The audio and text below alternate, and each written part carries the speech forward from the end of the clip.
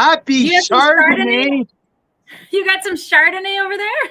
I got some Chardonnay over there. I do have lots of Chardonnay over there. Happy Woo! Sunday, everyone. It's long weekend. It's August. It's the most exciting day of the year. You know why? Because today we're cracking open 65 Chardonnays. Okay? So take that, sit on that for a few seconds, and freaking realize how many Chardonnay we have right here. It's so exciting. I'm so thrilled.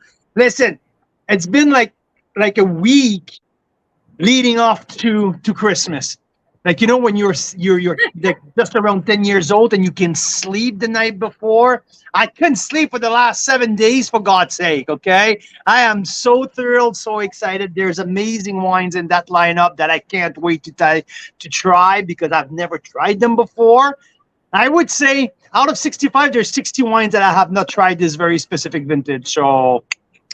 So I can attest to this because randomly the last few days, Carl will just out of the blue be like, did you know that at this winery in this place, they have not just an unoaked and an oaked, but they have one that blends them. And he'll go on and on and on about all these fun things he's learning. So we are excited to share that with you guys. And I'm excited to taste the wine. And I'll be doing the Mira scale, which is the person that doesn't know that much about wine, which is mainly just do I like it or not, and how much of it do I want. Carl, though, will be doing the real deal, giving you his tasting notes, giving you his scores, and I'm excited to hear that. Carl Boucher?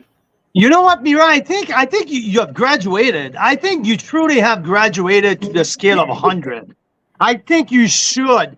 You really should print a copy of the list. And starting with 2023 Chardonnay, you're a real part of the scoring panel. Come on, I think you're there. You have graduated. You've been blind tasting and finding great varietals like that. Like okay, yes, there are Chardonnays and Sauvignon, but there's a Riesling and Chardonnay and Sauvignon Blanc a little easier to find. But geez, you're getting good. I'm predicting I'm going to get all the varietals right because it is Chardonnay day. And other than that, I don't really want to graduate. I mean, that sounds like a whole lot of work. That's what you're here for. Okay.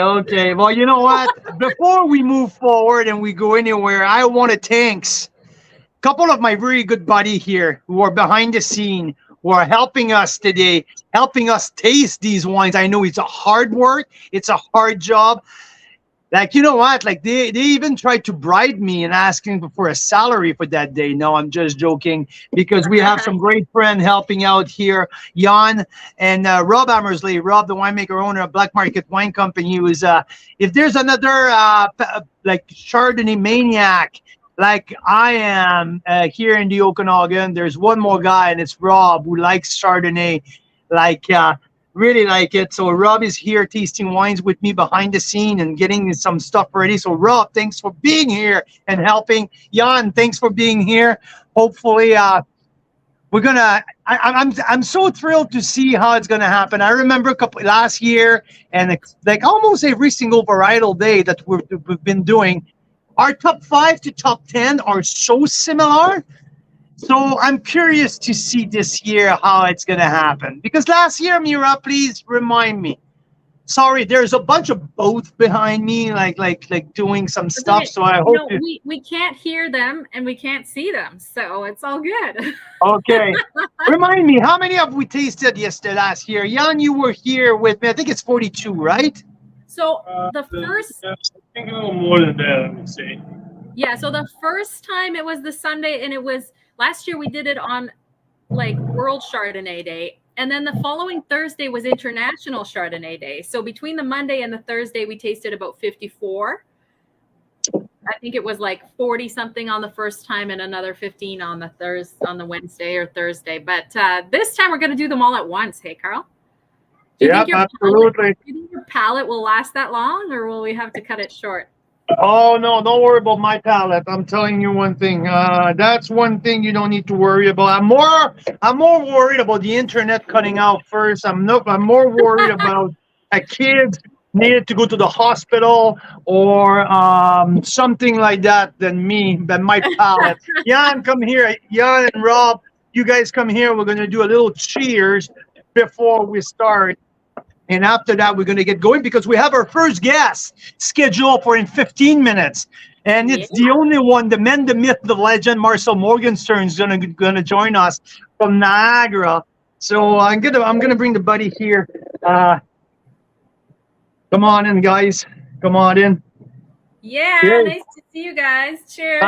Cheers. Happy Chardonnay Day. Happy Chardonnay Marathon. Our own Mira. Chardonnay Day.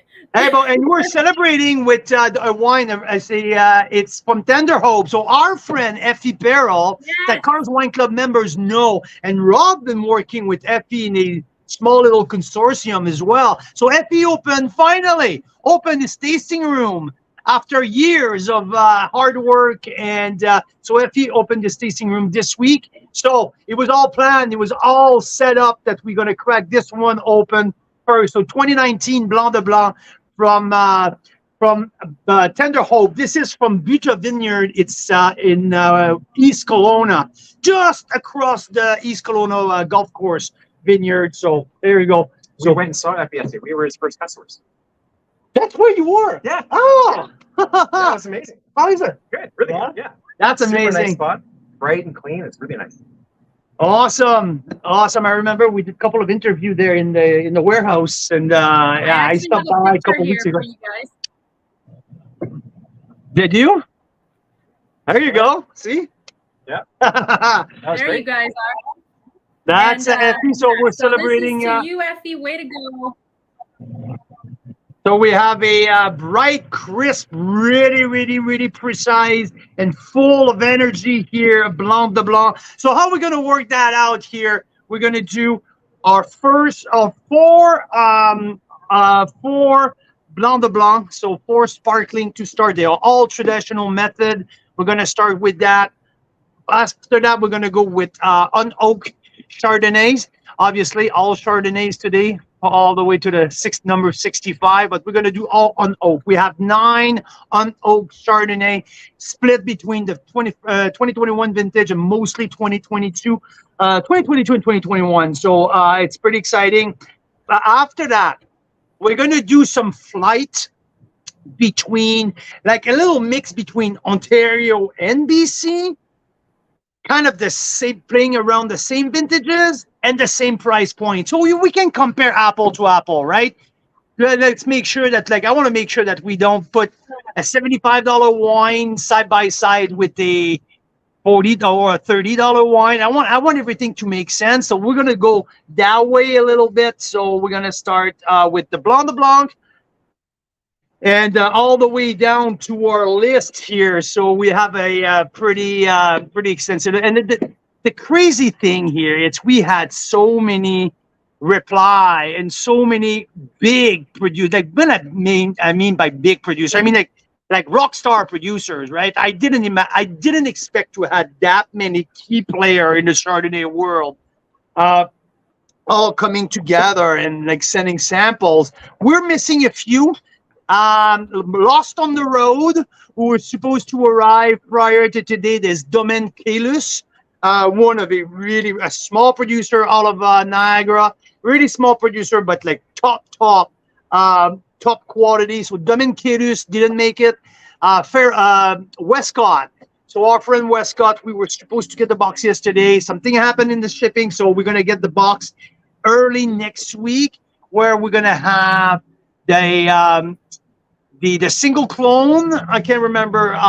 Anyway, single clone, the Butler's Grant, and also the Reserve Chardonnay. So everything's going to be included in the report, but Westcott is not here just yet, and Big Head as well. So 3 wineries from Ontario who didn't make it on time, but I think we're good. We're okay. We have enough to make it pretty exciting, right? Mira, is there a name that you're looking forward the most? Is there a wine in that lineup that you say, like, you're pretty excited, you can't wait to try one very specific wine? Because there's a few for me that really like get me excited. Well, What about you? Okay, So there's a few new ones, and I'm super excited to try those. What are some of the new ones that I don't think we've ever tasted? It's like Stonebridge. Stonebridge, Malivoire. We never tasted Malivoire. Malivoire. Well, in the Carl's Wine Club setting, we never tried Le Clos Jordan, where is Thomas Batchelder's project, but where Thomas makes the wines. What I tell you, 2019 Painted Rocks getting pretty. I'm pretty excited about that. Yes, it's a back vintage. Yeah, some of the Ferox wine, I'm pretty excited to get into it, but there's so many. And then did I hear correctly? We have a pre-release of the Boutique Chardonnay. Pre-release of the Boutique. The 2021 is here. It's open. That we tasted the 2018 was pretty freaking fantastic. So 2021 is here and waiting in the queue. So that's going to be part of it. 2019 Bellaterra. So even Marcel was part of the winery. Even Marcel, I haven't tasted it yet. So I have it open. I'm going to taste that wine with him when he gets online in 10 minutes. So yeah, you guys should get in there. Let's get a Mira. You come downstairs. Yeah. You come downstairs. Come and get some bubbly, and we'll get going. And if you can bring a bin on the way back, so I can dump my thing, will be great. But now I have Tender Hope. We're gonna put 13th Street Blanc de Blanc here, a non-vintage, so multiple vintages blended here with woohoo. So 13th Street. Here we have another non-vintage. This is Cave Spring out of the Beamsville bench. What's special with Cave Spring is we have a little 5% Riesling in this wine. So Blanc de Blanc, we have a little blend here, Chardonnay and 5% Riesling. And I have this, that 2017 Blanc de Blanc from Bellaterra. I might wait for Marcel to open that one. So Mira, if you want to come downstairs, get some bubbly, and I will start tasting while you're coming down. How's that? Sounds amazing. Sounds great. Okay, let's do it. So I just had a sip of the Tender Hope.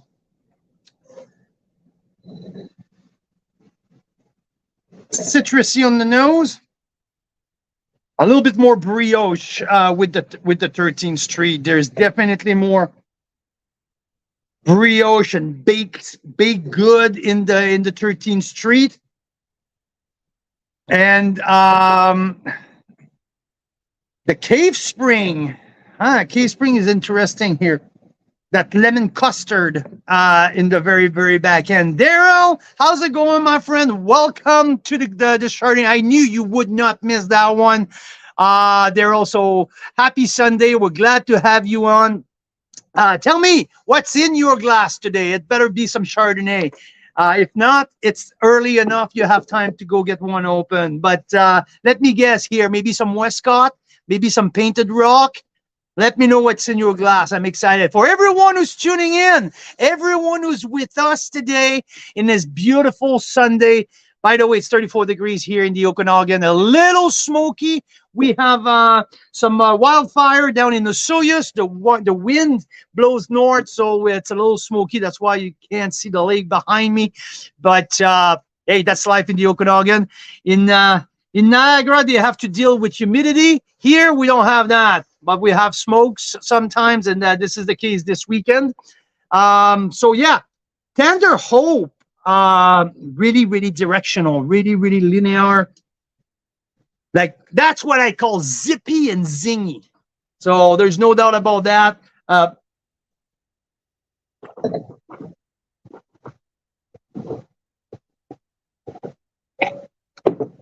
little bit of citrus peel at the very end.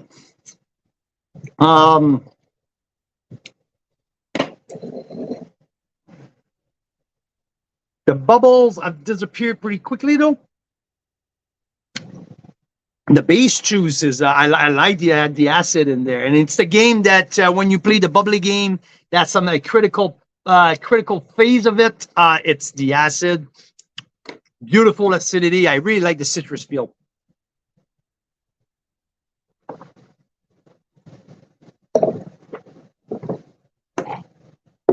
Because the bubbles have died off really, really quick. We're gonna go with this wine. It's not been released yet, so there's no price. I can't really score it. I don't have a price, but I would say it's around the 89 bracket, around the 89, 88, 89 points. I would be curious to see what is the price point on that, but usually these wines are fairly well priced. So yeah, but beautiful bright acid. So let's go to the 13th Street Blanc de Blanc. I love the nose. Oh my, I really, really love the nose. There's a good mix of citrus, a little bit of white flower, but there's definitely that big good. And now that we know, we have our flight booked for Niagara for the Pan-Canadian Wine Masterclass that we're doing on the 18th. And I know that I'm arriving on the 17th in the morning in Toronto, pick up the car, and I go straight to 13th Street, not for a glass of wine, but to go get some butter tart. That's my first step when I get to Niagara.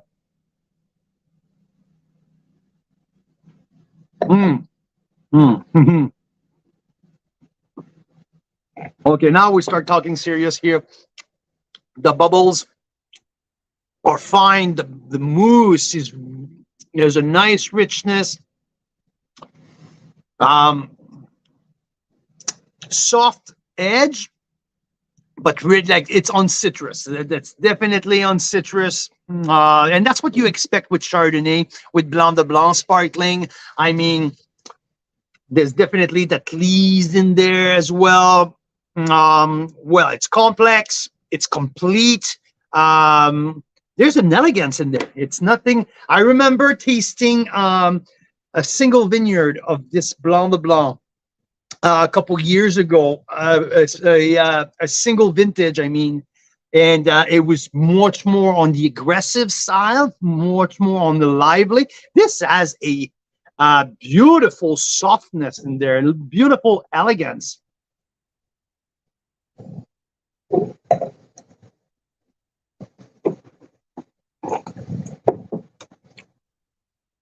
I like the softness of the bubble. So this is 13th Street. I'm going to 91 points. This is Jean-Pierre Collat. I'm telling you, like, this guy is one of the best sparkling producer from the cuvée. He does a gamay sparkling as well, all traditional method.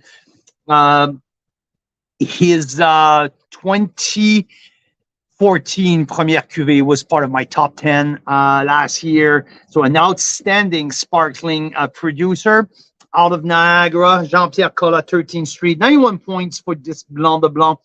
What do you guys think out there? 13th Street. Any opinion on 13th Street? It's really bright. Lots Yeah. of the real bacon. Yeah. I like the softness of the mousse. Yeah. Lots of leaf steering. I'm with you guys. I'm a big fan. I haven't tasted the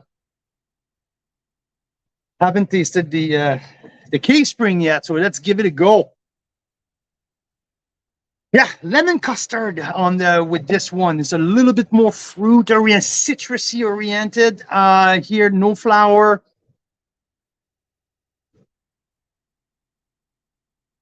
A little bit of baked good, but not that much.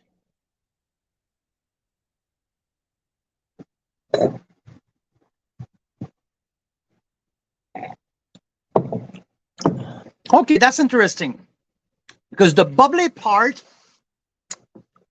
the bubbles are, there's nothing soft and creamy in there. They come and go. But the base juice, the base juice is delicious. There's a nice minerality on that Cave Spring. Now we're talking $33. I mean, good price point. Yeah, let's check that here.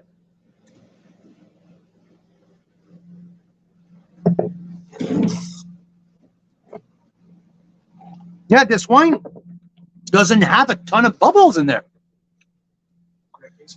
Yeah, not a lot of bubbles, or they haven't lost too much, but the base juice is really decadent. I lost the bubble right out of the gate, but I just love the base juice. Yeah. So I would say I will give the 13th Street the edge out of these three sparkling for the overall aspect of traditional method. I haven't tried the Bellaterra just yet. We're gonna wait for Marcel to join, but with Cave Spring, I'm gonna go at 89. I love the base juice. You know what? I'm gonna give Cave Spring a 89 plus here, after giving an 88 to Tender Hope and a 91 to the Blanc de Blanc 13th Street. I'm gonna go back to 13th Street. Yeah, like baked good flowers.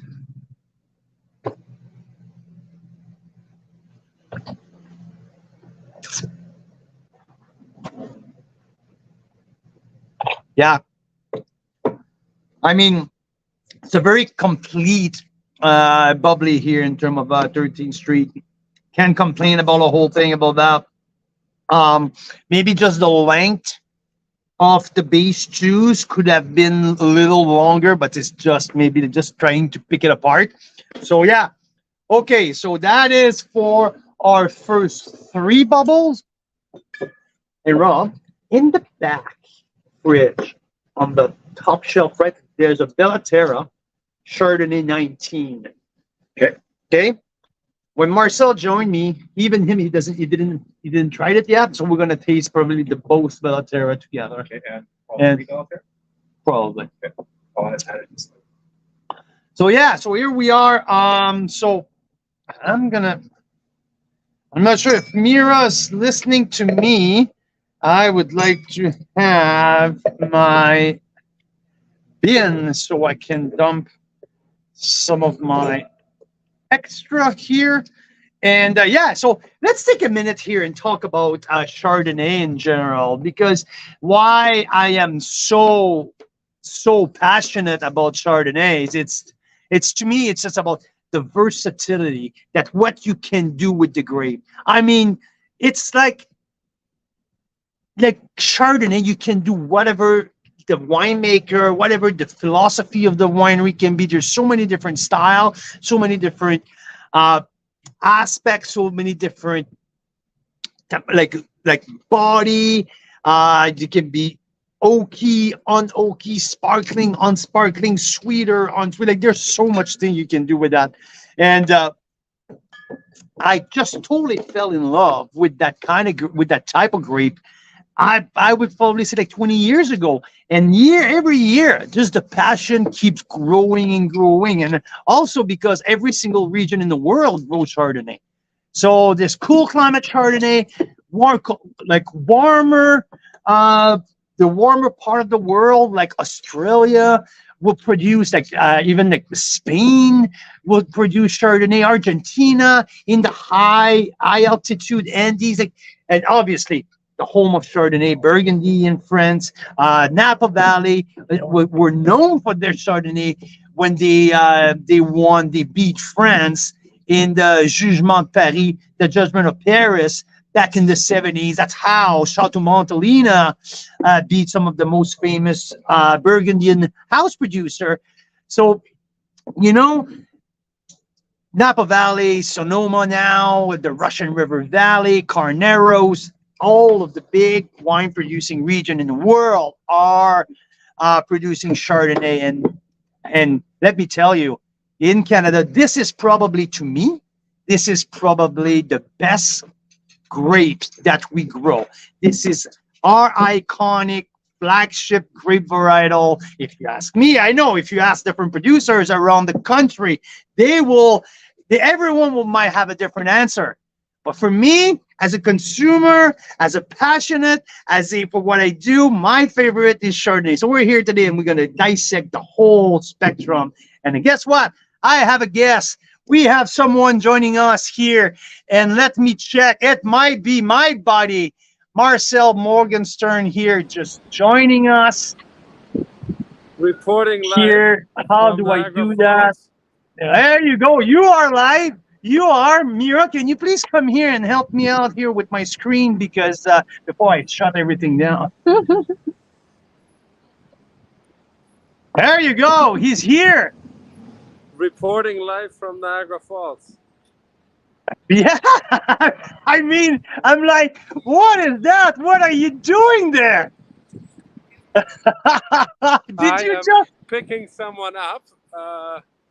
Friend that's coming over, walking over the Rainbow Bridge in a half an hour. So I thought, yeah, no vines around here, but a little bit of a tourist feeling.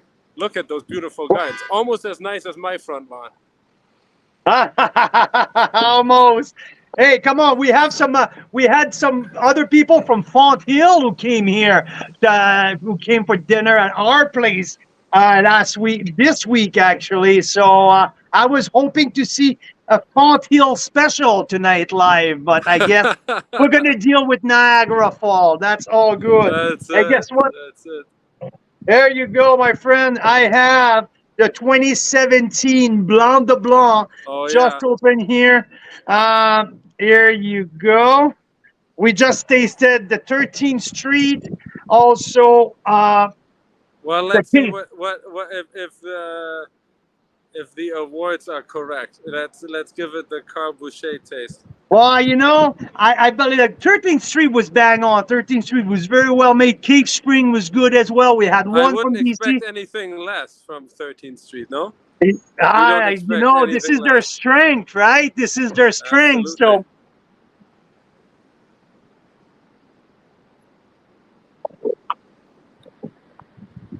very lively. Oh my God. Boom. Explosion. The bubbles are really lively. Some richness in there. It's definitely the richest of the four. You know what? So if I'm not mistaken, I think that's 4 years on the lease.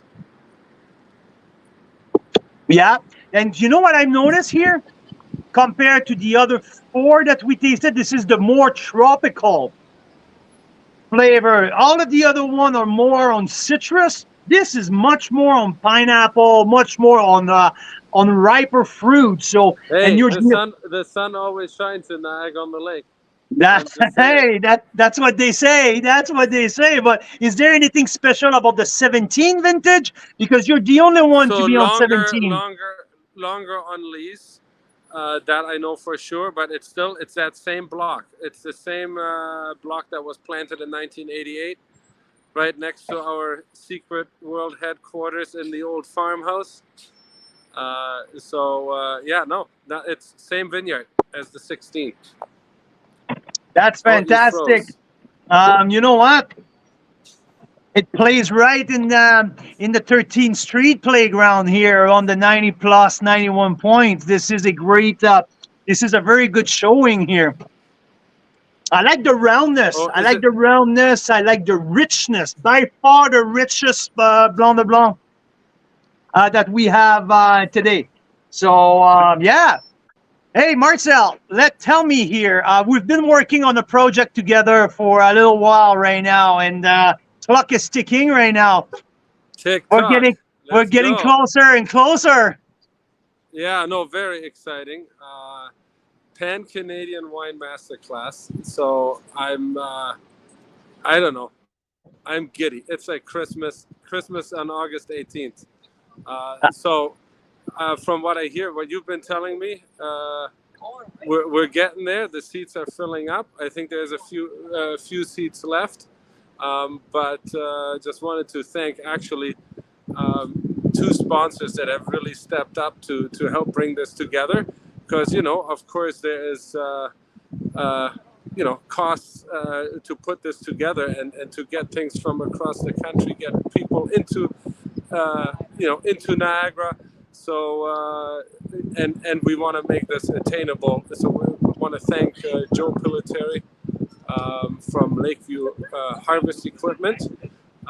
That if you drive around Niagara and the Finger Lakes, and I think probably the rest of the country and across the states, you see the big Gregoire harvesters, the wind machines, all that's from Joe, and Jessica Baldwin from ASL Print Effects, great company that we deal with, and a ton of other wineries across Canada and the US deal with for their label printing. And they really, both of them, like no question, said, yeah, absolutely, right away. And see, I think really see the importance in this very small but mighty project, I think. And it's something that I hope that not us are going to continue to do, but that other people are going to jump on as well. Oh, you know what, Marcel? We just booked our flight ticket over the weekend, and yes, there's some pretty hefty cost attached to that project. But yeah, no, I mean, it's so exciting. And by the way, it's not 10 wines anymore; it's 11 wines. I had a confirmation. Are you holding out on me, Carl? I sure do. I sure do. Okay. Yeah, this is now 11 wines. I had a confirmation for we put that together. You and me we're talking all the time about diversity in Canada, right? We're always talking about it's not West versus East. It's not who's the best between Ontario and BC. It's not the language we use. It's not the purpose. We're talking about diversity. And while we're going to have single vineyard Chenin Blanc, while we're going to have Nova Scotia Tidal Bay or Pinot Skin Contact Pinot Gris from Vancouver Island, I had you won't believe it. I got my hand on a Montepulciano Rosé from the Naramata Bench. Oh, is this from our buddy Sal? From our buddy Sal, who is the only crazy man in Canada to grow Montepulciano. There's no other. I looked around. I did my research because I don't always believe what the old man tells me, right? It's like a farmer is like a fisherman, right? They're always a different story somehow. But I did my research. There's no other vines of Montepulciano in the country, but on the Naramata Bench across the lake from here, and he has 1.5. I won't even ask how they got there. How is that? So that's you know what? I'm gonna tell you the story when we're sitting at the pub. On the live, I was gonna say that. Yeah. And yeah, we're gonna have 9 bottles. There's 9 bottles leaving Tuesday morning. The bench to Bellaterra. So yeah. Well, and you know what? If people are not sick of us talking about it. I'm actually going to be early in the morning on Wednesday, talking with the crew at CHCH Morning Live. They invited me in, and I'm not gonna bring all the wines. We're gonna bring some of the wines and chat about it a little bit there. So I think like 10 to 8 here our time will be on, and that'll be interesting as well, because they deal with a lot of the wineries as well, and promote a lot of the events, but definitely haven't had anything like this before. And you know what, I was talking about this with the family yesterday, and my kids are big soccer fans, and Women's World Cup going on, and Andreas is like, you know what you should have like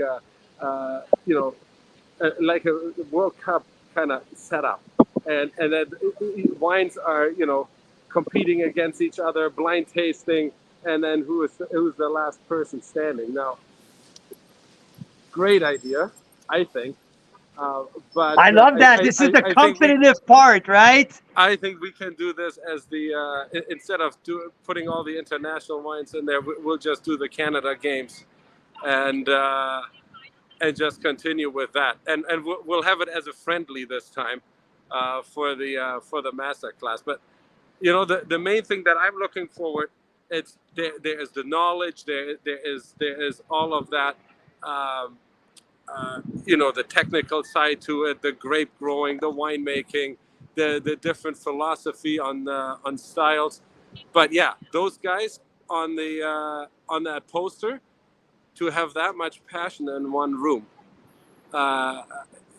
that's what we need to bottle. And That's that it. to me, that's the biggest experiment of this whole event, I think. I mean, it's going to be great to share the wines. Don't get me wrong. Really looking forward to that. But just to have this one spark go out there and start a conversation, and then this is going to be your easiest job ever, Carl. You're going to ask one question, I know. and you're going to lean back, and the rest is just going to happen. I know, right? I know. I did just one question, or one angle of a question can go in so many different ways, and the story that's going to be shared, it's going to be amazing. Guess what?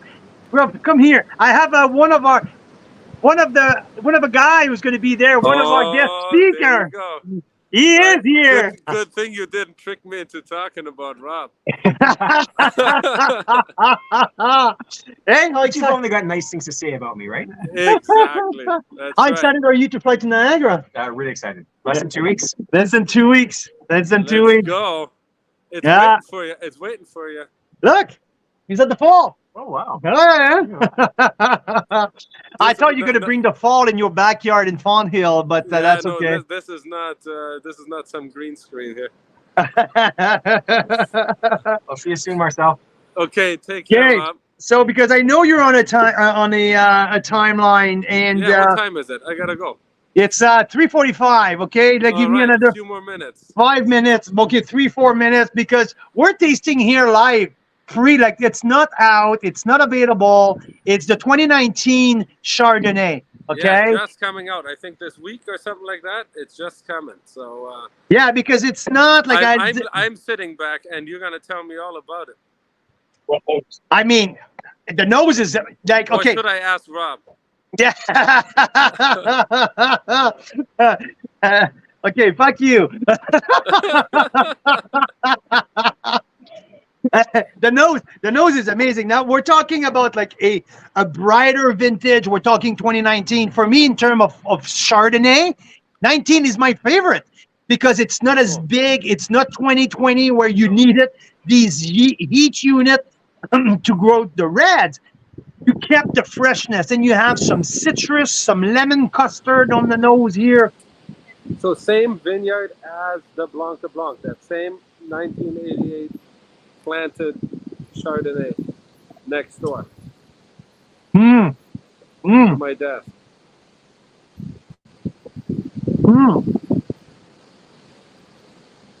Geez, there's some richness in there. It's rich. It's spicy. It's concentrated, but there's a frame of acidity all the way across. That, to be honest, it's our first one we're tasting outside of the bubbly, okay? You're putting the bar really high. Okay. The bar is high, Marcel. I knew that Fred will put something great in the bottle. Listen, we tasted 16. We tasted 17, 18. But 17 won some big award. Yeah. And then you chose the 18 over the 17. I choose the 18. Yeah. This might be the best of the Bellaterra Chardonnay. This might be the best version that I've tasted. All right. Oh, and I'm just looking at Rob, and Rob is like, so you know what? It's the Rob nod. That's the Rob nod, absolutely. It's rich. It's not heavy.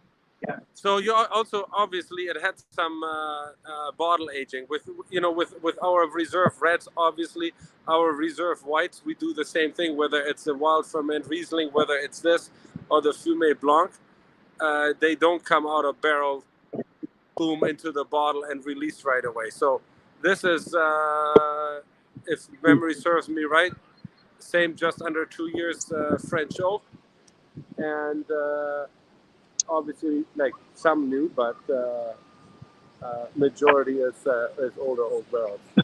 Great length, too. Oh, spice, linger. Listen, I'm gonna give you a 92 points here. Maybe Nice. 92. Oh, yeah, it's good, Marcel. It's really, Well, I'll really, get really back to good. that after you had the other 59 Chardonnays. So. You got the first one. Wow, this is fantastic. Well done to you, to your team, to everyone. Listen, I know you have to go, but thanks for taking the time, for taking us to the falls. Thanks for Yeah, bringing you're the welcome. crew there. We appreciate you, Marcel. Thanks, brother. You have a good rest of your Okay. weekend. And Take you can care, put it on, guys. we'll put that on the website. 92 points, Carl's Wine Club. We're good to go, bro. Amazing. Take care. Take care, Carl. Bye-bye, Rob. Bye. Thank you. That's good. This is, wow, what a good start. Since what, like 3 years now, we're having we've tasted a lot of the Bella Terra wines. This will be released soon this week or maybe next week, and this is a very, very good Chardonnay. I believe that we're at $34.95, so $35 including tax. I mean, the average price of this list, okay? The average price of this list, I believe Mira told me at the beginning, we are at $38 average for the 65 wines we have here. So Marcel, with the 2019 Four Creek Appellation Chardonnay here by Bella Terra, is under the average. So that's pretty crazy here. A fantastic Chardonnay. I love that. Hey, welcome back. Hey, so I wanted to say about the average also, we didn't count a few wines that we don't know the price for. So we have known amount of wine open, pricing wise, $2,200 worth. And $2,200 worth. And there's 6 or 7 wines that we couldn't find the prices for. They're either unreleased or something. So I'm expecting close to $2,500 worth of wine open right now. Wow. Wow. And when you come back, I mean, like this Bella Terra 19 that we just tasted on pre-release, that's really good. Really, really, really good.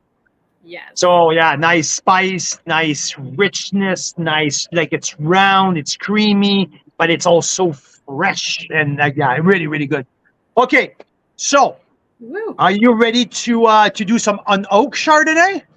Oh yeah. Yes, we are ready. Are we doing this flight here? Bella So Terra what So what I have here, Mira, it's 3 wines from Ontario and 1 wine from Nova Scotia. Okay? They're all 2021 vintage. I have Bella Terra, Chardonnay sur Lis. I have the Domaine de Grand Pré, Chardonnay. I have Vineland, Chardonnay Musqué. And I have the Malivoire small lot. So Beamsville Bench, Niagara Escarpment, Annapolis Valley, and Niagara-on-the-Lake. Okay? Beautiful. Let's do that. So we'll start with Bella Terra, Chardonnay sur Lis. Remember with this wine, Mira? It was one of the first wine that we fell in love with Bella Terra. It was with their Chardonnay sur Lis. So we're going to start with that. 2021 vintage. Yeah, that's on the nose. That's the real purity of fruit, like little like tropical, but not grilled pineapple. It's more on clean mango and honeydew. Yeah, really fruity, super sexy nose. And I remember like sticking, like that was one of the things when we tasted that Chard sur Lis back in the day. It was one of the first things really, really made me loving that wine is the nose, the aromas, the flavor. The aromas are really soft. Like I said, it's not on the almond or nuttiness or no, it's just beautiful little like tropical fruit.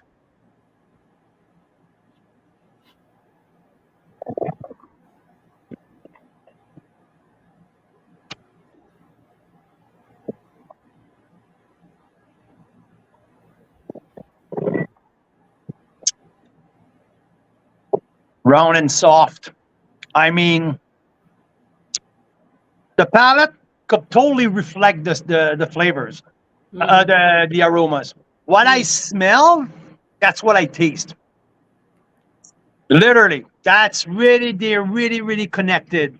Mango, honeydew, orange blossom. Yep, orange blossom, definitely. Nice length, but really seductive. Like I mean, it's fun to drink. This is not the wine that you crack open for a serious dinner. This is not the purpose. But if you look at it here, we're talking $23 including tax. This is a 90 points. There's no doubt about that. It's well made. There's no flaws.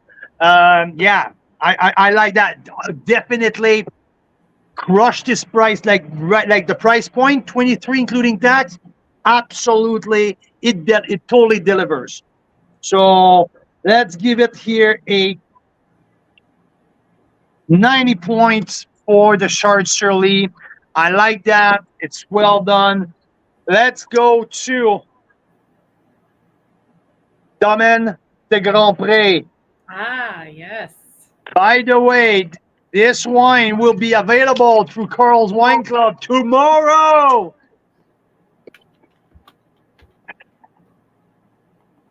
I'm going to pour the Muscat as well. And the Malivoire. So I have my 4. So let's talk about the Annapolis Valley. Let's talk about. Oh, wow.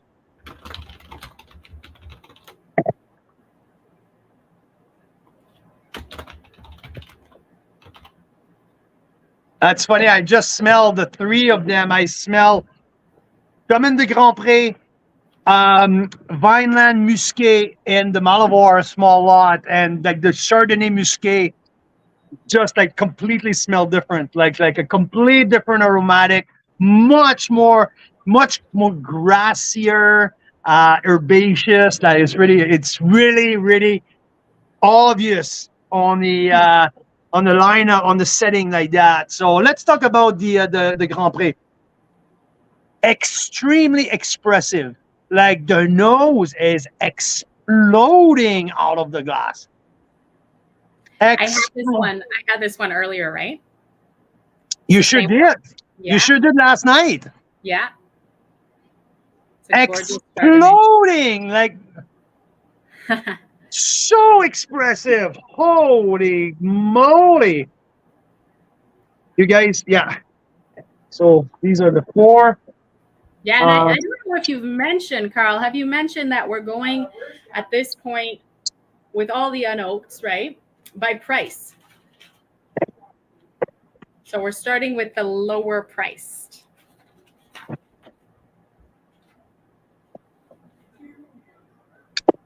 Yeah, I mean, that's what has been put in front of me. So these are all 21 vintage. So yeah, we'll navigate. I'm going to navigate what's in front of me. I'm not stressed about that. I think you should come downstairs and get a sip of what we have around here, because Absolutely. Or should I send someone upstairs with a flight for you? I'm going to send a courier down right now. Yes. Okay. Because Okay. Daryl's saying he needs my my glasses ratings. So thank you, Daryl. I will oblige. Yes, in a moment. There you go. We send the courier down below here.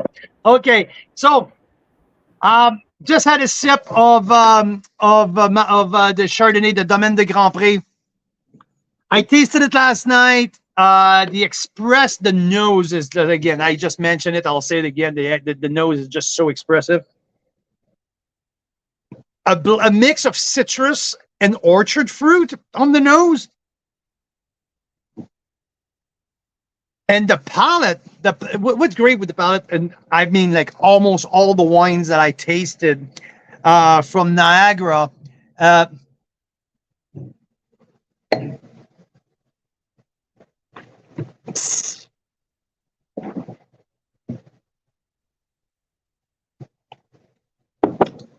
why I just had another sip is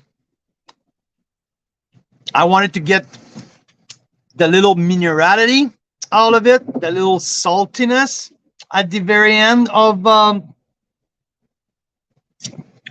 it really shows. So I have peach and apple, but at the very end I have that citrus peel who close off the whole thing. So it's a $23. It's like what? Let's look here. Bellaterra, Domaine des Grands Prix. 24 for a Chardonnay. It's well made. I like that. I gave it a 90 points when I tasted it yesterday. I mean, that's that finish that I like, and I really enjoy that finish. So yeah, we'll go with that. Let's go with our friend Brian Schmid at Vineland. Okay, so we're starting with the 2021 Chardonnay Musqué. Is one of the different clone of Chardonnay. So Chardonnay Musqué, and definitely, like, if you expect something a little bit more herbaceous, and like this is what it is, really more herbaceous, floral. Yeah, it doesn't smell like others. I mean, it's really different. I cannot really pinpoint exactly what's on the nose. It's it's really different. So a $20 wine taxed in.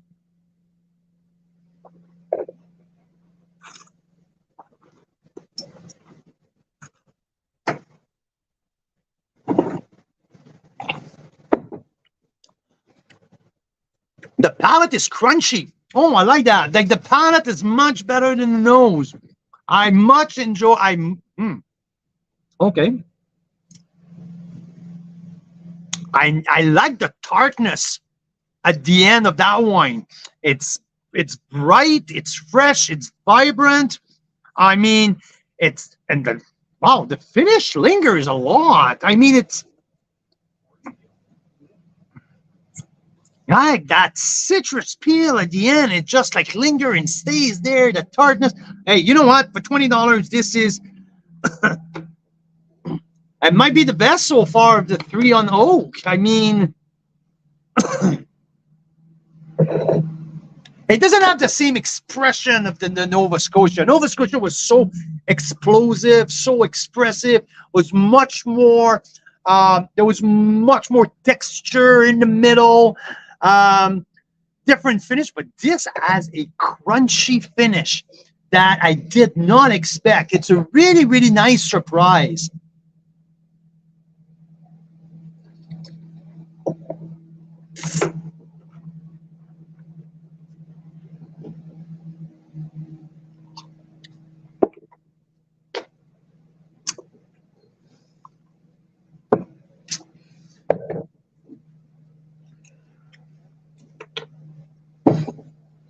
Just trying to not mix them up here.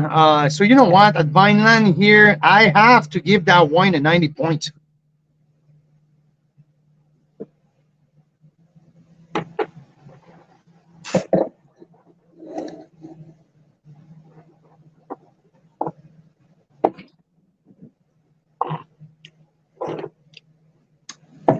Well, I'm not sure which one it is now.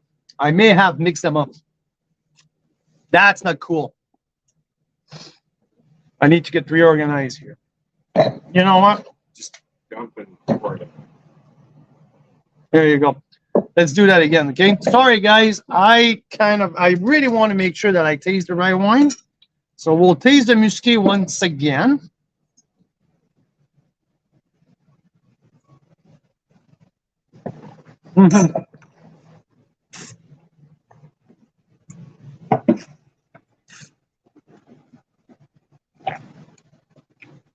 Ah, okay. Yeah. Okay.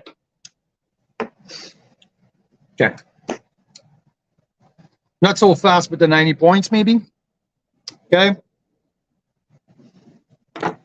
Now I kind of mixed up a little bit, so now I'm gonna get to the small lot Chardonnay from Malivoire. That might have been the one that that's might be the one that I mixed up here. Okay. Okay, so while you do here, that, there you hey, go. you Here have you a go. snack, Mr. Yes. Boucher. Yes. Have a little snack.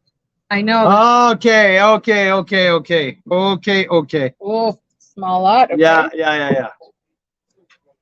Yeah. There you go. I get it mixed up here. Okay. Which one did you mix it up with? So I can try that one too. That one with that one. Ah, okay, okay. I want to see the Chardonnay Muscat. This is the one that is very different. Yeah. And it's a clone of Chardonnay, right? Yeah. Chardonnay Oh, Muscat. okay. Look at that. There you go. Chardonnay Muscat is so flowery. Yeah, that Malivoire. Yeah. Oh, yeah. There's a minerality. There's the tartness is from that. That was the one. That's the one that I had. Okay. So yeah, citrus peel, tartness at the end, bright, crisp, vibrant. And this one last. This is definitely the top on oak Chardonnay so far. There's no contest about that. The Malivoire. Malivoire small lot is the best on oak so far. There's absolutely no contest. I really like that Muscat Whoa. as well. With the big length on that Muscat.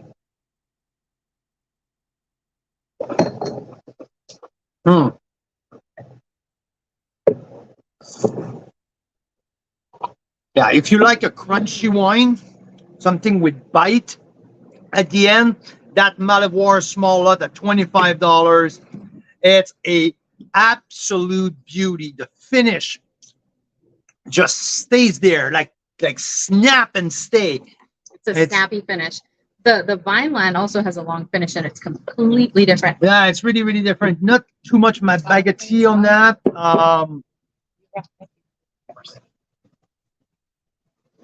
But yeah. Okay. So yeah, we got a leader in the clubhouse here in terms of the unoaked. Definitely here something really, really solid.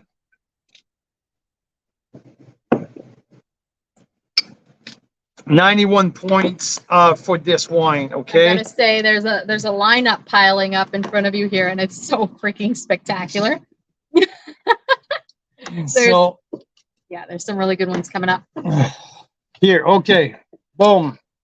Jan and Rob are incredible. As I don't know what we ever did without you guys. I don't think we tasted 63 Chardonnays without you guys. That's why. It was like 20. Next lineup is Next Golden line- Oaked, Okay. a mix of Ontario and BC. All 2022s except for, I believe, one non-vintage. Non-vintage. Okay, perfect. So, if you haven't heard, now we're staying on oak. So we have another 5 wines here. You need more than that. Well, I haven't finished them. Yeah, but you stay here because I want you to go up with the Yes, with I want to try this Code Chardonnay. and Ferox. Yes. Okay. I mean, they all look incredible, but if I only have 2 glasses to choose from, Okay. So let's do that 2 here. hands Okay. to carry glasses Yeah, with. exactly. Right. So let's do this here. This is the one I'm pouring first in my glass. Okay. I'm growing Chardonnay vines behind me. Yeah, so this is Code Single Clone Chardonnay So- 2022. This is Code for our friend Shea Code here in Okanagan Falls. So this is a single clone Chardonnay Beauty. here. Got the friends. We'll do Ferox 2022. Ferox are in Niagara-on-the-Lake. Thank you. Okay. So let's move on with Vineland. Their brand new release of 2022 on oak, a $16 wine. We'll go back to BC with the 2022 Priest Creek Vineyard from Kelowna.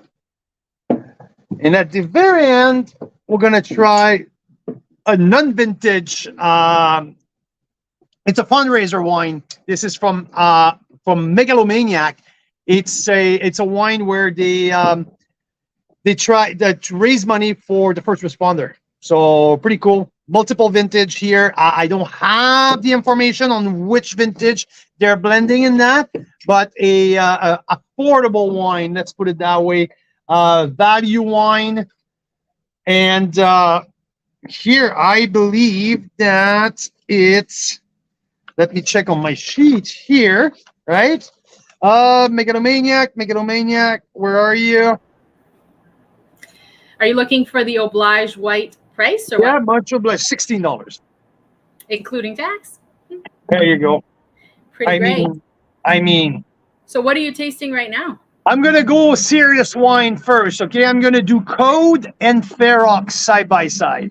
Okay, that's Okay. what I have in my glass side by side. So that's perfecto. So Code, I have lots of pear. Like I love, yeah, lots of pear on the nose. Orchard fruit. Pear, really defined.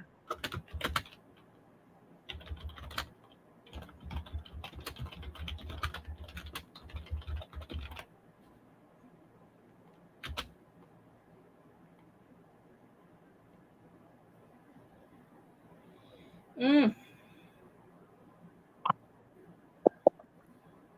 So the beauty is I've mixed up my glasses. So I'm just gonna listen to your tasting notes. I'm pretty sure crisp. this is the code. It's really crisp. There's a beautiful mid palate. There's definitely orchard, like pear, the pear on the nose, the pear on the palate. There's a nice mild spice at the end that I really enjoy. It's vibrant, the right acid. This wine is well defined. I mean, there's edges all around. It's very well structured. So this is a quality wine. This is, you feel it. You feel it on the palate. This is very quality wine.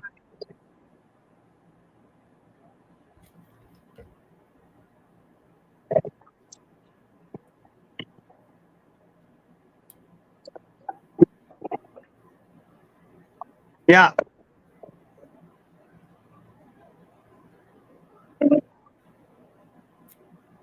Okay. It's $32 plus. I'm going to do a 89 points here. I like it. It's a more expensive proposition. We'll see what the other has to offer, because so far I had outstanding delivery for much lower price. But there's one thing though, there's some intricacy, like some really like mysterious kind of flavor at the very end who lingers. It's cool though. I like that wine.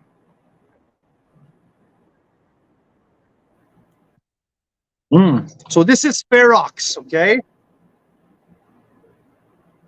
This is the Silver Lion collection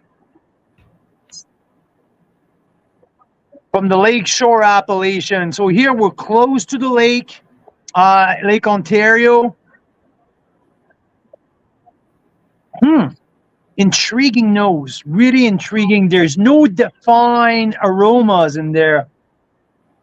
I would say floral. Like when you smell Code, you smell pear. I mean, it's really like orchard. Like it's really obvious. If I smell Ferox, I have no defined aromas. There's a little bit of flowers, a little bit floral. There's a little bit of tropical. Maybe some apple. Maybe like Poach apple, maybe. Nothing that I can pinpoint. It's fresh though, really. It smells fresh. Mhm.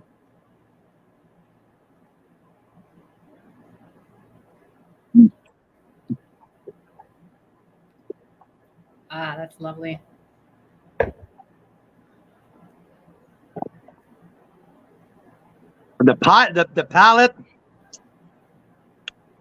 The palate is crisp. Yes. The palate is delicious.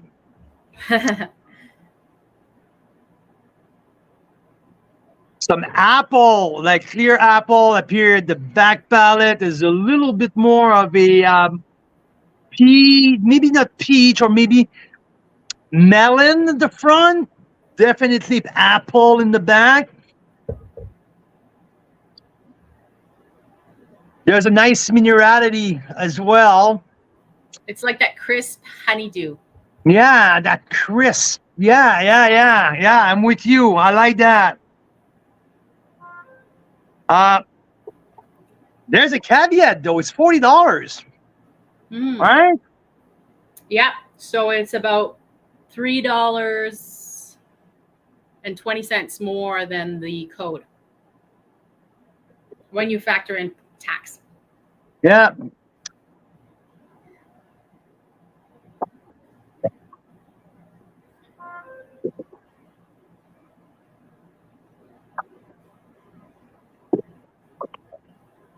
I like it, but I can't justify that price.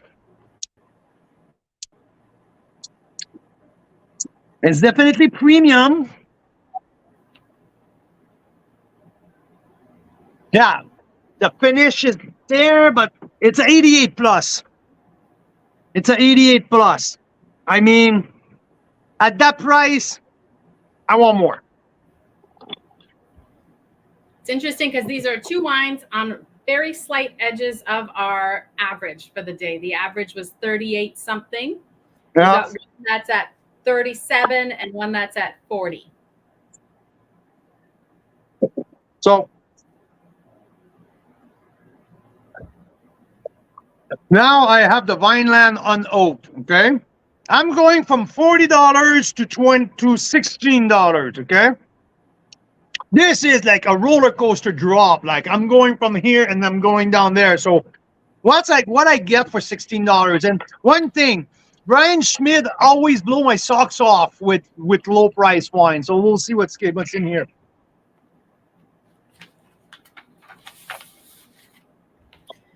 So you're going with the Vineland Unoaked Chardonnay Mm-hmm. for $16.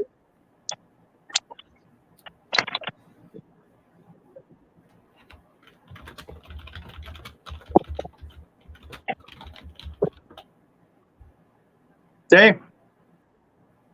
I mean, it's not as complex. It's not a big deal. It's not like the greatest thing since sliced bread, but Because you just tasted two $40 shards.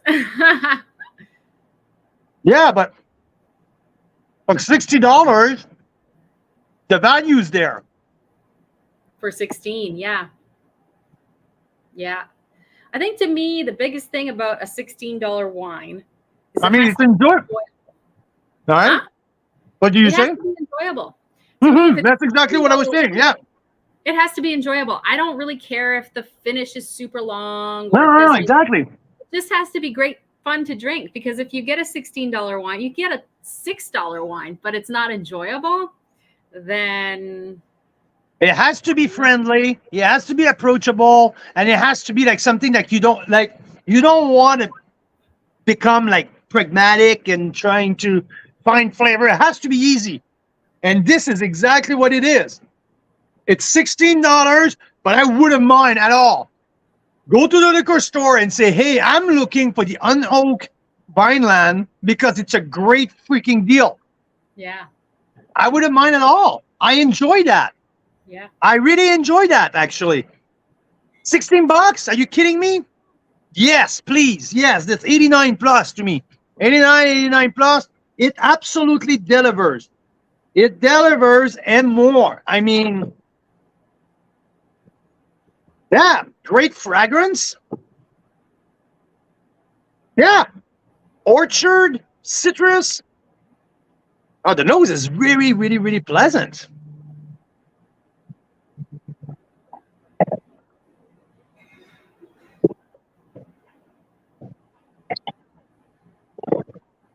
Yeah. Just like you mentioned, like it's not the craziest finish, but it's fun, it's good. So there you go. Now I have the Priest Creek, okay? Oh, So this is the citrusy. 2022 Priest Creek Chardonnay Yeah. from the Okanagan. Yeah, it's including tax, it's a $33. But there's a very precise nose, though. It's really citrusy and herbaceous at the end. And it's really, I like that. Great nose. Great nose and not explosive, but expressive, if you get the difference. One thing when we're tasting so many wines and so quickly is, you know, we don't get to see what they're like when we're live anyway. Don't worry, we'll retaste them. But you know what it's like when it's opened up for half an hour or even 20 minutes. So I'm just looking at the code wines, the code Chardonnay, and it's opening up already only 10 minutes, 15 minutes in. It's so different than it was when we first tasted it. So that's why I love what you do, Carl, that you retaste them after a while. Yeah, oh, absolutely, right? You know what? Priest Creek really makes me really happy. Mm. Okay, it's at the top end of the price point. Guys, I want you to taste, did you taste Priest Creek? Oh yeah. Yeah, so Priest Creek with tax, it's an unoaked Chardonnay. We're at $33.35. So what I did is I took your spreadsheet there, Carl, of shards, and when you had a plus sign, I assume that meant plus tax, right? Yeah. So I added in the BC tax, which is 15%, so which is the most you're gonna get, but most provinces are about that 13 to 15%. So yeah, with tax 33, without 29. Well, even with that top price, I really enjoyed it. Mm-hmm. This is very well made. I mean, it's 89 plus, close to 90 points. I mean, it might be hitting the 90. I mean, there's a precision on the nose that I can't believe. Like, it's really citrus and grassiness. But there's a purity there that it's, yeah. Can you see the smoke is clearing on? Yeah, you can start to see the Naramata bench behind you there. So many vineyards. If you guys could zoom in, you'd see like dozens of vineyards behind Carl right now. Yeah, I mean, the brie cheese destroy the wine, especially the Chardonnay. Oh no. But yeah.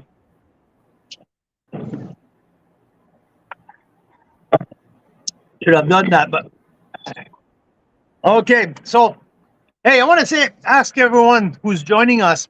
So, welcome. It's our Chardonnay marathon, and we have some real expert here with us, with Mira Boucher, with our very special Mira scale. And we also have some friend winemakers right behind the scene. Our friend Rob Amersley at Black Market is here tasting the wine with us. We are what? Just around a dozen wine in out of 65. And we already have some pretty cool juice that we've tasted. And it's just the beginning. But right now, I mean that flight, there's some pretty big, the code is really good. Priest Creek, I'm pretty impressed with Priest Creek. I really, really enjoy that. And now I have the much how do you pronounce that? Much obliged. Much obliged. Much Is it much obliged. obliged or much obliged? I don't know. With a D? BLIJ. Yeah. With a Okay, D. really, I would say it's really muted on the nose. There's not a whole lot going on. Slight poach apple, I would say.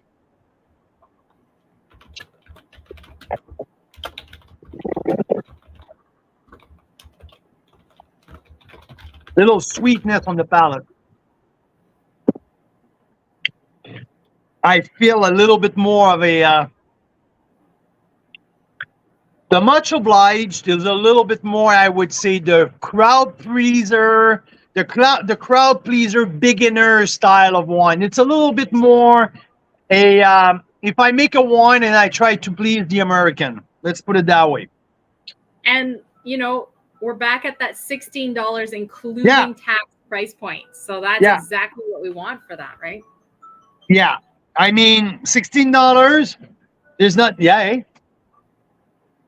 Aromatic's probably better than most all of them. So aromatic is so precise. It's just so beautiful. Like I'm just Rob is just pointing to Priest Creek to me, and I mean, yeah. I think between on that flight, Priest Creek gets the nod on the top wine on that flight. It's funny. We might have tasted that wine in barrel. Yes, you're right. You're absolutely right. We have that on. We have footage of that. Yeah, we were tasting that one in barrel. I think it might have been that one. I mean, was that the 2022 though?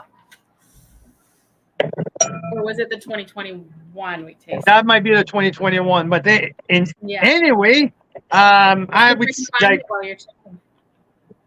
So yeah, I want to give a shout out to Darren. Okay, Darren and Jane at Priest Creek. I mean, they're low key. They're working hard. They're building their dream. And like when I taste something like that, I'm like, you know what? They deserve respect. They deserve a shout out for that wine. I mean, this is 90 points for sure. And I'm like, sometimes I'm hesitant, like $33 on Oak Chardonnay. I'm like, okay, it's pretty FT, but geez, the flavor profiles are all there. The quality's bang on. So I can't step back on my score just because it's a little bit more expensive. I mean, this is, I'm giving it a 90 plus. I'm really happy with that. So when we did that barrel tasting, it was September 5th, 2021. So we tasted 2020. So we would have tasted 2020. Wow. Yeah. We're old. Time flies by, honey. Yeah. But I'll show you a picture of it. Just one sec. I'll show you a picture. Please. I might even have a video of it. Let's see. And I remember that You're doing a great job. Thank you so much. Yeah, if it would have been the 2020, that was the first time I think Darren was a lot more hands-on, taking over from their consultant winemaker. So there you go. That's us pouring out the Chardonnay. Yeah, the unoaked Chardonnay. There you go. That's awesome. And I remember tasting some of the. Was it the first press of rosé they ever made that year? Did we taste that also? I believe. Yeah. I'm pretty sure. So now I have two 2022. Okay. And one non-vintage Chardonnay. Okay. So I'm gonna start with Ferox. They called it the Chardonnay vintage. Okay. So a blend of 2016, 2017, and 2019. 16, it's aged in barrel.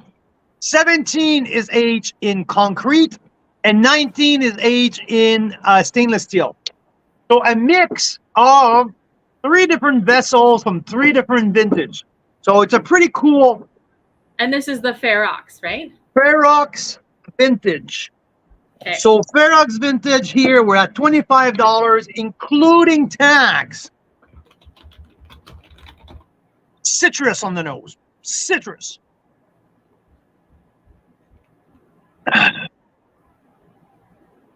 Yeah, citrus, a little bit of green apple. Might be a candy, lemon peel. Oh, I love the nose.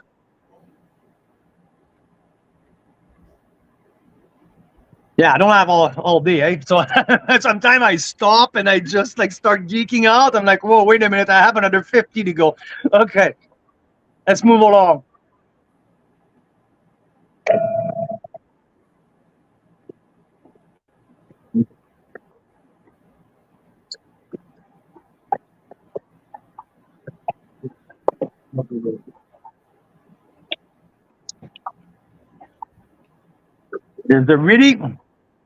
There's a crunchy finish, but there's something in the mid palate that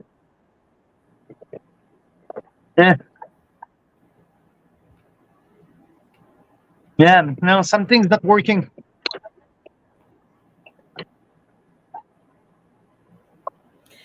What's interesting is when you blend vintages, I guess you run the risk a little bit of getting a bit disjointed.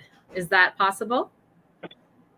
It sure is. It sure is. I mean, yeah, it's not because like I like the finish. The finish goes on, but there's a little something in the mid palate that I'm like, nope. Okay, let's move on to 2022 from the Lincoln Lakeshore appellation. Oh, did I? Weren't you going to do the other?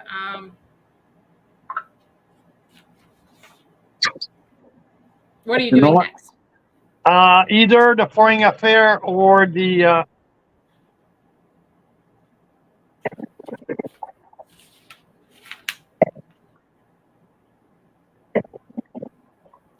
Yeah, okay. So this is Foreign Affair. Okay. 2022. And after that, I have Lunescence Small Lot.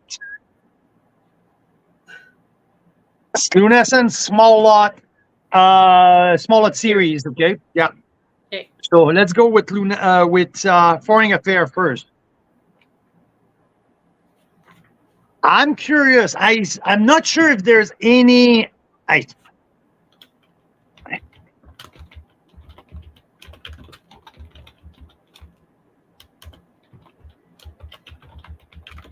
Oh, you know what? It tells me that there's 8 months in oak for this one. So I had it on my unoak list. Oh. So let's put it here. Let's go to Lunescence first. No, you didn't have it in your unoak list. It's okay. Now we're moving. Okay. So I'm done with the that's why. Okay, I'm done with the unoak. You're done with the unoaked. I'm done with the unoaked. So just to recap, okay. With the unoaked, the best performing unoaked is the Malivoire. Malivoire Small Lot. The second best performing is the Priest Creek. And my number 3, it's between Domaine de Grand Pré and Bellaterra. Okay? So that's where I'm at with the unoaked Chardonnays. Now, see, I'd say I agree with you, but I've only tasted those ones you just mentioned. So I have to taste the now to see I just give you the good stuff. Yeah, I know. I'm spoiled. Oh my gosh. Are you ready to come down and get a new flight? Absolutely. So what's next on our flight here? So I have, but I'm going to do side by side right now. Summerland versus Lincoln Lakeshore. Okay. Summerland versus Lincoln Lakeshore. It's Lunescence versus Foreign Affair. I have Lunescence in my hand. Excellent. 2022 Lunescence Small Lot Series.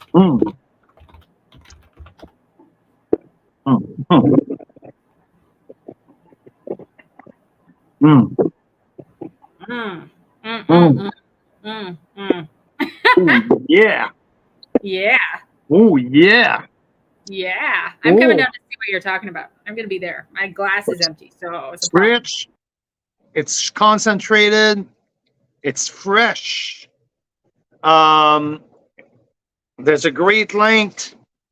I mean, woo, this is a oh fuck. Oops, sorry. That might be the best wine so far. That might be the best wine so far. With the Bellaterra 19, and you know what? Whoa, this is really good. Okay, guys, this is really good. Lunescence 2022 small lot series. I mean, it's really freaking good.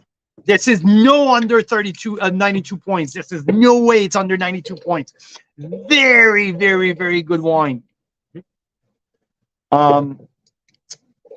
Yeah, okay. Let's try the Foreign Affair side by side. Let's see. Ooh. Did you show the bottles yet? I did show the Lunescence. Oh, There's a little weirdness on the nose with the Foreign Affair. Oh, I like it. Can I smell yours? Because like usual, I've mixed up my glasses. This is my Lunescence. This is Lunescence.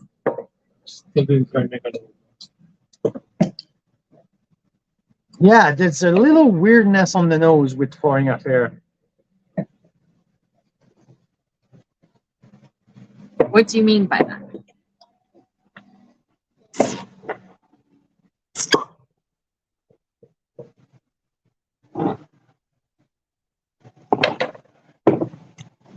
What I mean by that, I kind of had dirty socks at my very first sniff. It whiffed away. Yeah, I think you got to let these babies breathe. Baby. But still,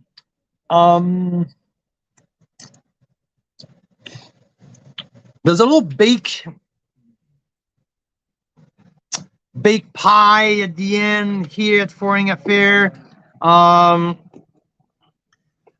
I don't know. It's okay, but yeah, with the kind of lineup with so many rock star, I mean, I don't have to spend too long of like making to see if now. 88 points.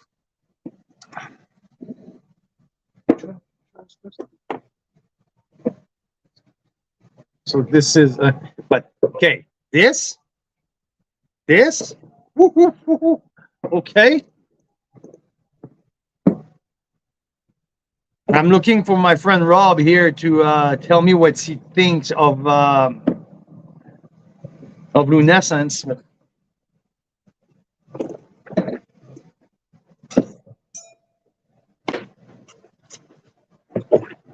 Lunescence certainly has a lot of complexity. Butterscotch. Sweeter oak notes. So Rob's saying sweeter oak notes on the Lunescence. It's a nice play with the acidity. With a nice play with the acidity. I have rich, I have fresh, I have lengthy, the finish, the lingers, the finish, pulse. Miss, you're talking about Lunescence at the moment. Yeah, I sure do. I sure do. So There's a little Lunescence white being from Summerland, BC, like right where we are. Yeah, We're in Summerland right now. and I want to. They. So But where's the fruit from? Sourced from a single vineyard in Naramata, So which is like right across the lake from us, right there. Yes. yeah, so winery from one side of the lake and fruit from the other side of the lake. So yeah, that Lunescence, I would say right now with the Bellaterra 2019 are the top two wines that I have cracked open so far. I love that Lunescence. It's still lingering, it's still pulsing. Yeah. There you go. So that's where we're at right now after our first, well, the 2022 vintage that we have, plus the non-vintage that we have. So now we're going down to the 2021 vintage. So we have here in the clubhouse, we have Esther Creek. Sub $30 roughly. Okay, so Rob has been doing a great job here, playing with vintage, but also playing with regions and price point. So we have a whole concept here where we try to compare apple to apple. We try to put the same category together. So I have all here under $30 plus minus. We have Tender Hope here from the same vineyard that the 2019 Blanc de Blanc was from East Kelowna, the Butte Vineyard. I have, so Tender Hope in my first glass. I will go to Malivoire. Second try on Malivoire here. And by the way, the first try is the top top on oak Chardonnay. So now we have the estate grown here. Okay. So that's the estate chard on the second here. Jan, what do you think so far? Who's do you have any favorite? Yeah, Luminescence. So, and we're gonna do Esther Creek, Tender Hope, Malivoire, Esther Creek, and the brand new, not released yet, Boutique Vineyard from Vineland Estates. Okay, so this is my next four: 2 BC, 2 Ontario, 2 Niagara, all under $30. So let's get to it. We'll start with Tender Hope, East Kelowna Vineyard. I know there's a little hint of cork in there. No? Okay. If he likes his Chardonnay, fairly directional. For multiple vintage now, I'm trying his wine, and especially for his Chardonnay are linear, zippy, and so we'll see where it goes here. But and 2021 vintage. If it's BC, keep in mind this. It's the Eat Dome vintage, right? So these were not easy condition to manage for our winemakers because it was an event, a natural event that it never happened before that early in the year. That's so many days of 35 degree plus. We're talking about 35 to 45 degrees for 10, 12 days in a row. It happened in late June. So 2021. So on the nose with FE here at Tender Hope, citrus, citrus, citrus. Citrus green apple. That's what I got here.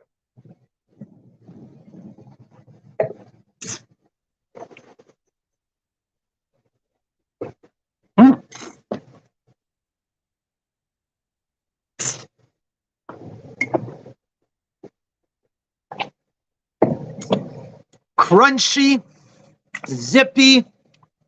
I mean, if you're after Napa Valley style Chardonnay, big, fat, and oaky, don't touch that wine. It's completely the opposite. It's linear, it's directional, it's defined, it's precise. I like that though. I really like that, and I believe that it must be like pretty much all neutral oak, maybe one new barrel in there. And at that price, $23. I mean, I like that. I do. I do.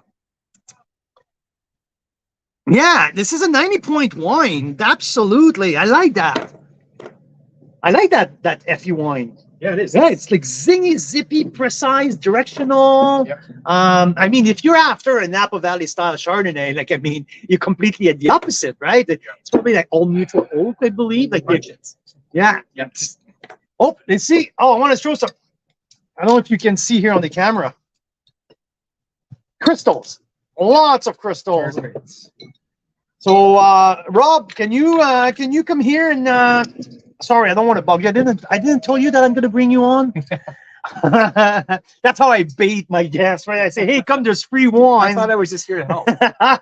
Okay, so just notice here, okay, because before when people freak out and call the winery or call us and say, hey, there's some stuff in the bottom of the bottle. So can you explain? This is it's called crystals. Yeah, they're precipitated tartrate crystals, basically. It's completely harmless. They happen when a wine hasn't been either completely or fully cold stabilized. There's a few different schools of thought on this. There's, to cold stabilize wine, you need to chill it to very low temperatures for a significant period of time, which is very energy intensive if you're requiring chillers to do that. So there's obviously an environmental sort of carbon footprint aspect to that. Or you can add chemicals that will inhibit the precipitation of those crystals, which requires an additive to the wine. So depending on your philosophy around what you like to put in your wines or not, that's one way to do it. Or you can, try and do it naturally, which is sort of what we do sometimes, is we'll put wines outside if it's cold enough and we're not having to chill them, but you don't necessarily always get it completely cold stable. So it's likely what happened in this case would be my guess is it might have been done naturally and not completely. So you get a little bit of these crystals that form at the bottom. They're completely harmless. To me, in many respects, I see it as a bit of a sign of quality because it's one less thing that's been done to the wine.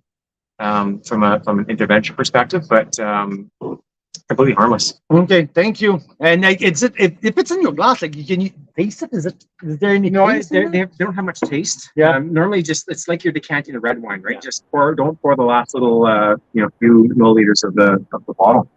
Thank you, I just Ron.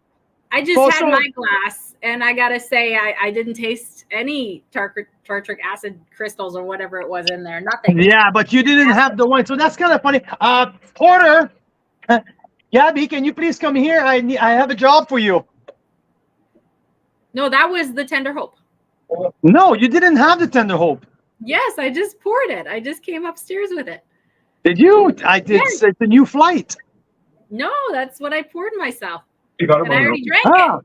Just to tell you how good it is. So on the Mira scale, if Daryl's still watching, We bought on the Mira scale, that Tender Hope Chardonnay is a winner. I like it, right? My scale. I don't know what. Here you go. So this is I just had that, this Carl. is my I swear. Chardonnay guy. I know. I'm sending you the boutique. Oh, the boutique. Oh, thank you. Yeah. Yeah. No, that Tender Hope, I'm really happy. Man, I like for $23. Are you kidding me? Yes. Like I mean, so I'll let you now, go. I'll let you go. So what's next? What's next? Because why are you letting me go? I have to go get my porter the gold chocolate coins I promised him. So Okay, because you have a porter coming upstairs right now. I The know. other way. So what's the next wine? For me or for you? You. So I'm on Malivoire Estate, and the next one will be Esther Creek. Okay. Before I hit Boutique, and you have Boutique going up. So let's go. Malivoire, Beamsville Bench. I had the chance to visit the Beamsville Bench last year, and I believe that we're going to do it again in a couple weeks. And such a great place to grow Chardonnay. I mean, there's so many different sub-appellations, so many sub-little terroir that makes very unique wine. When you look at let's say the Aaron Pond Benchland with Graham Rennie's, like that's very special bull. Where is that? Or the Jordan Bench versus the Vineland Bench, like these two very separate sub area. They all get some different typicity, and the 20-mile bench and all of these good things. So now Beamsville Bench sub-appellation here with Malivoire. Muted nose, though. I don't have a whole lot on the nose. A little bit of butterscotch, a little bit of pear, but nothing jumping out of the glass just yet. So we'll see here. Okay. It's a $22 wine.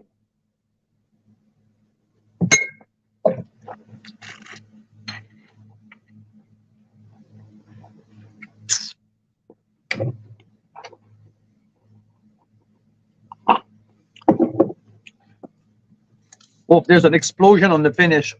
Nice spice. And there's something that I really like. It's that citrus peel. At the end, will clamp down, like kind of like grip to make the finish snappy. That I like. I mean, it's $22, including tax. So in terms of value, here, this is value plus. Really, like really well made.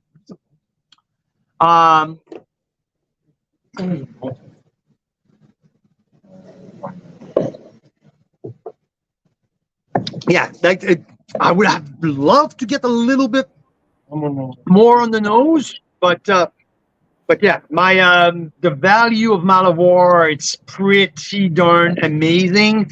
I'm giving that at least 90 plus. I mean, it's great because now I just get side by side Tender Hope and Malavoie, $23 plus tax or $22 including tax. But these are two very good wines. Slightly different style, but both are 90 points to me, maybe even 90 plus. So to compare apples to apples, Tender Hope with tax $26.45, Malavoie with tax $22. I mean, while About 25%. Tender Hope is a little bit more directional, like Malavoie is a little bit rounder in the mid palate. There's that roundness, easy going.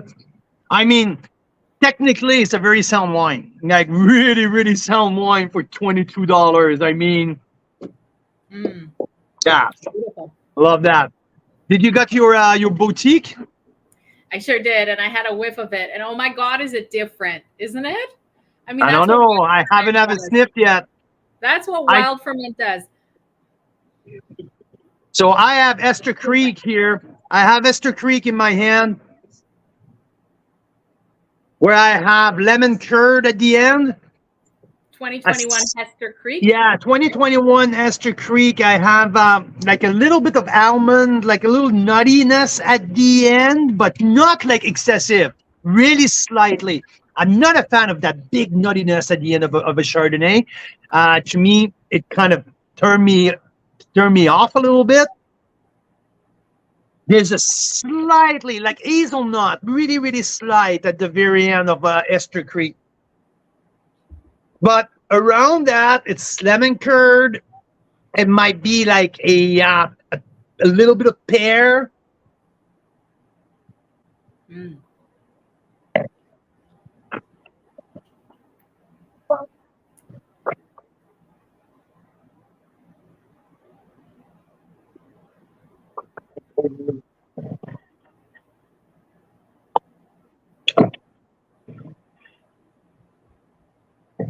So the Esther Creek have a very serious finish. Really serious finish.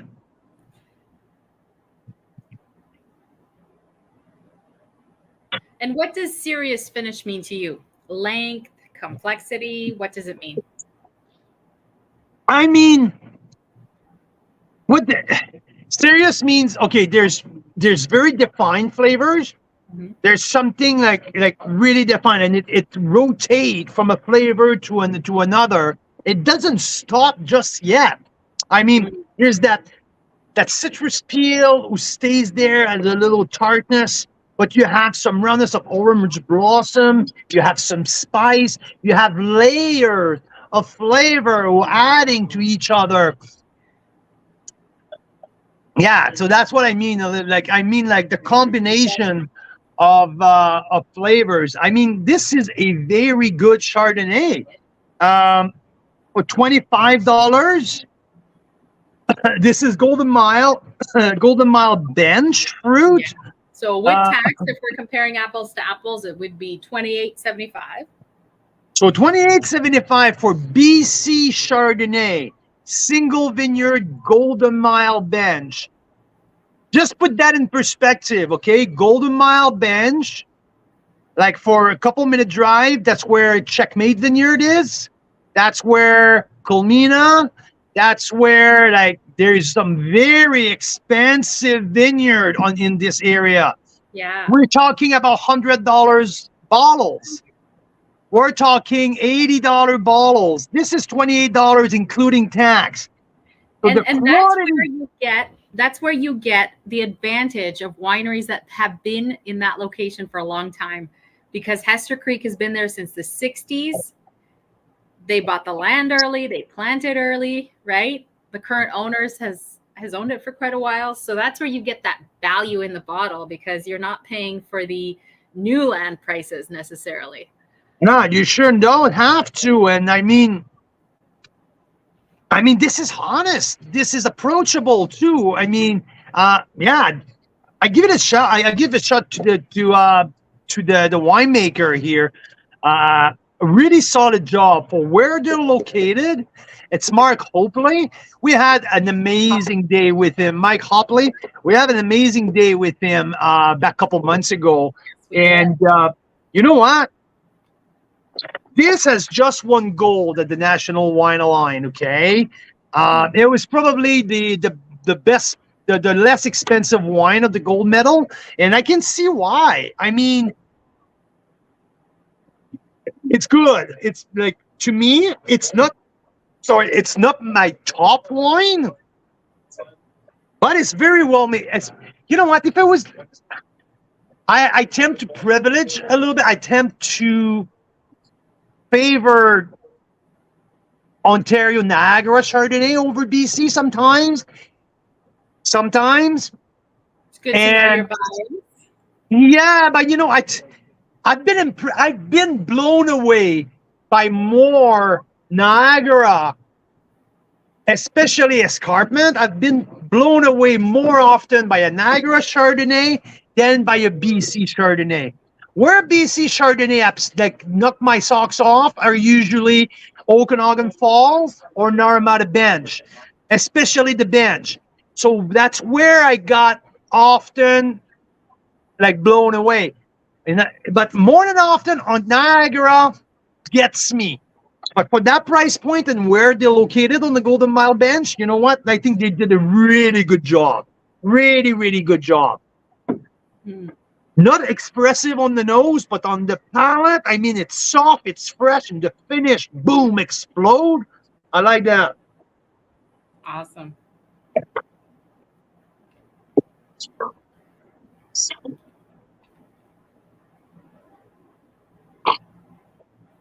I mean, I give that wine 91 points. And then anyway, I turn it left, right, up, and like, this is a really good one. Awesome. And more also, when I get to a really good wine, especially from Golden Miles and like that south, I usually got surprised by the price. Not in the right way. I'm like, oh, okay, that much, right? This, I'm surprised the right way. So, yeah, it's good value. Wait a minute, I have something in my glass here. Is that the boutique? That's 20 Mile Bench, that's for sure. Yeah, that's the 20 Mile Bench nose. That's the wild ferment 20 Mile Bench note. So are we opening the 2018 Pearl Morissette on this? Yep. Hey, get the kids coming back from the lake here. Cedric, hi, Cedric, here. There you go, towel. Thanks for leaving the towel there, Mira. There you go. Should we open the Pearl Morissette from the 20 Mile Bench side by side with this boutique pre-release? Oh, there's a lot of 20 Mile Bench. Is there? Oh yeah. So I think Pearl Morissette at $70. I don't want to open side by side with the $25, $30. Okay. I have Hills of Wingfield, maybe like from Battsville. Yeah, that's a $75 wine. Yeah, we have some big dogs from the exact same area that we're probably gonna.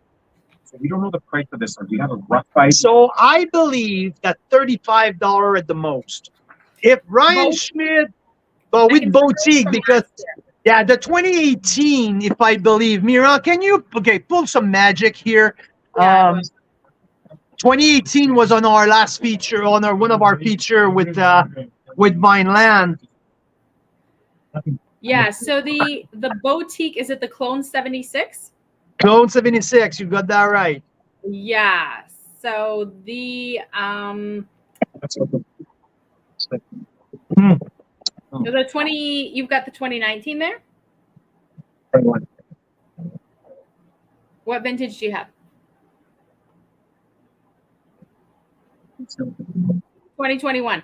Okay, so the 2018 on their website currently is 25, including tax. But So 25 was their last release. They haven't released a Chardonnay boutique since the 2018. okay, because it's kind of reserved for special vintages. Yeah. So so that's what.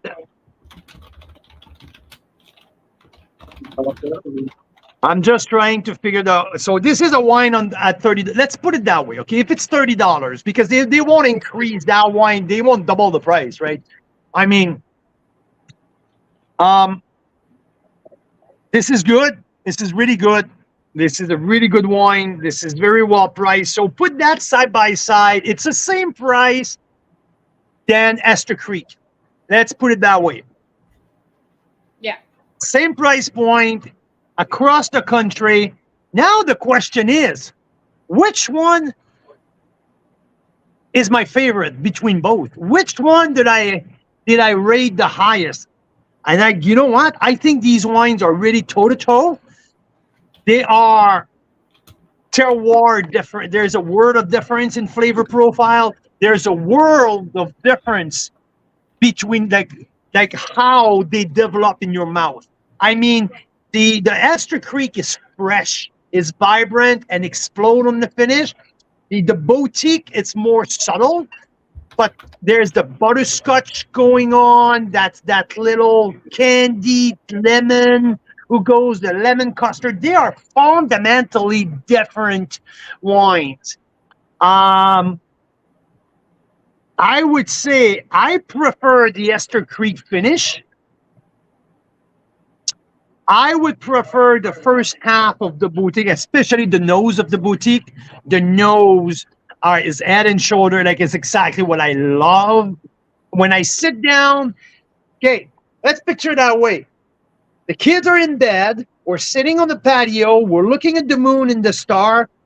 What I want to smell while you're talking to me, it's exactly that. That 20-mile bench, caramel, orange blossom, butterscotch. That's exactly what I want to smell. So, yeah, fundamentally, they are very different wines, but you know what? They are both equally good. I believe, though, that Esther Creek, it is what it is. This wine is spotless now. I think the boutique is just starting. Wow, that's my thing. Not even released yet. Even if they both are 2021, I believe that Esther Creek is what it is, and Chardonnay and the boutique just getting started. So I will rate 91 points to Esther Creek and 91 open score for the boutique, with a little bit more potential on the long term. I can see that wine surprise me in 18 months. Esther Creek, I believe that I would taste the same thing at 18 months. Don't be disappointed. It's a 91-point wine. I greatly enjoy it. I think it's a superb wine. But boutique will probably give me more. So, yeah. Cool. That's where I'm at. So now I'm just turning to my left, and it's like magic. I just tasted 4 outstanding wines with no wine under 90 points in here. 90 plus, 90 plus, 91, 91, okay? And I turn around and I have 4 other wines right there. Wow. Woo! I got goosebump. Like literally goosebump. You're growing those I'm growing some Chardonnay vines right here. Yes. Yeah, come downstairs. Oh, What's no. next? What's next there? We're going Maverick. Okay, okay, so I know where he's going right now. They're all 2021 vintage, Okay. all around the $30 bracket. 30 to 35. 30 to 35. Okay. Three BC, one Beamsville, one Ontario. We have 2 Naramata Bench, 1 Golden Mile on the BC. So, oh man, wow. Remind me to thanks God later today, because what we're doing right now, it's pretty freaking amazing. That's Maverick Estate, a longtime favorite. So Maverick 2021. For me, when I taste Maverick, I taste New World style Chardonnay, often like Russian River Valley. They like their big style. They like their rich style. They like, I would say, sometimes a little bit of sweet fruit at the end. So this also, I have Moraine. And this, I am very excited because I have never tasted Hidden Bench before. It's my first time. I'm a virgin. I am. Yeah, stop laughing. It's not funny. Please. I'm a virgin. And this is my first time tasting Hidden Bench. Last year, they won gold at Chardonnay du Monde among some of the best Burgundian wines with their single vineyard Faleski vineyard. This is their estate vineyard. With like I would say it's a blend of probably three different single vineyards. So that's Hidden Bench. And we have 2020 Upper Bench. So this is from the Naramata Bench, not exclusively from their estate vineyard, that which some of our members had a chance to walk the vineyard with Gavin, owner, winemaker, last summer. We did the whole walk up and down the vineyard. They're nice 5.5 acre on the Naramata Bench. So this is mostly their fruit, but also some other lease vineyard around the Naramata Bench. But listen, if you're a BC producer and you love Chardonnay, I mean, there's no other way around than you can't avoid the Naramata Bench. There's no way around that. This is deep prime, to my opinion.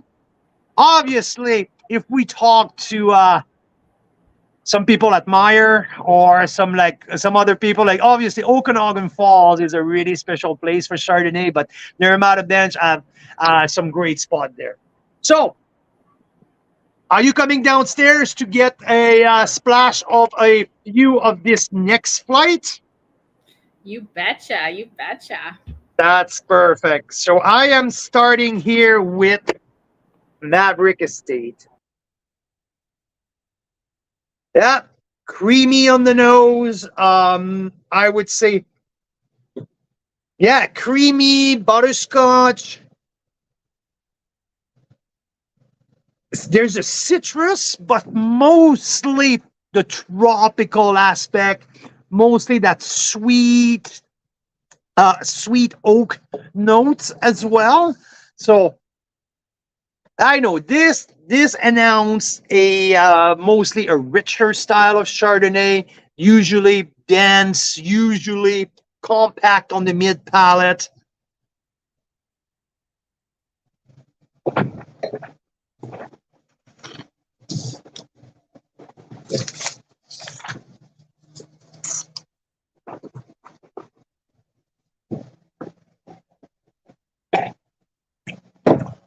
Yeah, that's what it is, right?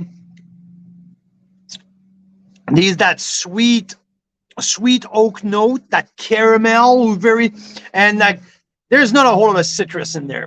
It's tropical. It's ripe peach. It's ripe mango more than pineapple. It's all on tropical fruit, on sweet oak note at the end. I just mentioned sweet a couple times. These are not sweet, sugary sweet. but really oak, vanilla, butterscotch caramel. Listen, $30. So 34 and a half when we talk about including tax. So still, it's the average price of a Chardonnay these days if you're looking for premium Chardonnay. That's the average price, unless you're on the big value side. I mean, what we're tasting here, the average today is $38. So this is a 90-point wine. This is definitely why I'm going there, because of the richness, because of the concentration. This wine gives you a lot. It has to be your style, but there's a lot of people who look for that style of wine, and there's place for that style. Oops, sorry. Bloopers. I can't look this side because every time if there's a new flight coming in, it's amazing. So yeah, well made. I mean, again, 2021, right? For all the BC wine, we're dealing with a different beast. We're dealing. Oh,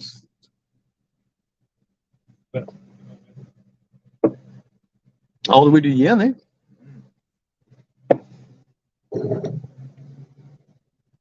Yeah, lots of richness. Lots of richness.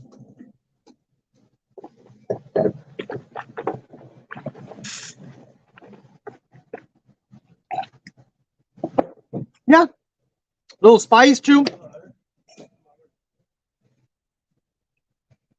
So I want to get to my to the backstage people here, to the behind the scene. So far, Jan, tell me what's who's your leader? My top three: Bella Terra, Luminescence, and Boutique. So Jan's top three.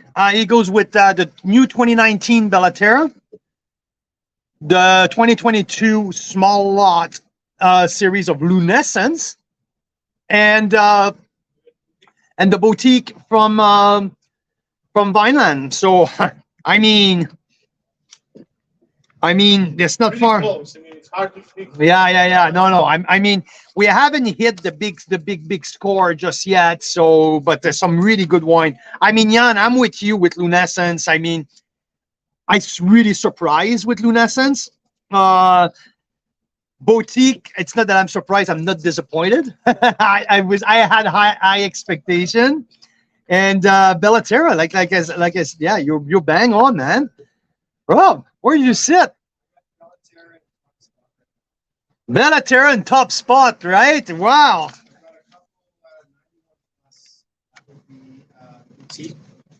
Simply because it's so typical language. I Gotta say, almost surprisingly for me, because I love oak Chardonnay, I'm gonna have to throw a nod in there for the Malabar. I know. Yeah, I know, eh? Especially at that price point, it was like, wow. So Rob is Rob's passion for oak Chardonnay, and he says, Surprised. I remember 2 or 3 years ago, one of the top rated Chard was on oak. Is it the Mount Lucian? Remember that? I know the original vines, but it's oak though. No, Pyramid. I'm sorry. Yeah. Summerland, Summerhill. Yeah. So Rob went with Malabar on oak, but the Bellaterra, the new Bellaterra 2019, and as his top two, and also the Boutique. So yeah, we have some similar notes from the very beginning here. And I am going now with the 2021 Moraine. There I'm at a bench fruit. Here at Moraine, we're talking about it's fermented in barrel. It's aged for 6 months. I don't have it's definitely not all new oak because I don't get that much oak on the nose.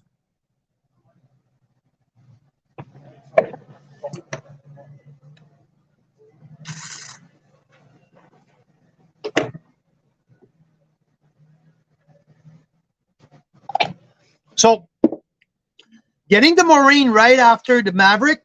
Maverick is so tropical and so ripe. Moraine showed me balance. Moraine shows me a little bit more brightness, a little bit more crispiness from start to finish. There's a little burst also of a spice past the mid palate. I like the little bit of florality. I mean, at $29, this is a good wine. This is a good wine. This wine does not disappoint. This wine deliver in terms of length. It's not extremely long, but it's definitely complex on the finish. I like the spice and there's a little flowery note, and it's fresh and crisp all the way across. The whole structure of the wine is vibrant. I like that.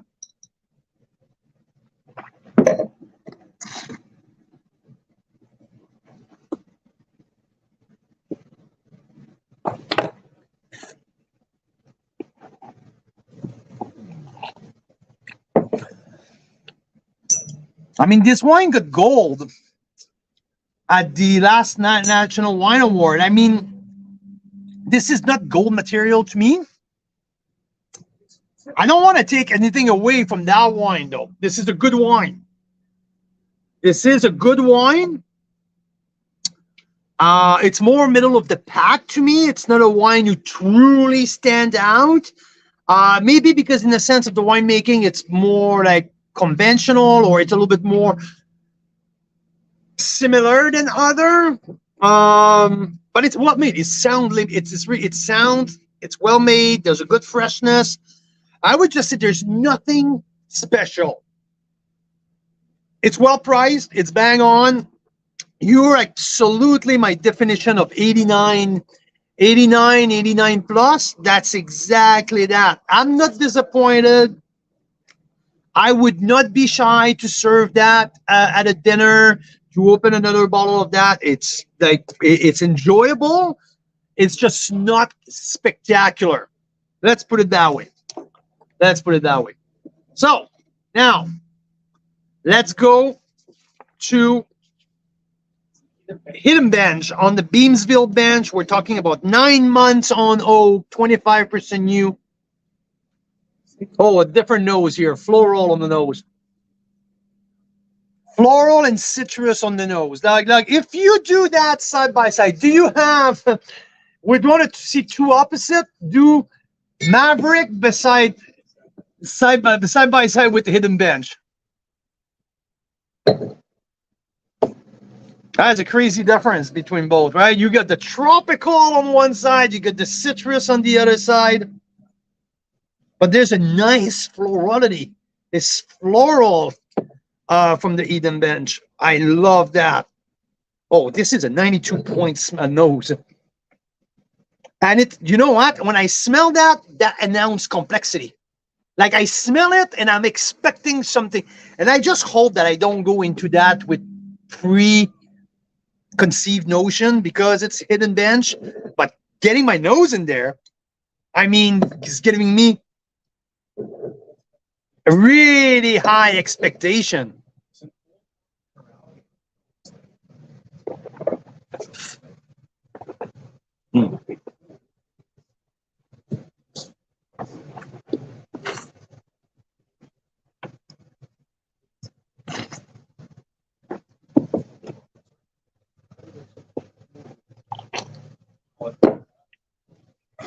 I mean, there's no disappointment here. Mira, if you listen to me, get your ass down here. Come and get it. Or maybe I already give you all. Oh, yeah, this is good. This is good. And Rob, you just talk about old world minerality on the nose, okay? I get that on the palate. I get very minerality, like super minerality on the palate, on the finish. But there's that old world Burgundian style on the palate that it leans the citrus, but also I feel the oak. But the oak so well integrated. There's everything in there. There's everything. This is really good. This is $31.75 tax in. I mean, we're talking pre-tax $28 for a under $30 wine. No, $31.75 wine. I mean,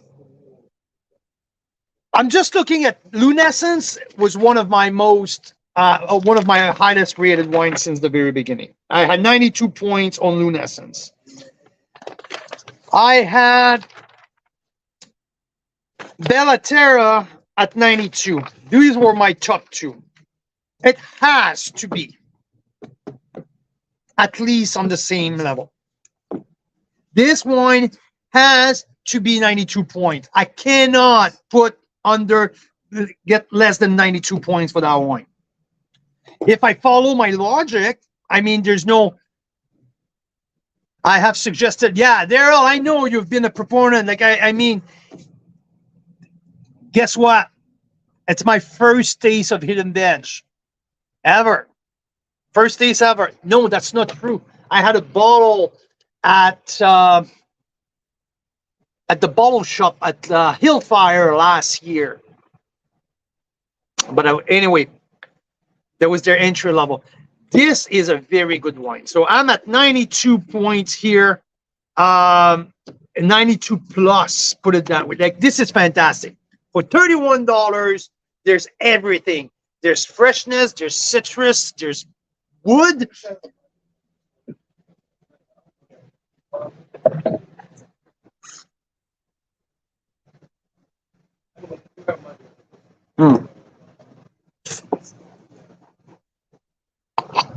Yeah. Fantastic. What a great wine. I won't be surprised if I have to bump that one up later. That's becoming the benchmark so far. Okay. So, Hidden Bench taking the lead to me, maybe by half a point on Lunescence and Bellaterra. If my buddy Marcel's still listening, you're still right away at the top of the ranking so far. Now we're going back on the Naramata bench with Upper Bench Chardonnay. This is their entry level. I mean, their first, there's lower price Chardonnay. Most of the fruit are estate, but also some purchased around on the bench, 100% bench fruit.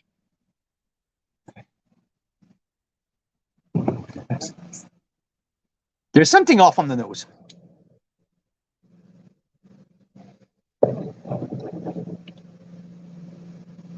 There's something off on the nose. Got my buddy Owen Meyer just tuning in. There you go. Big O, my man. Wow, long time, brother. Great to have you on.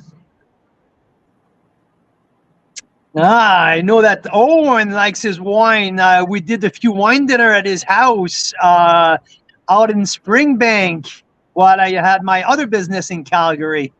I don't know if you remember my buddy Owen. I think so. I was helping Carl with the cellar reports at the time. Yeah. Remember your cellar? Yes. Yeah, there's something off on the nose with that Upper Bench. It's like maybe you got an off bottle, hey? It's like a cream cheese like nose or something like. I'm gonna have to come see for myself. But I don't see, and it's not like the typical oxidized aromas. It's like a creamy, milky type of. It's weird. Okay, so maybe you got an off bottle. Do you want to move on? I will check on the palate though.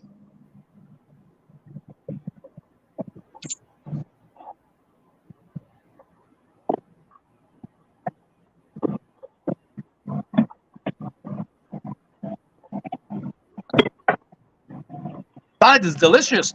Spicy finish. Like that. Maybe it needs a little bit of time on the nose. Yeah, maybe something needs to get up, but the palate is great. Like this is spicy on the finish. It's white pepper, it's cardamom, it's yeah, it's even explosive. Like it's nuts. It's like really, really unique. I like that. You know, this I'll is have a to try this now. it's compact. This wine is compact. Like everything happened quick. Explode on the opening. Explode on the mid palate. The spice on the finish, and boom, it's gone. But not like too short. It's just a compact, tightly knit wine. Yeah. I mean, and there's also some oak nose at the very some oak flavor at the very end, like noticeable oak flavors at the end. But I would say they're not invasive. I mean, this is an interesting wine. This is a $28 plus tax. I mean, I don't dislike it. I'm not over the moon. There's some cool stuff in there. I mean, this is 89 points. It's honest. It's well priced. This I will be surprised. I would like to give that wine another year or 18 months. I would like to see that. So let's move on to the other flight here, and maybe Jan, if you can bring me another box.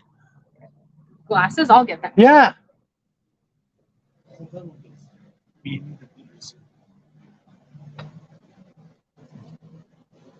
So, I mean, we're a full page in, so it's side by side. So 2, 4, 6, 8, 10, 20. We're 20 wines in. No, 22 here. So we are at just past the third of our tasting. There's some fantastic wine. Not a whole lot of duds. I mean, so far, the leader in the clubhouse, I would say, Eden Bench, Lunescence, and Bellaterra. It's pretty much we're all on the same page here. Mira, what do you think? Yeah, well, I'm excited to try these latest ones. You haven't tried? Did you try Hidden Bench? Not yet. So I'm just refreshing my glasses here. You have to be careful. So see if you can use these because you put them down into the cardboard. They smell the cardboard to me.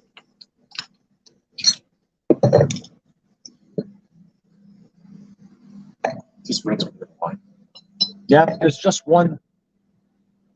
Who, yeah. Are they okay? Yep. Good here. So yeah, great start so far. We're a third of the selection in.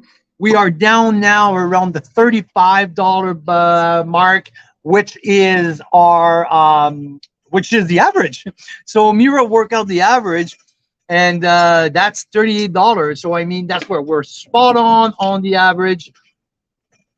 And there's some fantastic surprise also. I mean, when you look at in terms of value, when you look at Domaine de Grand Pré at $24, but real value with the Malivoire on oak at $22. Yeah, please. The $16 Vineland on oak Vineland. I mean, like, it's $16. I know it sounds ridiculous, but at $16, there's nothing wrong with that wine. It gave me everything and more than what I would like for a $16 wine, because I would not expect anything anyway. And so yeah, I have to give it a thumbs up for this very specific wine. Bellaterra, Chardonnay Sur-Lie for 23. Like, great, good stuff there. Yeah, and Malivoire also. Yeah, okay. Now we're gonna move on with. Oh, we're really starting to bring some big dog around here. some wines who made my top 10 wine of the year a couple years ago. So yeah, it's exciting. Some big names, especially from BC right now, who are lining up. So I will do first Montboucherie 2021 Reserve. People are partying on the lake here. Yeah. We'll do Rust. So Rust is actually Montboucherie's sister winery, and this is their first edition of their single vineyard Okanagan Falls. So we're gonna do Rust beside Montboucherie. We're gonna do also from Okanagan Falls. So, but no, that's what okay, yeah. The grapes are from Naramata though. So we're gonna do Stag's Hollow. So Daryl is in. Daryl, I want to know if you taste it, because I know that Daryl is a wine club member at Stag's Hollow. Did you try the 2021 Renaissance Chardonnay? Let me know. And what do you think? And we also, this I'm really excited. Gold medal at the National. This is the small lot Domaine de Grand Pré. So this is really exciting. Nova Scotia single small lot series. Can't wait. And you know what?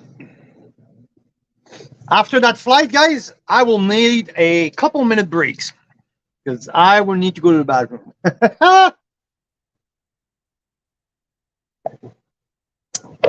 Okay, let's get to it. Reserve Chardonnay by Montboucherie. Hello, Mira. Hello. What do you think? I need your opinion on the hidden bench. So Hidden Bench is a standout. It absolutely is. Yeah, I mean it stands out. Yeah, I mean you've said a couple times now, this wine is nothing special to some of these wines, and I think it's such an insult because on their own, each of these wines are absolutely wonderful. And I think what happens is we have quite a few in this lineup that are standouts. So much so that you're like, oh my gosh, I've had 5 standouts, and now there's one that's not a complete standout, you know. But this particular one, the Hidden Bench, it's like a standout among standouts, and I think that's pretty special. Okay, so Montboucherie Reserve 2021. So fruits from Okanagan Falls. No. You know what? Fruit single vineyard Similkameen here. So For Montboucherie? For Montboucherie Reserve, all of the fruits are from their Lazy River vineyard in the Similkameen Valley. 50% new oak, 13 months in barrel.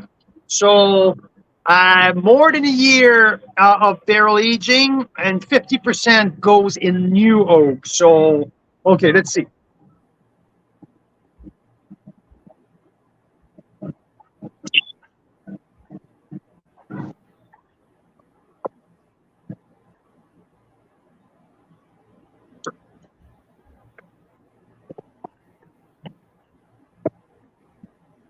This is okay. Oaky? This is okay, but it's good. Awesome. It's okay, well made. It's buttery, it's creamy, it's New World, it's rich. I mean, my box is not big enough to put all the descriptive, but it's rich, creamy, oaky, buttery, like lemon cream on the mid palate, vanilla on the finish. There's not that creepiness, tartness, citrus peel. There's none of that. It's more on the wood spice. So really on that new world tangent, that new world style, but it's well made. Mm. I mean, for that style of Chardonnay drinker, I mean, you can do much better than that. There's still a freshness. The oak is well integrated. It's still a baby. Like for the amount of oak that they're using, 2021 is just like that's the new release. So I'll let that sit for a few years to have everything combined. I'm probably going to get some spice at the end in a few years, where the oak spice going to come out. But so far, it's an oaky Chardonnay that shows well and asks me for more time in the bottle. That's all I'm going to describe that. $30. I mean, $30, very well priced. $34.50 with tax. If we're With doing tax, apples, right? So I mean, knowing, so below our average, below the average. yeah, knowing Okay. the investment you need. Sorry. for oak, like for the oak pro, sorry. For the oak program and all that, this wine is almost underpriced for what you get. I suggest more time. Jeez. Breathe. You need a drink of water there? That's what I'm doing.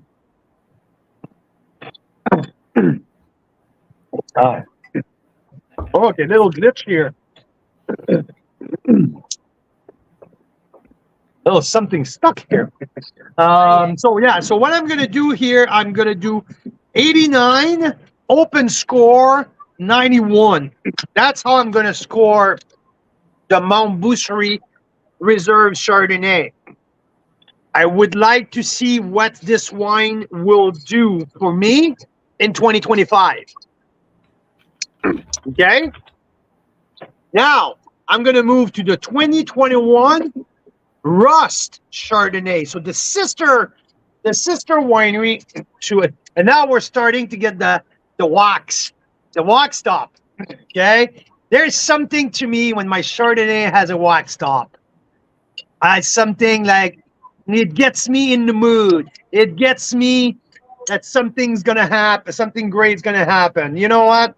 We have here 10 months in French oak with 40% new, so a little bit less new oak, and for a few months less. So I'm expecting something brighter, but still a decent oak influence. What? You have a question for me, Mira? Oh, no. No? No. Yeah, much more zippy on the nose, much more lemon. We're talking Rust Chardonnay, right? Yes, what did I say? No, I think that's right. Okay, so the fruits are from Okanagan Falls, okay? So from the Lost Horn Vineyard in OK Falls. There's something with OK Falls Chardonnay. If you've tasted Mira family in the past, they have their McLean Creek Road Chardonnay, where it is that very specific terroir, flinty, rocky. So the Lost Horn Vineyard is just a little bit above that in OK Falls. So I'm curious to see how's the. But I can definitely, I get a different profile than Mount Boucherie here on the nose. So let's get to it.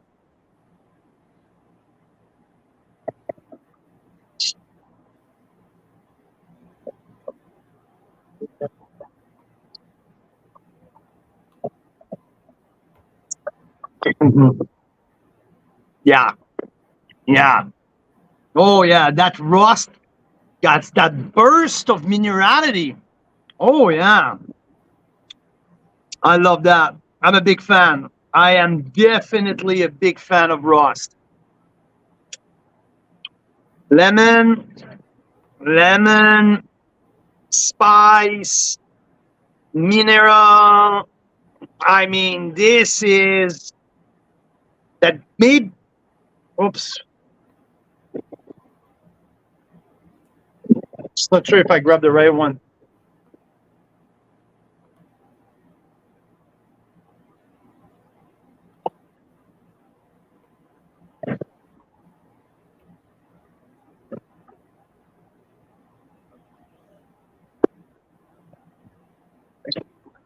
Yeah. Okay. I'm not sure what I did with the other two, so let me redo something, okay? Something? Yeah, I'm not sure if I mixed up the rust and the Stag's Hollow. Okay. You So gonna repour rust. them? So yeah. Well, you were really enjoying whichever one that was. Yeah.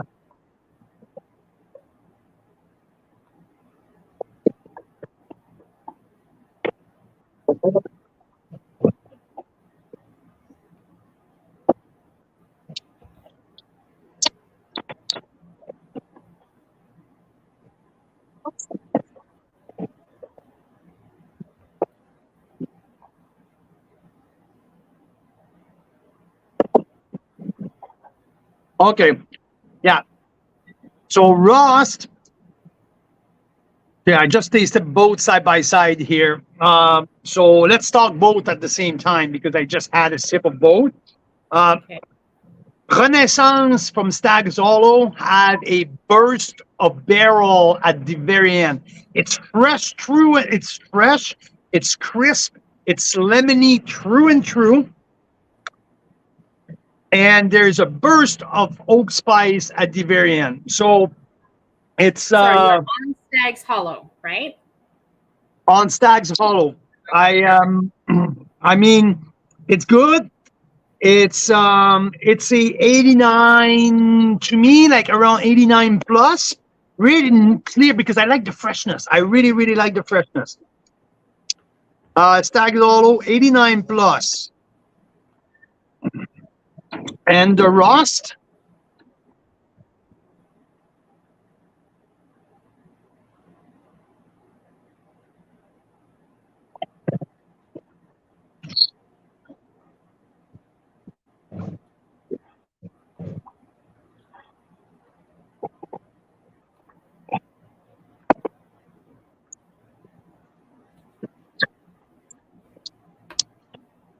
Lemon. I don't get it on the rust for sure. You don't get lemon on the rest? I do get lemon. I was talking to Rob and some like because 2021, especially in that area, there is big fires. So that was a big fire in Okanagan Fall, and we were questioning if there was any smoke taint. It could have been a possibility. Right. I mean, nose is clean. The nose is really clean to me. We'll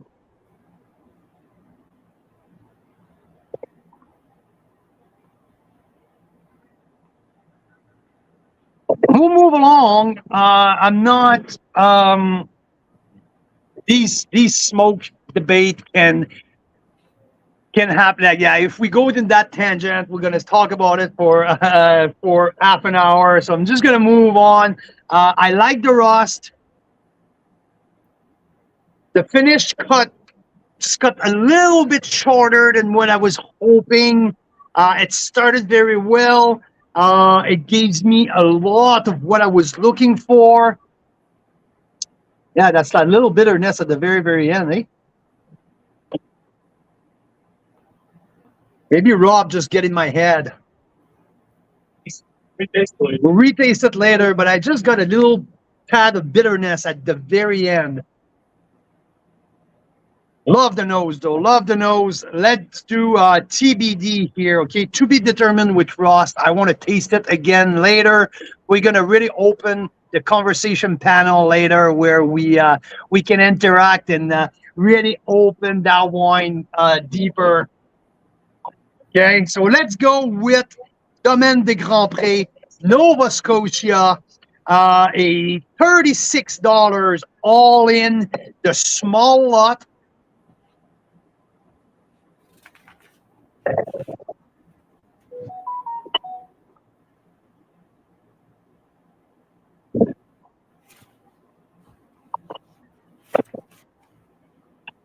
Bright and crisp.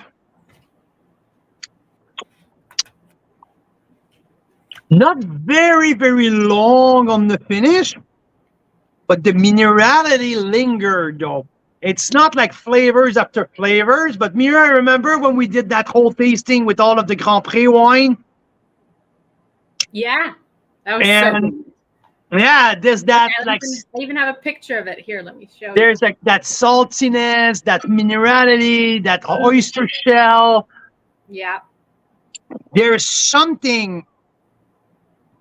Oh, look at that. Those were all the Nova Scotia wines we had the other night with oysters, fresh shucked oysters, baby. Yeah, yeah. The Tidal Bay, the Brut, the Nova Scotia Brut is one of my favorite, if not the favorite. So yeah, you know what? The Domaine de Grand Prix is probably my favorite of that flight. And it's not necessarily close, to be honest. Between Boucherie, Rost, Renaissance, and Grand Prix, I put Grand Prix a point and a half ahead. All of them. Huh. Yeah.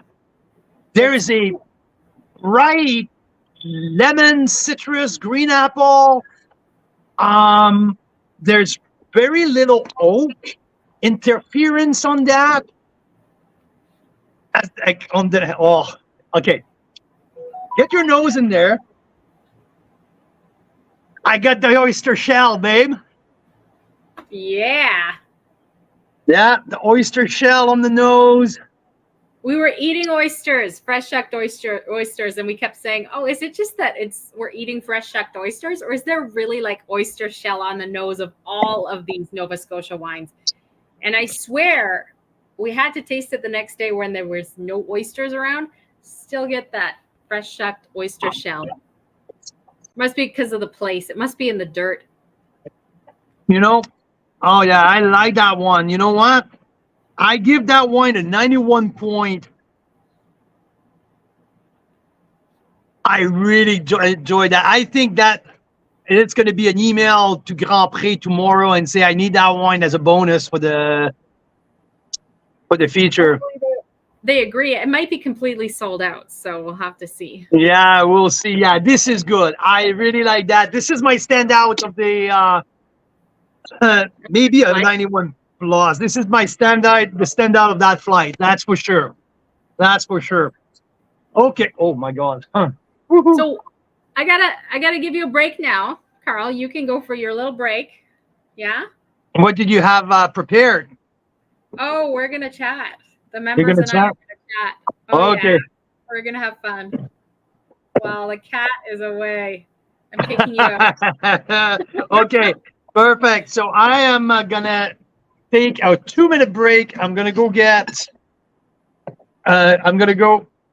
Yeah, get something to drink, and I am coming back in a minute.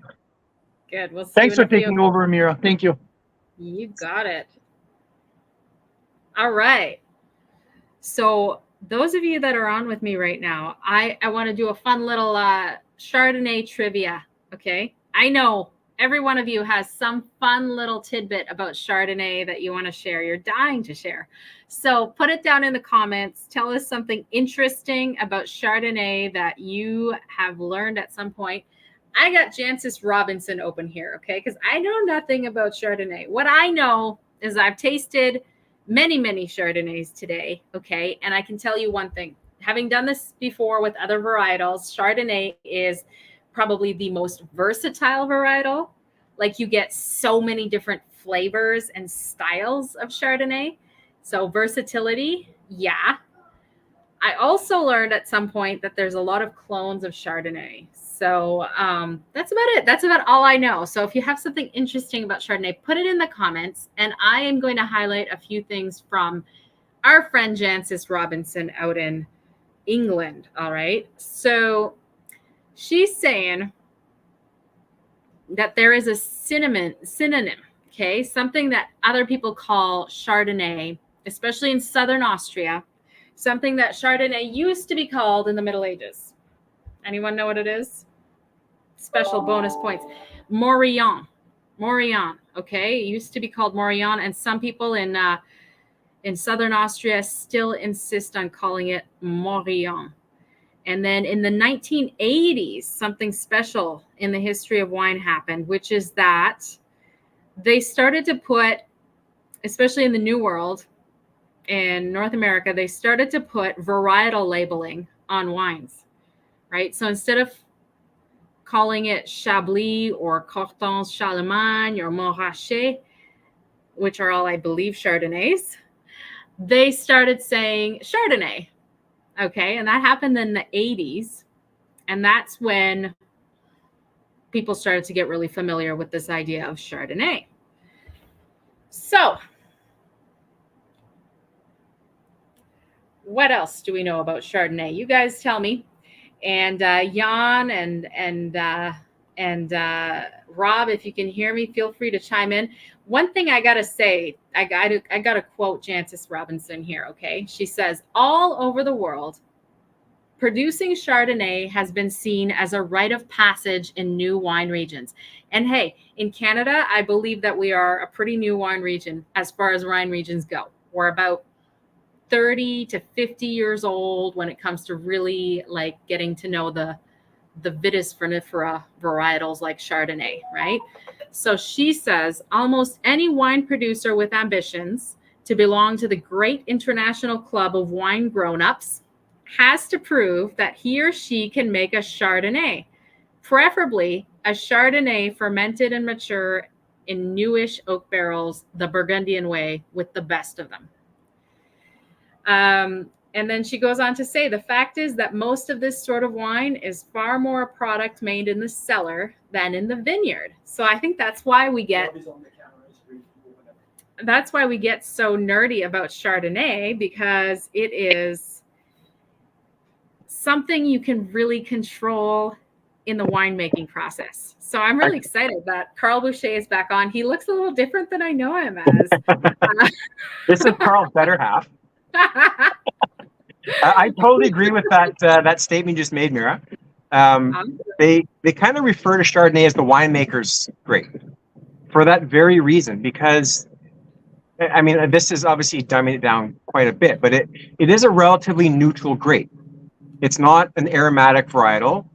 It on its own, it doesn't produce many distinguished wines.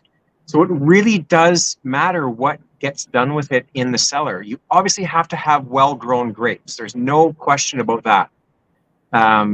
But with Chardonnay, I definitely believe that it's very malleable in the sense of it reflects what is done with it, whether it's aged in stainless steel or concrete or oak, new oak, neutral oak, how long it's aged.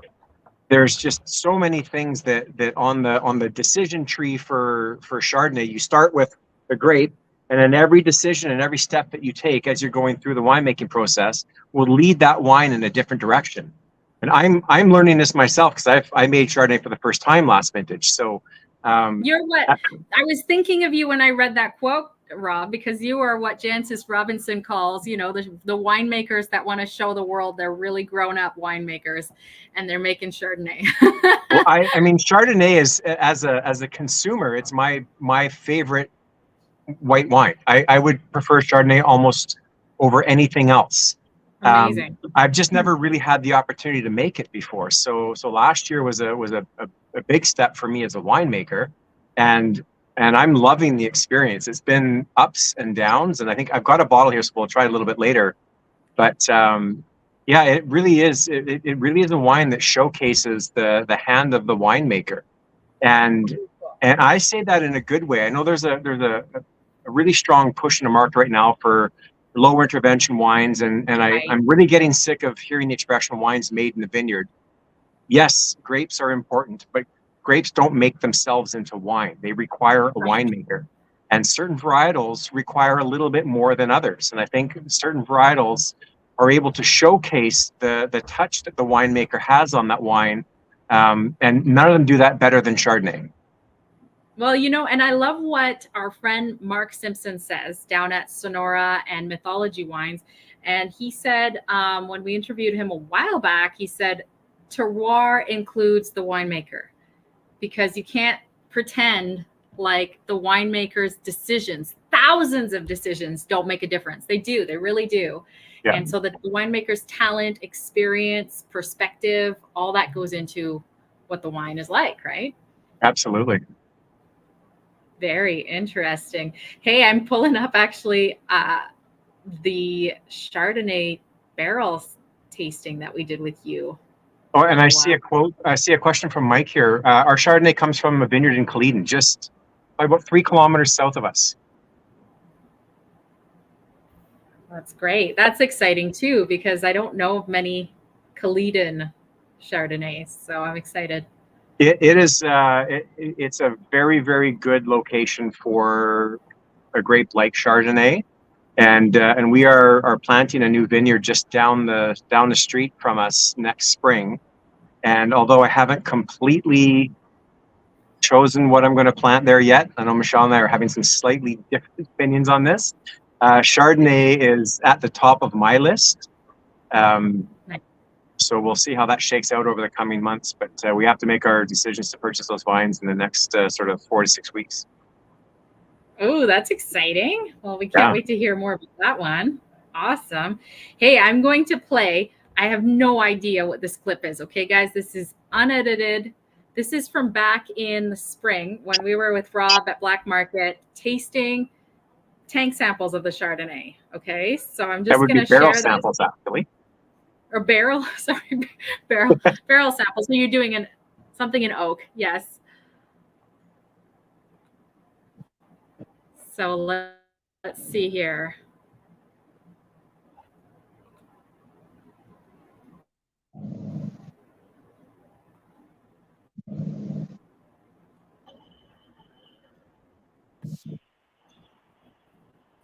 Oh no.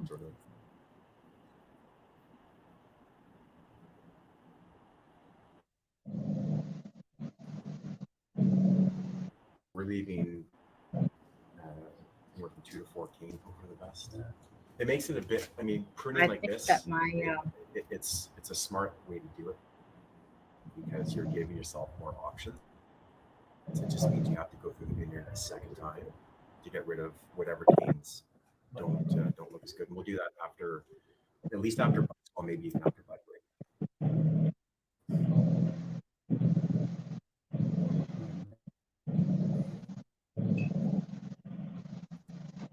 Yeah, April, May. See. So we were talking about pruning there, not the Chardonnay. I know, and I'm having internet trouble, so I can't actually turn it off. No worries. Well, I think a little bit later we'll pull out that barrel sample that we brought, and we can maybe cue up some of those videos then. But the main man is back, so I'm going to vacate his chair. Anyway, his throne. I'll get that out of there. Oh, so thank you for the break, guys. Yeah, sorry, my internet cut out, so I better go. I'm gonna get more wine. I don't know if you can even hear me right now, but good luck. I can hear you. I can hear you. So, but thank you for taking over. There you go. Thank you for taking over, you guys. It's it helped a lot to take a little 5-minute break. So yeah, so now we are back to it. With a few, oh wow, I'm looking at, well, like we are right in the thick of some of my favorite wines. So let's get to it. 13th Street by Czech Vineyard, the new 2021 vintage. To start, after that, a brand new wine that I have never tasted before. So this is Fairview Cellar Chardonnay. As per Fairview, they changed ownership last year, so it will be interesting to see. We have the 2021 Carlo Estate from Prince Edward County. I believe that the grapes are from more from all over Ontario for this one. This is their tasting room only wine. So this wine is exclusive to their to their tasting room 4. And a wine that made my top 10 wine of the year a couple years ago. This is the Montboucherie 2021 original vines from the Lost Horn Vineyard here.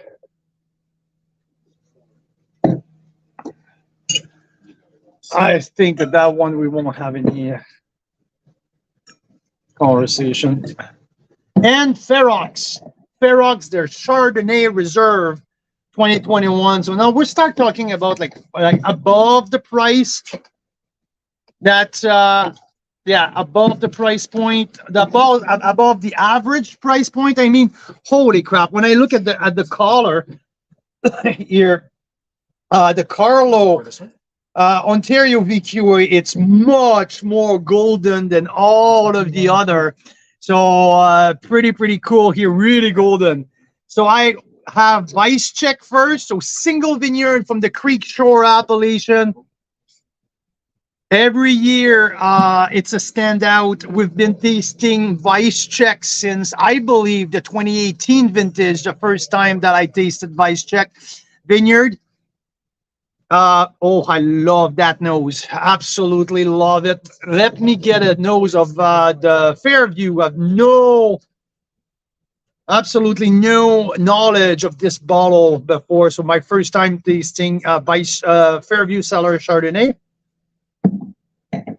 Definitely not as expressive than the Vice Check Chardonnay. Yeah, Vice Check is exactly what I'm looking for. Oh my God. Okay. Lemon curd, lemon zest, maybe more lemon drop.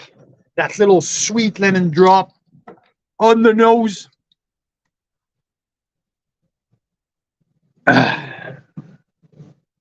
Very pure. And I think I need to plug in the phone. There we go. Okay, sorry. Just sometimes you forget that when you're live for 3 hours, your phone might run out of battery, right? So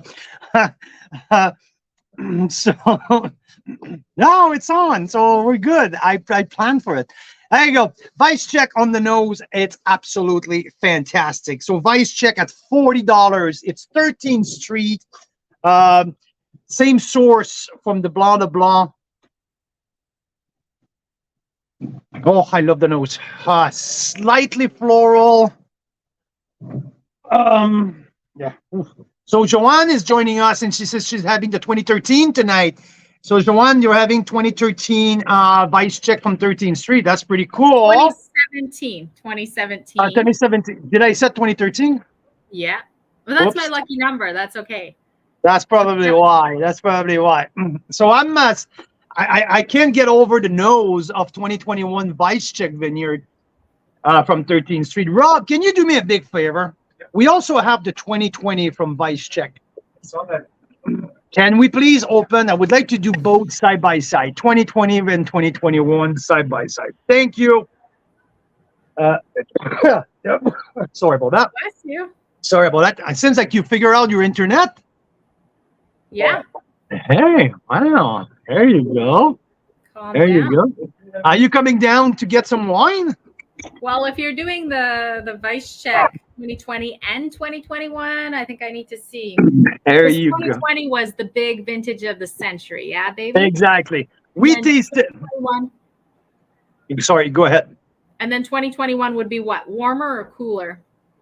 2021 was definitely not warmer. 2021 was much rainier. 2021 was a little challenging.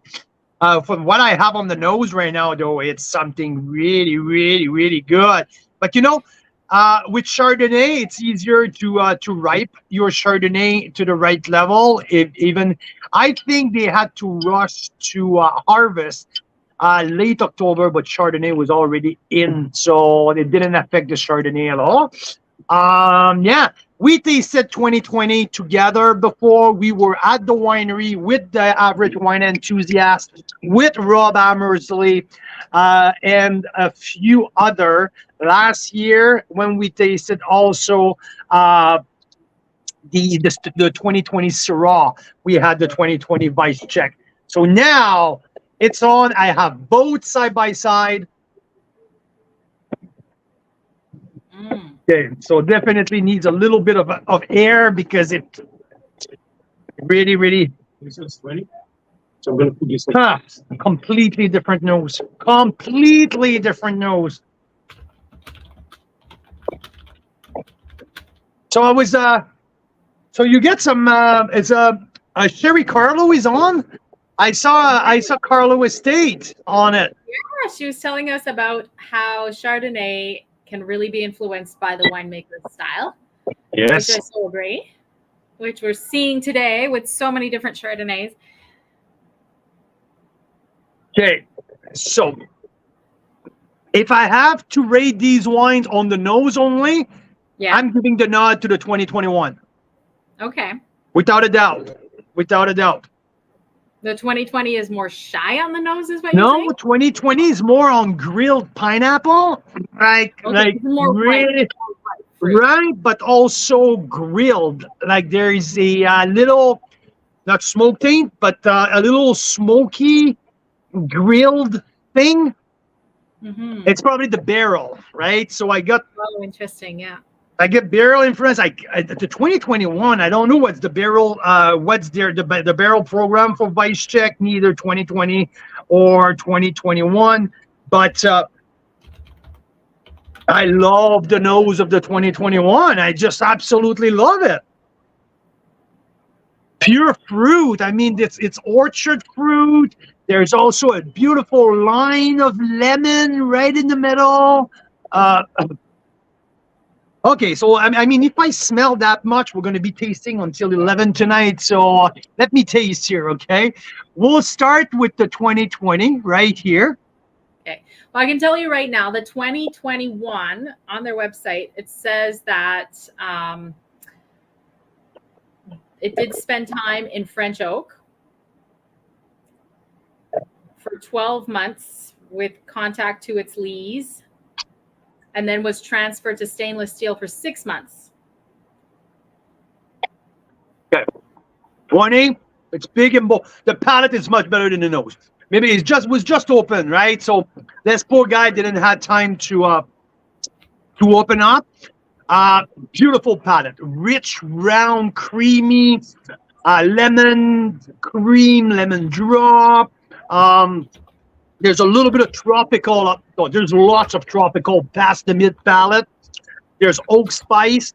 So there's everything that a big, balanced Chardonnay from cold climate will give you. Okay, so I got everything, but it's a big, powerful wine.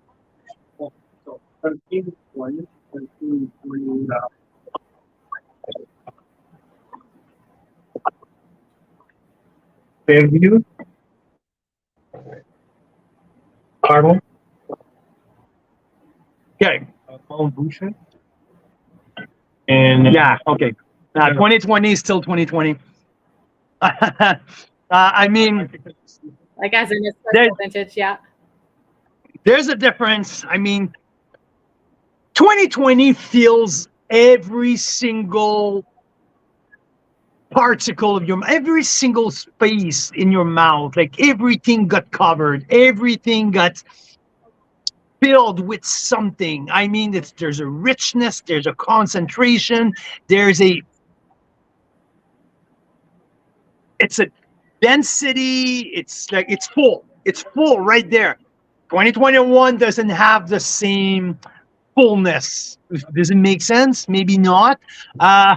Also, so what's interesting, I'm just looking at the winemaker notes from both years. It totally makes sense. It says 2020 had smaller grapes than usual with more concentrated flavors. Yeah, 2021 was rainy, right? So they had to manage the mildew. They had to drop a ton of fruit to avoid the grapes to balloon. and all of that. Yeah. I mean, I prefer the nose of the 21, but definitely on the palate. You guys have tried the 2020? I like 2020 better, but I would agree that 2020 is good. I do prefer 21 though, but everything else is good. Yeah, I mean, the nose stands out. Did you just like rename me Rob Hammersley? I'm sorry, but I don't have the. I did. You didn't look quite like Carl before, so. Okay. So let me give a 92 points to the 2020 Vice Check and a 90 points to the 2021. I mean, there's a decent difference. I can't wait for you to come downstairs so I can get you a sample of each, and you tell me. I'll discuss with my friends out there after that to see if I'm out for lunch with my 2 points difference. But that's what I'm thinking. I feel like there's a few holes in the 2021. So 92 and 90. Okay, now let's move on to Fairview Cellar. It's almost an iconic winery here south of the Okanagan. Bill Haggart sold the winery last year to Nicole Hutton, which has been working with Bill for a long time, and she took over the winery. And we're expecting consistency for what they do. But here it's my first shot at their Chardonnay, so fairly shy on the nose. I mean, there's not a ton going on here. It's fairly straightforward. I mean, there's no, like, I don't get a ton of oak on the nose. It's mostly apple, and I'm like more of a red apple.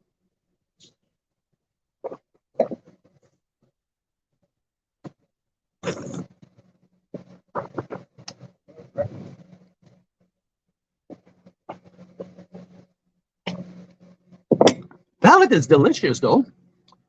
Palate is fresh. The palate has a nice burst after the mid palate, some nice spice, maybe a small hole before on the finish, but it's pleasant. It's yeah, it's pleasant. I like that. I couldn't find a price for that wine, so that's a little bit hard to it's hard to score. But if I score that purely on what I taste, you know, it's the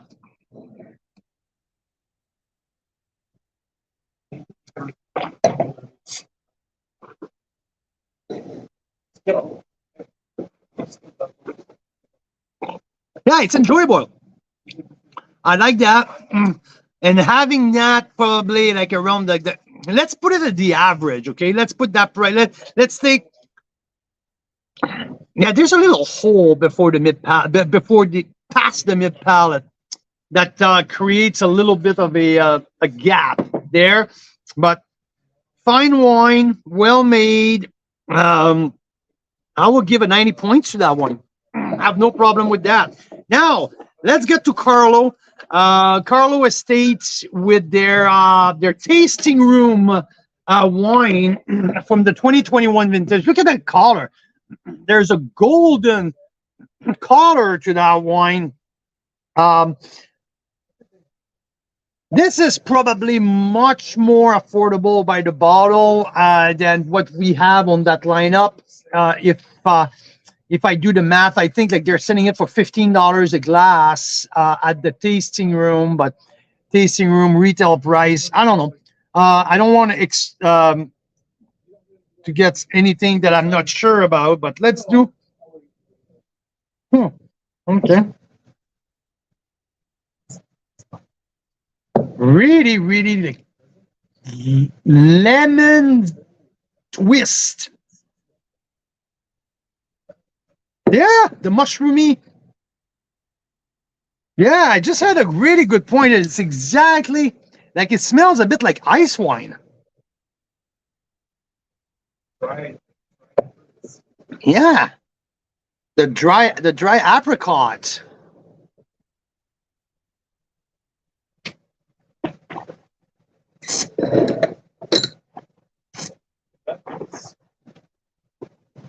What's the see? So the palate is round. Yeah, there's a little bit of oxidation on the finish, and the oxidation show. If Sherry's still on and still listening, tell me a little bit more, Sherry, about your 2021 Chardonnay Ontario VQA. I did some research earlier. It was a tasting room pour. Yeah, tell me a little bit more because I'm a little bit intrigued of how, yeah, 2021 fairly young. I believe there might be a little bit of oxidation. This is an intriguing wine. I mean, it's fun. There's lemon, and I like how bright it is, but also there's that. It's really unique. It's definitely the only Chardonnay out of the 40 that we have, probably close to 40 that we've tasted so far, who has that profile. It's really unique and interesting.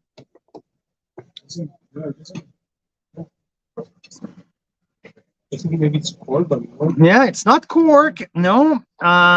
Anyway, it's really unique. I mean, I don't know the price, so it's hard for me to rate it. So we're probably going to skip on that and move on to the Mount Boucherie original vines. Oops. Corkage? It's not cork. There's like a kerosene. So there's a little fault on the nose here. So we're going to skip the Mount Boucherie as well here. There could be something yeah, with that bottle. Okay. yeah. Okay. Which ones do I need to try from this flight, Carl? So have you finished your so flight? hi, Mira. Nice to see you. Hey, nice to see you. Definitely, I want you to do the side by side, 13th Street, 2020 versus 2021. This is 2020. This is 2020. After I got over the palate, the nose, I was very well rewarded by the palate. Beautiful palate, yeah. I get what you mean. Like the nose on the 21 is more exciting. Is it? And like it's really seductive, extremely appealing, really sexy. So the palate doesn't deliver as much as the 2020. Like the 2020 fills every single spot in my mouth, like absolutely covers every millimeter in my mouth. Like it's a top wine. It's a very top of the score right now. I mean, yeah. 2021, I gave it 2 points under, so from 92 to 90. Listen, like 2021 is still a great wine. Yeah, they're both great wines. It's hard to follow 2020. It's just I think like for any wine in Ontario, that's it, right? probably I the mean, refrain. Sometimes it's the biggest fault. Like the biggest problem with this wine is the success it comes after the 2020. That's the biggest Yeah, the biggest 2020 problem. is a pretty hard one to beat. They call it the vintage of the century, right? So now what I'm going to do Tough for here, anyone. it's reserve the Ferox Reserve Chard. I'm going to go update that for you. Are you? Are you going to bring some 2020 with you? No, I'm going to come back. Okay.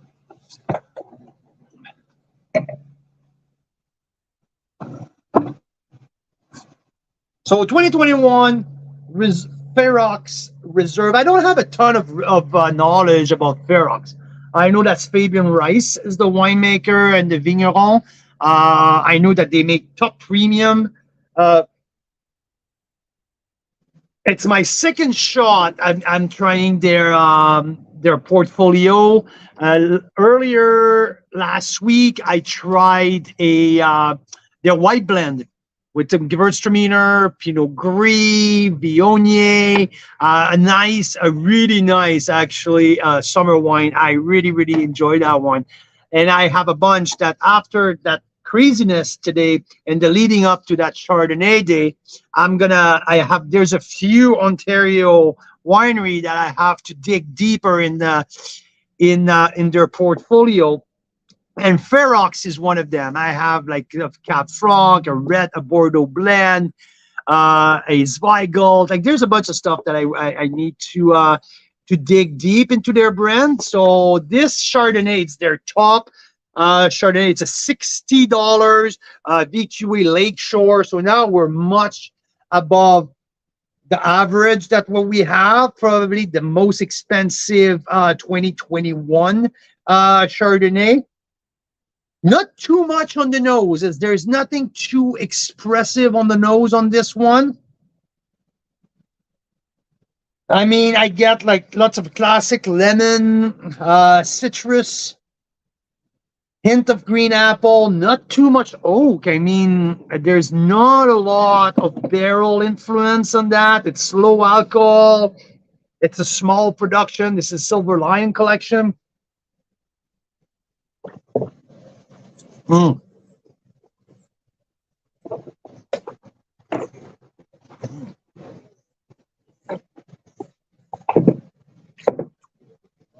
Whoa. Oh. Have you tasted the Ferox? Yeah. Whoa. Yeah. Whoa, this is good. Okay. Now we're getting, I was kind of suspicious because I got the $60. I'm like, oh, okay. But wow, hi friends. Hello. So some behind the scene people are joining us. Michelle, Karen, my brother Jacob. How's it going, man? Good. Yeah? Ready for some shards? Believe it. Yeah, you better be in your game, buddy. You're behind 38 of them. So wow, okay. So we just got some guests just arriving here. And wow, that Ferox is good. Should we start I'm with telling you, if it's not the top wine so far, it's getting right up there. This is another 92. I might put a plus beside that 92. I mean, this is a heck of a wine. If I have one maybe criticism, the nose is not giving me a ton. Really shy on the nose.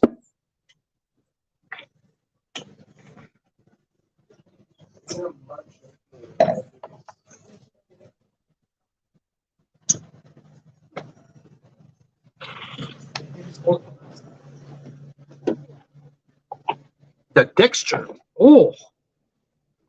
the texture of that wine is so soft and creamy, but not creamy, big and heavy. It's creamy. Only thing that doesn't make me go further than 92, it's the length. It's not really long though, but the texture. The texture, it's fresh, it's crisp, but it's textural as well. It's soft. I mean, it's not unidimensional where it's bright and linear. No, it's bright and soft.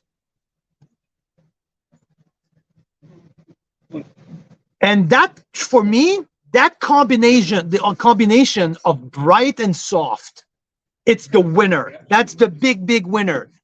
Bright and soft, because you have bright and directional. That's okay. It's a style of wine, but the bright and soft, it's something else. This is a really good wine. Unfortunately, not terrifically long, but I can get over it because it gives me a lot from the opening to past mid palate. I'm a big fan. So to be retasted later with the big dogs, because at that price, I mean, it's part of the big dog. There you go. So Montboucherie will put the NA there.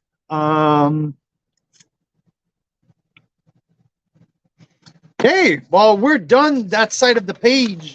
So let's move on.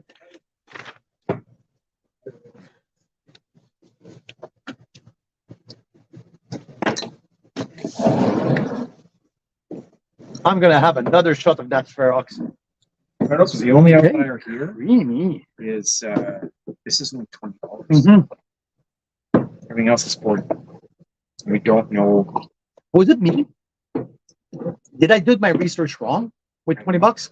I bought one of these not too long ago, and it was a stunning wine, and it was like $25 at a other liquor store. That was for my birthday when we did Yeah. our Chardonnay night here. Yeah, I know. Yeah. So my research gave me it was like 1995. Yeah. So anyway, we'll see.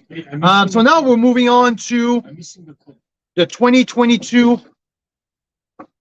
There you go, 2022 vintage. We 2020 vintage. Oh, sorry, I'm going down, not up. Yeah. So we're gonna go with Monte Creek. Oops, you know what? I'm gonna empty my glasses first. Yeah, it's intriguing, the Carlo, eh? But the Carlo It definitely gets points for its uniqueness. uniqueness. Yeah, absolutely. Yeah. And it's fruits. It's not Prince Edward County fruits exclusively. It's VQE Ontario. So it's telling me like, okay, she's like, and it's the tasting room exclusive. So it's interesting. Okay. We don't know the price on this one. These are both Fairview products. Barrel aged, not barrel aged, or small barrel aged. Monte Creek from Kamloops. Okay. So wine lover, we are, all over the country. We're getting outside of our comfort zone of the Okanagan or to Niagara.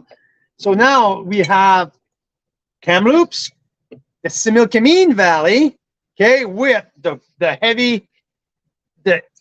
big player of Coors Select 2020 vintage. Now, okay, Le Clos Jordan, one of the classic, like cross-country classic. It's like Thomas Batchelder was the winemaker at the inception. He came back from overseas to take over again. Le Clos Jordan have so much history when we talk about Chardonnay. This is the Claystone Terrace. They have a few different single parcel, I would say, from the 20-mile bench. So, Clos Jordan, and now we're going to do a side-by-side of Fairview Cellar. So it's our second and third wine from Fairview. I have on the first one the Crooked Pot, or plot, no, Crooked Post, and the Crooked Post barrel age. So two different. So I believe that the other one is a little bit of oak, and the second one has much more oak influence. So we'll see. 20% in oak. 20% for this one. Okay, perfect. So now I think there's one outlier here. All of these wines are around the $40 bracket, except the Monte Creek. According to our research, the Monte Creek is at $20. So half the price of the other one, all 2020. The Living Land series from Monte Creek, just right here. Oh, the nose is beautiful.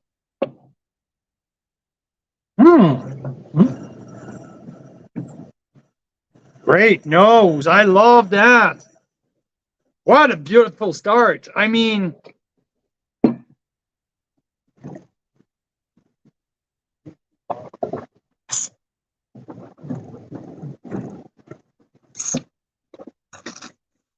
You can't ignore the price when you smell it.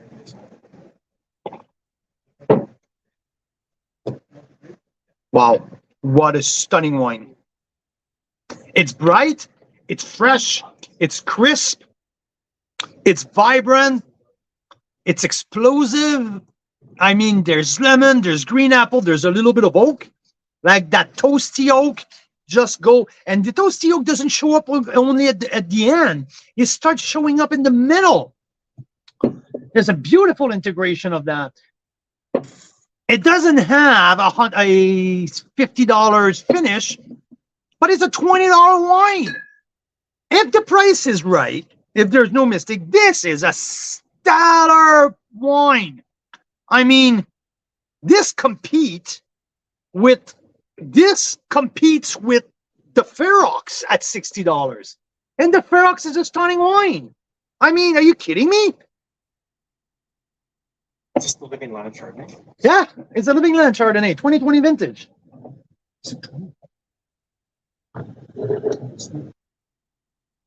Yeah. Just do order. Click on the order. It says sold out. I know, but I click on the order and they give me the price. That's how I found out. Or maybe I looked at a different source. Anyway, if someone's okay, you know what? We're gonna ask our listener. We're gonna ask the people who are listening to us. If anyone is on right now and would like to research to help us to find the Monte Creek Living Land Series 2020 Chardonnay from Kamloops, okay? This wine, I think it was $27. if you can confirm that wine was $20, please let me know.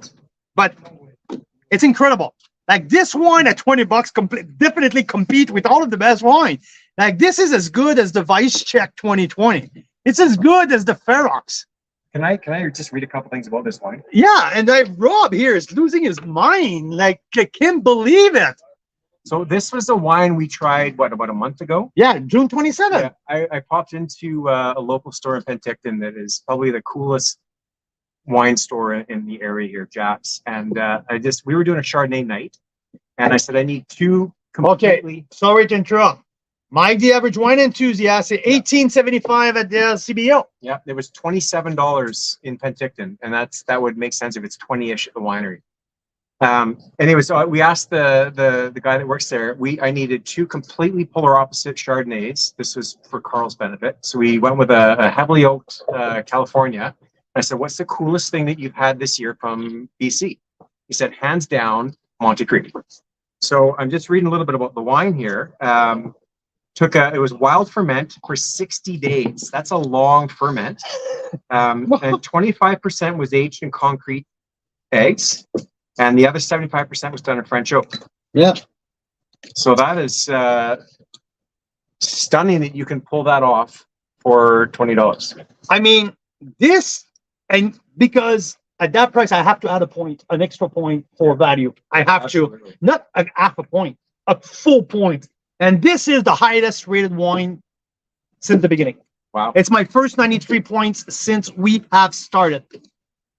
Because it would have been 92 like the 13th Street 2020, like the Ferox, like all of the best wine that we've tasted. They're all around 92 plus.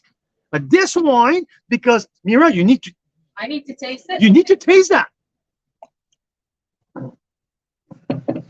You need to taste that. This is killer. Mike, the average wine enthusiast, thank you for your research. You're supposed to be at a barbecue right now with Jen's cousin. Jeez, you're not supposed to be helping me finding price point. Yeah. All right, here's your lobster rolls, Carl. Okay, taste that. So, what's this? Taste that. What do we got here? I'm not telling you. You're not telling me.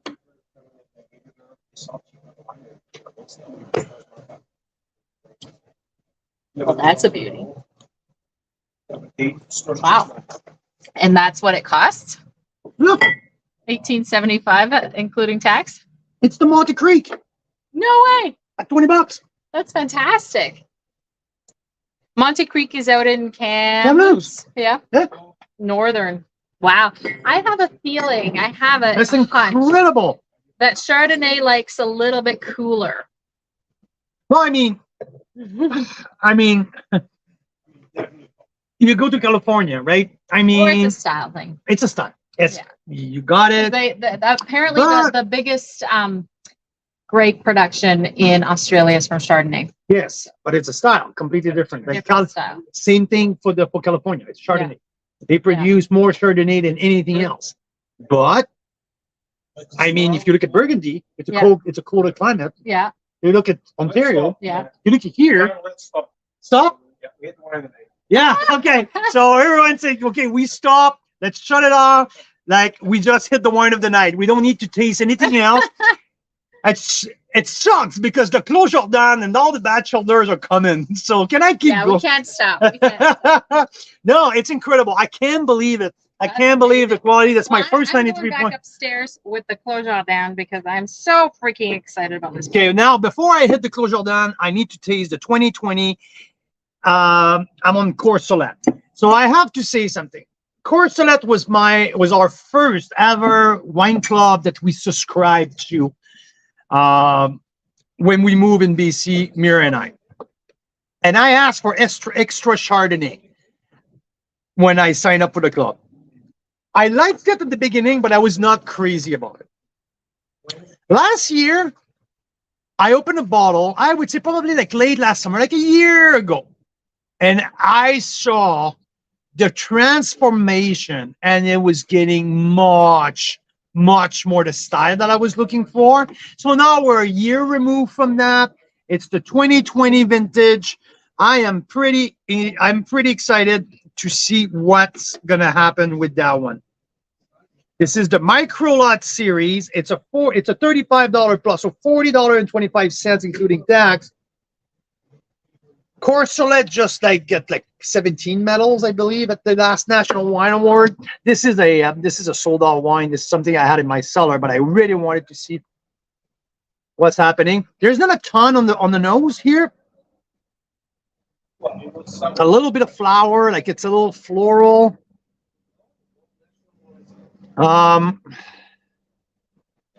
It gives me a lot. It tells me that it's going to be bright because the nose feels bright.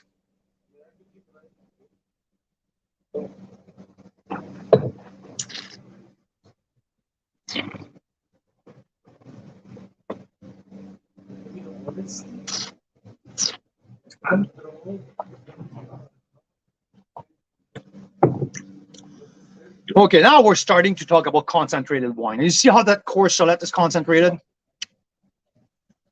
Yeah, Courcelette is dense, it's concentrated, there's bright aromas. The oak has started to integrate. Like now, that's where I'm feeling like the oak, it's really starting, like the vanilla. It's not only at the end, the vanilla started the mid palate. The spice started the mid palate. There's lemon curd. There's not a ton of tropical fruit in that. This is a good wine. The finish is long. So yeah, we're getting into these freaking, I don't see a lot of dot coming down. Like, this is a good wine. Oof.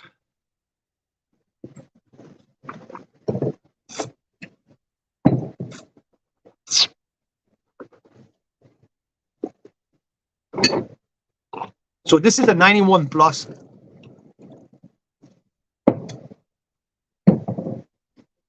Little lobster puff here with that. Creamy, eh? Yeah. But I think like this wine is hitting its stride right now, 2020 vintage. I mean, like I feel it's getting like this, right? Because I remember at release, I asked for more extra on my order, and it was a little disjointed. And this is the last bottle now, and yeah, I wish I had more. $40, I mean, they got 35 plus tax. I mean, you're right on the sweet spot for premium Chard. No, this is not disappointing. That's what age can do for you. Now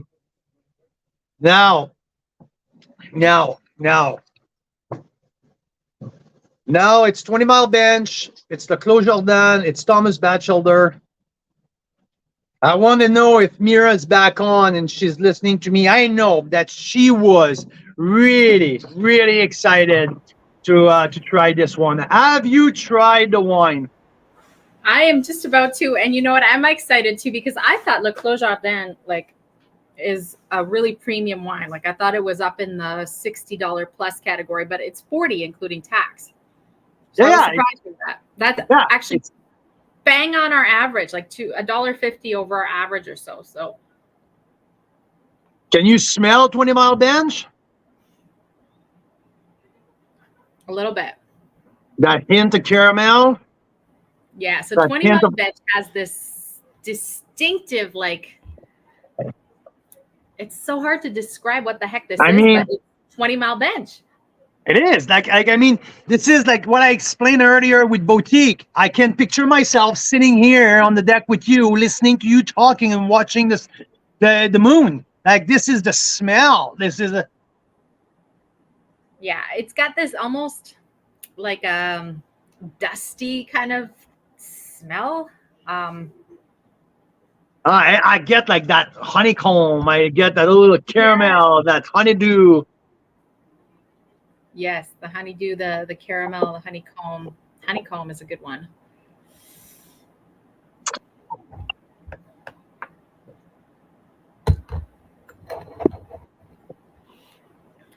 Spicy. Yeah. Spicy. Spicy. And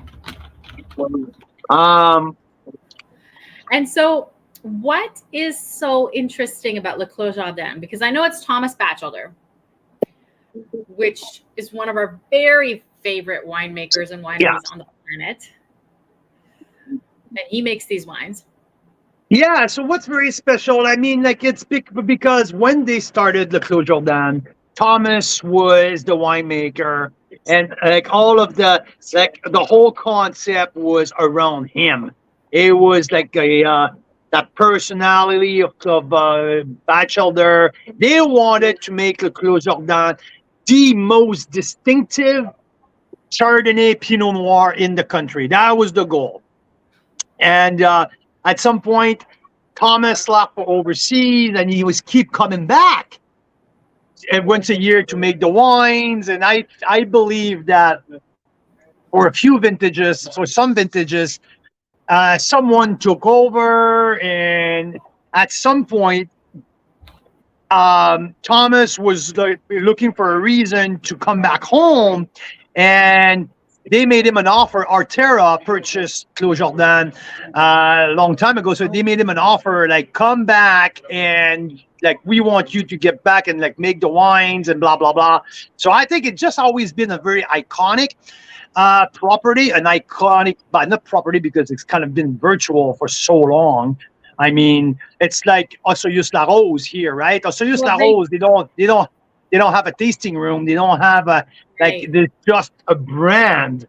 So they just announced that they're going to have their own tasting room. Yeah. So now they shut down. They closed. What's the name of the winery? Angel's Gate, and they're going to make it Clos Jardin's house. Yeah. So, and I think originally what was interesting was it was a collaboration with the Famille Boisette of Burgundy, right? And it was like a goal of creating a domain in Niagara that would produce this ultra premium Burgundian style Chardonnay, right? Oh, the nose is opening up. Yes, you're right. Exactly. That's to make it the most iconic wine in the country, basically.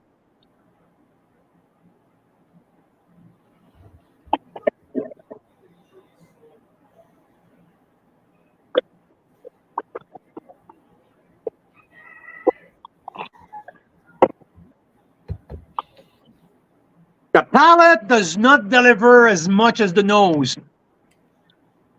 I mean, it's a great wine. I swirled it more than you. Hey? Maybe I swirled it more than you. I think it needs a little time, this one. Yeah, maybe. I love the nose. The nose is absolutely blows my. I would love a little bit more on the palate. It's a great wine. I get 91 points.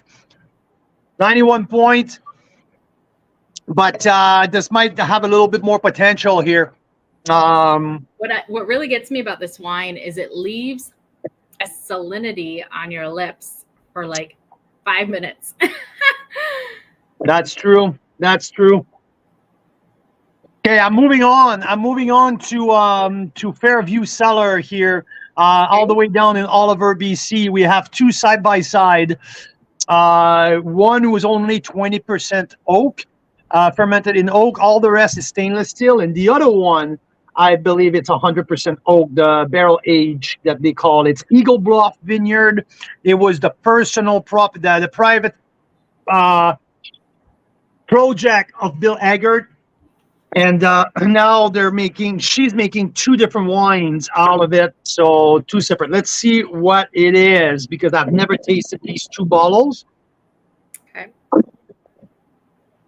Definitely the nose are very different. Yeah, the barrel age has a little bit more appeal to it, has give me more on the nose. The nose on the regular one has not as much to offer.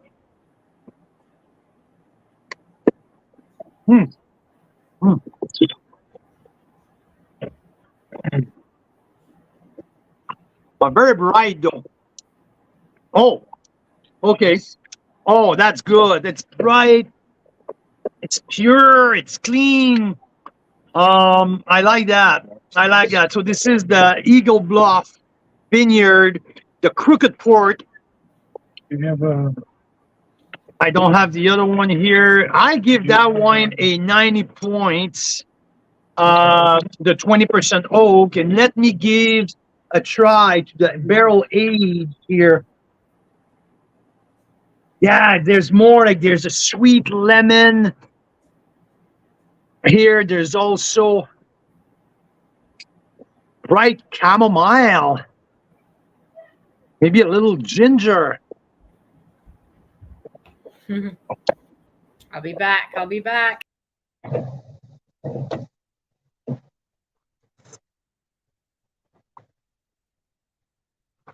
I'm on the Crooked Port.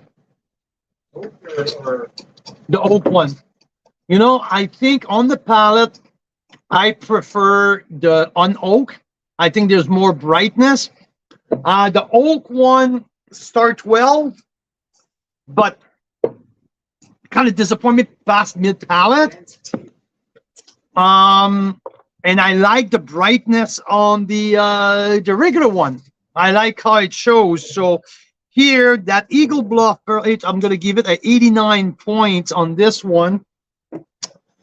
And yeah, so Rob, I'm interested. You know, what do you think of the Clos Jordan? If my opinion here to Mira was, I love the nose more than the palate. It's a great point. Don't make me wrong. Maybe my expectation were too high. I give it a 91 points.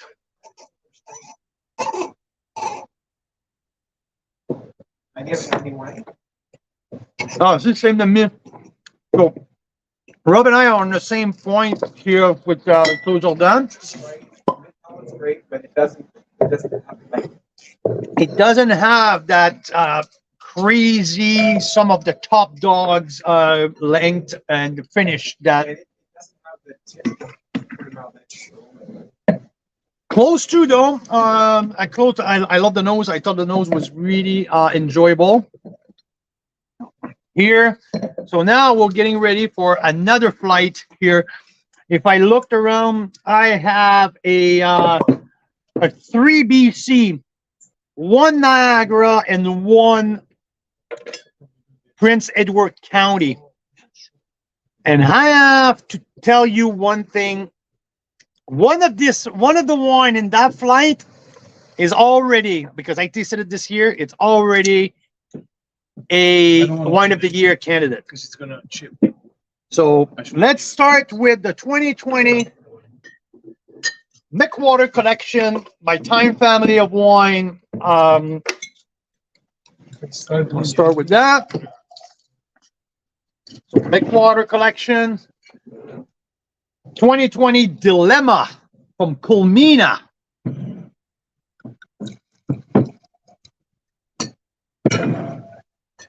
Let's go on the Narmada bench for the Estate Chardonnay from Upper Bench.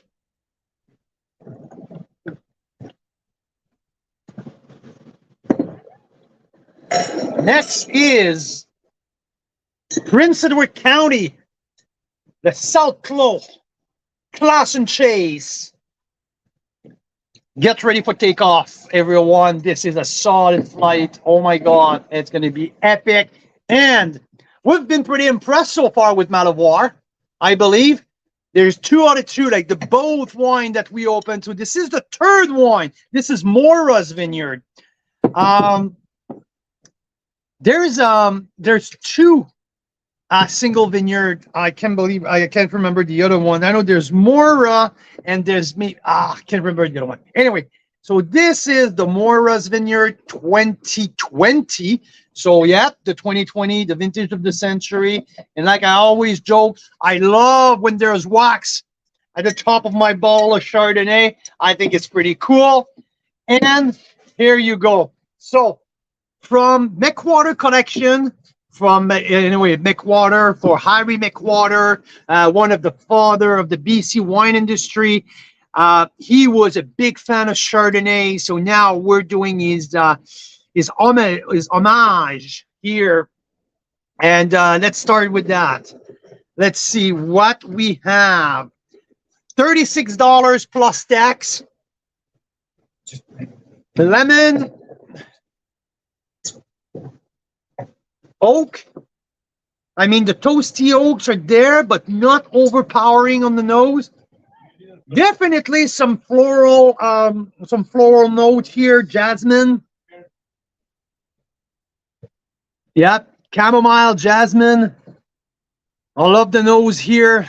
Joanne's still with us, and I know, Joanne, you like Class and Chase. So we have some behind the scene people here. So I don't want to steal my my line, but I know in this very flight there's a wine of the year candidate, and I can't wait for I can't wait to see the reaction when people's gonna try that wine. So anyway, let's me, like, I won't spill the beads, but so McWater collection, pretty shy on the nose, so there's not a ton coming out of it.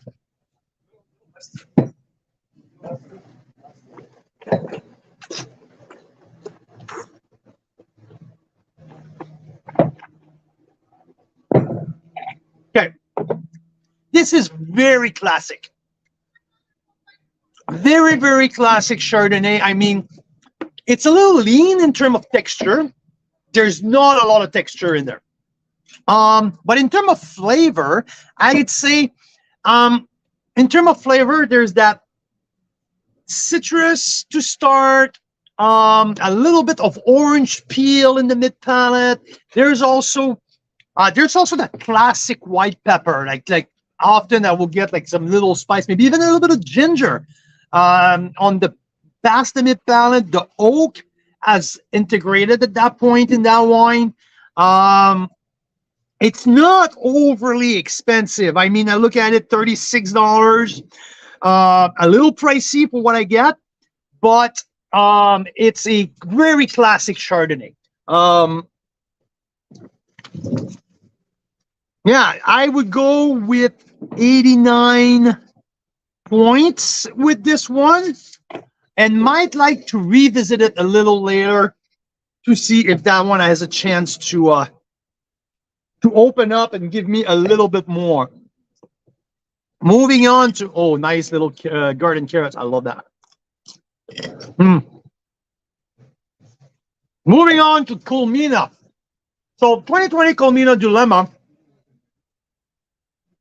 owned by Arterra. But, you know, I reached out to them last week and they replied to me like in a 20-minute. They were super thrilled, and their fruit is from a very stunning vineyard on the Golden Mile. It's called Margaret Bench. And if you drive on Highway 97 and you drive through Oliver, you see one specific vineyard on the right-hand side is higher than anyone else. And when Donald Trigg decided to develop that because it was Donald Triggs and his daughter's project when they started Colmena Family Estate.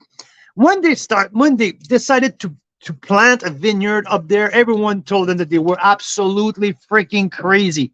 There was no way that they could be successful because it was so like off the beaten path. They spent a fortune developing a vineyard up there. Anyway, the fruits are absolutely shining on Margaret Bench, and that's what we have in our glass here. So I love the nose.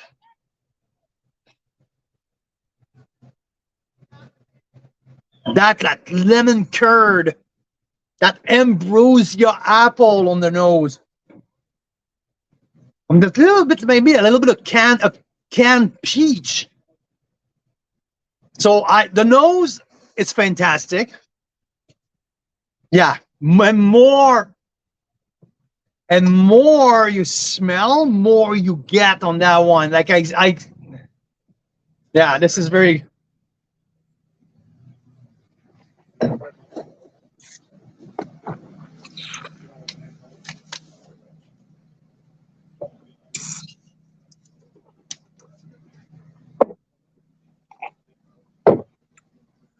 So Colmena on the palate, definitely a spice on the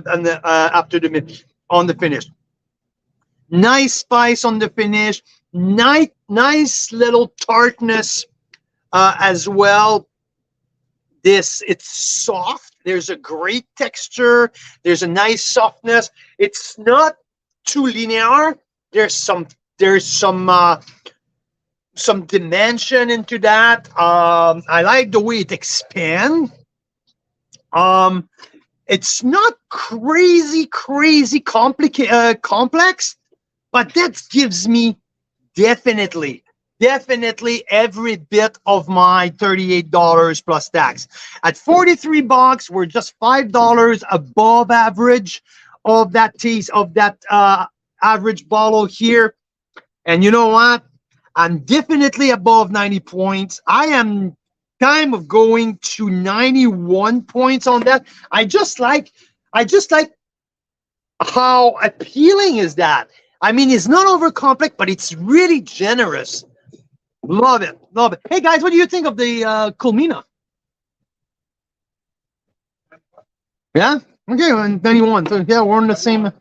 Yeah. Are people here kind of the same page than I am here? Mira, how are you doing on your side? There you go. How's it going, hon? Good. I'm just listening to you. I think it's great. And I'm getting dinner ready. How many more wines do you have left, Carl Boucher? I have 3 more on that flight. 3, so 10, 50, 20. 20 more wines? 20 more wines. So you'll be done in an hour. I don't, because we're getting into the crazy one. So I don't know. If you need me to be done in an hour, so good you, but guys, there's only 20 wines left, okay? Only 20. Did you have a chance to taste the previous? I'm gonna come down and taste a few more. Yeah. You keep going. Okay. So what's coming up? Tease us a little bit. So what I have here, like right now, I already tasted McWater Collection. I just finished with Colmena, and I really enjoy Colmena. Yeah, to me, it's a very solid wine. Now on deck, Upper Bench Estate Chard, Dawson Chase, South Clos, and Malavoir Moira's Vineyard. Okay. Amazing. Okay, so It was the South Clos Pinot Noir from Clausen Chase that we went pretty wild about too, right? Well, yeah, I know, but the Pinot Noir, but the Chard, like if you look at the score of the Chard, I mean, you gave it 94 plus points. So to give that context, everything we've tasted so far, what was your highest score? 93. Okay. So coming up, you have a 94 plus point. So this is something extra out of the ordinary. in a good, really good way. And guess what? The 93 is for a $20 wine, the Monte Creek. Oh, wow. That was the wine of the night. Yes. So far, it's the wine of the night. So far, like there's not one wine over be. I mean, it's as good as the boutique. It's as good as the 13th Street 2020. It's as good as the Bellaterra. It's as good as the Lunescence. It's as good as the Ferox Reserve, but it's $20. That's I mean, you tell me that it doesn't deserve a boost on the point? I mean, for people who argue with me that it's lunatic to score based on price, like, I mean, I just don't get the thought process. I don't get it. I mean, how can you produce a better wine at half the price and not get more credit for it? No? Is it just me or? Okay, Upper Bench, Estate Chardonnay. We tasted their entry level earlier, and now we're tasting their estate. So from their, from the winery estate, they are the only creamery, but not the only, no, there's a few in the Okanagan, but they make some stunning cheese, and they actually have like some amazing wine. So Chardonnay here, estate. I think there's a good balance between oak. I'm not sure exactly what the oak profile here. 50% French oak, 50% stainless, and 100% of that 50% is new. But the oak seems pretty well integrated on the nose. I don't get any nuttiness. I don't get any oak burst. So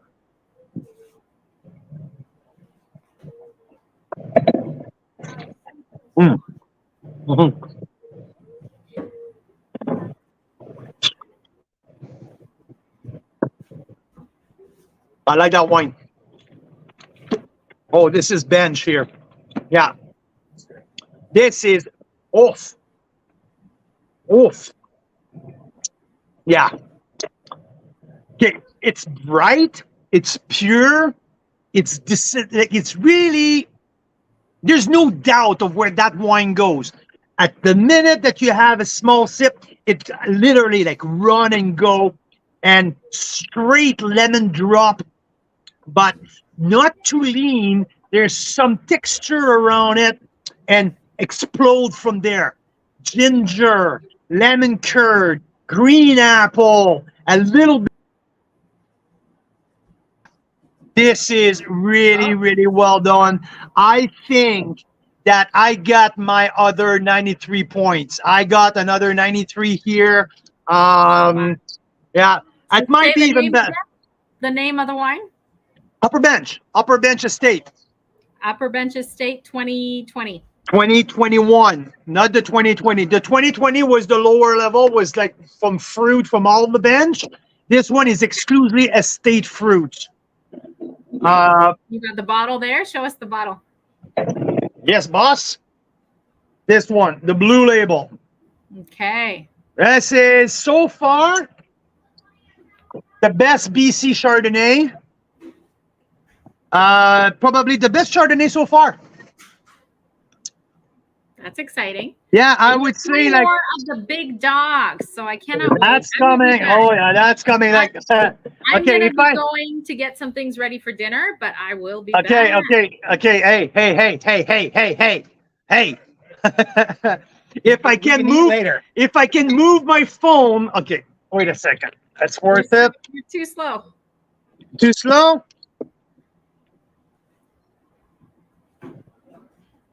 That's what's coming up. Bachelor, Rose Hall Run. Meyer. Okay. Very exciting. Okay. Okay. So Here we go, baby. that Upper Bench, but yeah, I like that Upper Bench. Probably the best wine I've tasted so far. Incredible precision. This is, yeah, it's impressive.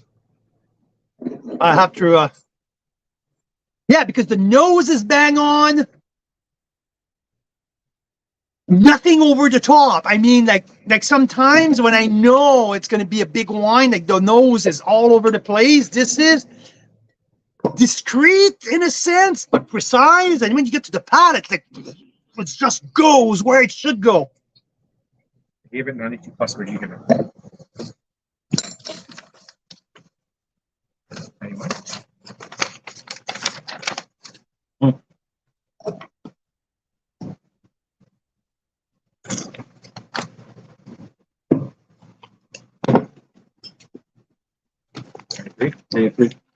Okay. Solid wine. Solid wine.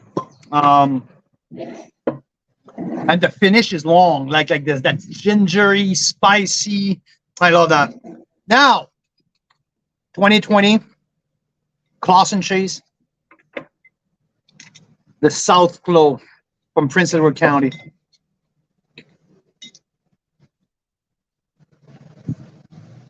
Shy on the nose. I don't know what's going on with that bottle.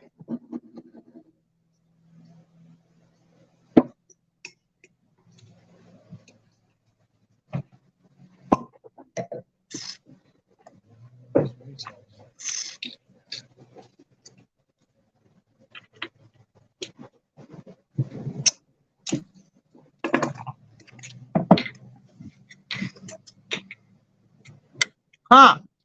It definitely doesn't have the same explosion than the previous bottle that I have. It's a soft wine. It's a good wine, but it doesn't have that extreme flavor extraction that I previously had. Because when I was talking about the potential wine of the year, it's that one. And it's good. It's really good. But it's definitely, I don't think it's the best wine of that flight. It's very soft. It's very subdued. It's good, but it's missing that flex that I thought I had previous. When I tasted that wine in March, it was spectacular. At that time, it was the best wine I tasted this year. I'm gonna put that bottle aside right now. Okay, I believe right now I'm at 92 points. We'll see if it opens up a little later. Yeah, that doesn't give me as much as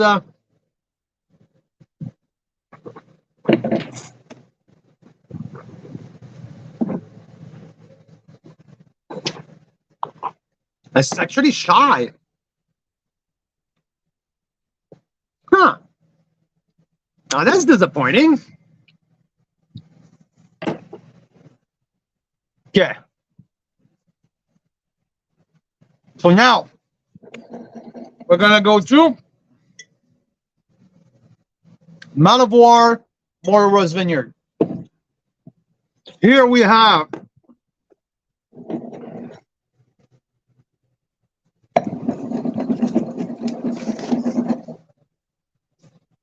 a $45 wine, tax in. Yeah, Joanne. Oh no, I mean, it's not about wine, but the wine is kind of sleepy right now. If I compare what I had in March, it's definitely sleepy. So, like, yeah. Let's move on. I'm gonna try it again later tonight and see maybe if my advantage with you guys, it's not 10 p.m. It's only 7 o'clock, so I have time to revisit some of these wine a little later. So, In addition to that. okay. So here I have the Moira.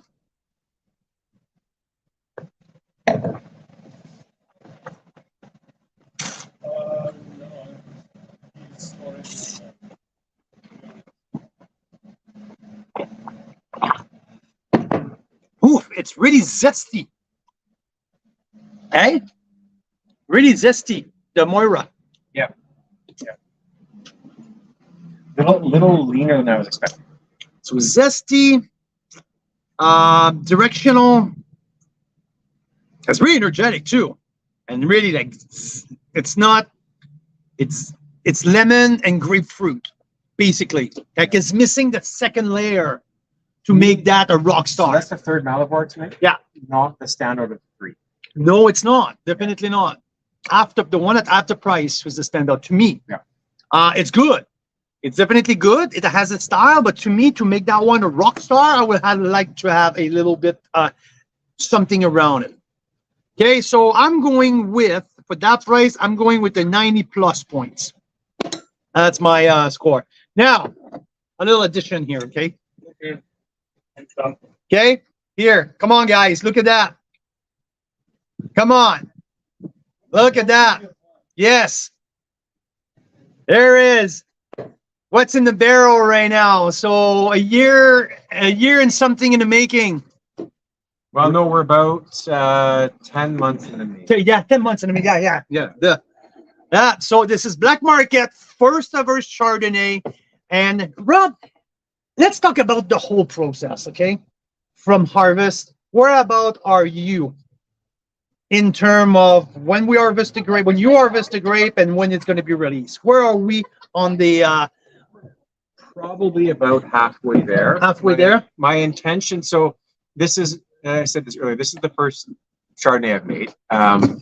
My original thought was to leave it in barrel to sort of just shy of a year, pull it out before the new vintage comes in, but I'm heading towards about 18 months in barrel.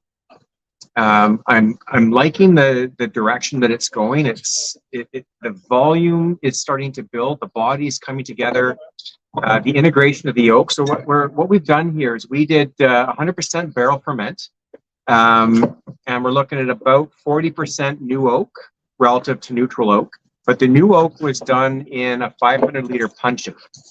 So a toast profile that was designed for Chardonnay, and we've not touched that batch since it was put into the barrel.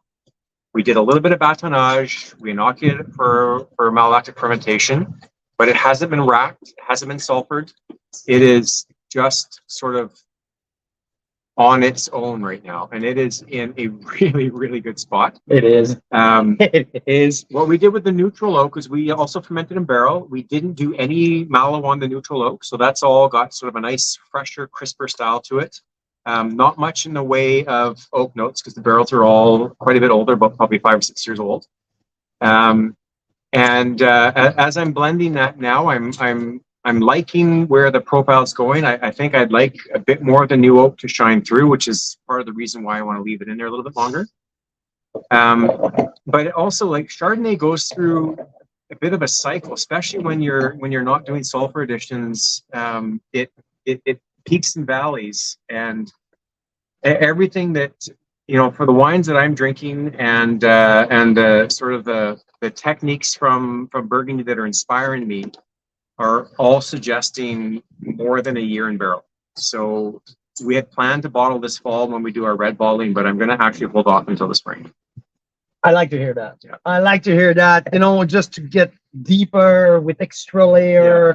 I mean, you can see the direction right now. Yeah, absolutely. We can see where it's going. Yeah. Like, and I love the intention of giving it a little bit more oak, just to round that up. And I think because the fruit has precision. Yeah. Like you got that zing, you got the acid in the fruit, and exactly. It was harvested probably. So this is not fruit that we grow. Obviously, we don't grow Chardonnay. So I had no input on the pick decision on this particular batch of grapes, which is not ideal from a winemaking perspective, but it was probably picked a little on the leaner side than I would have done. So trying to build some body around that slightly, we're going to be probably around, I would say, sub 12% alcohol, 11. Okay. So trying to build some body around that, it's going to require just for perspective. Out of 65 we have here tonight, I would say there are 2 wines, probably 2, excluding the sparkling, obviously. There's probably like 2 or 3 at the most under 12. Yeah. So just to put everything in perspective, right? So, but I love the direction it's going. We did some tasting a couple weeks ago. I think like it's even in a better place right now. There's like, it's really generous. Like actually right now it's like at the top of the curve. Yeah, it's really exciting. Okay, now 3 months ago, I wanted to dump it down the drain. I know. So let's reassure people who are listening to how many cases are you I are we think, making with that? well, we'll lose a little bit more because of the extra 6 months in barrel. We have to top a bit more, so I think we'll probably end up sub 150 cases would be my guess. Okay, that's a good amount. I mean, how many wine club member do you have? 225. Okay. So everyone get their 6-pack. Yep. I mean, you better if you're now a black market wine club member. Telling you, this is gonna be something cool. So yeah, I'm glad that we're tasting it tonight. Look at the color, like it's so cool. Love it. I love it. Awesome. Well done. Thank you. So this is the black market right in the middle of where it is, right? I mean, you're 10 months past harvest. I remember stumping grape with Michelle. We did a little stomp off at the winery. There's some footage of that also. Who won? Oh, I don't know, but it's not me. So let's put it that way. Yeah, no, I've been lucky enough to follow the progression of that wine, and it's really, really exciting. So black market Chardonnay in the making. So woohoo! Okay, so let's move on to another flight here. It's getting dark, for God's sake. 2 Bachelors, the Rosewell Run, and the 2 Myers. Feels like I've been tasting wines for hours.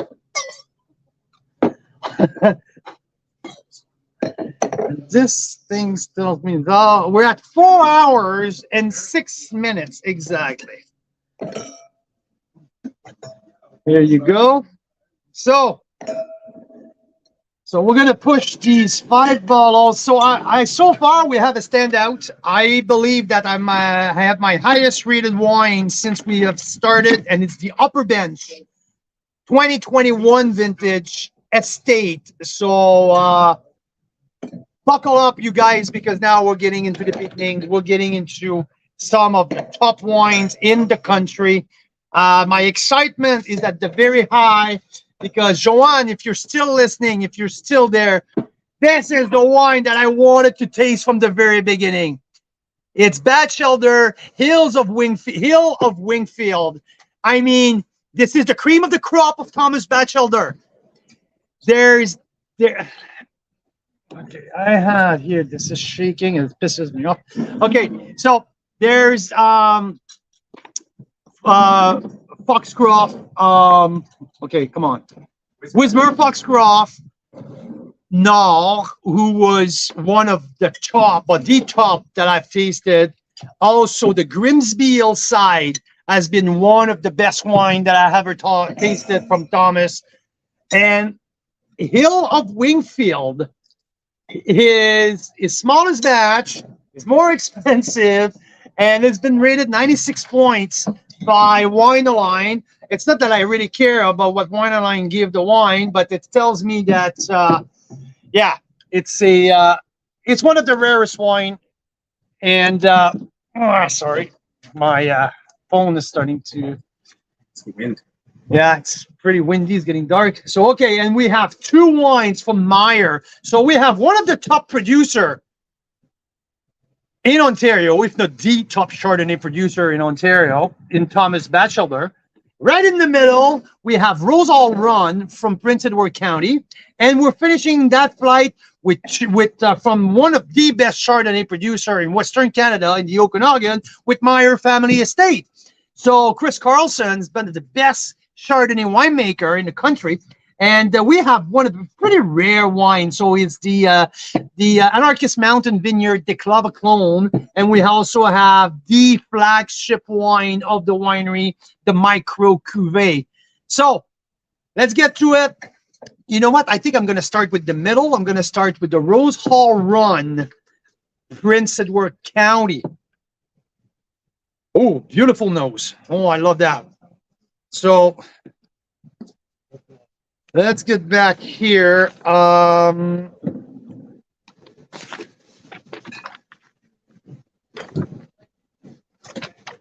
I'm just trying to get back to my sheet here. This is Mira. This is Batchelder. Yeah, the interesting part here, it's that very wine is, oops, jeez. Sorry.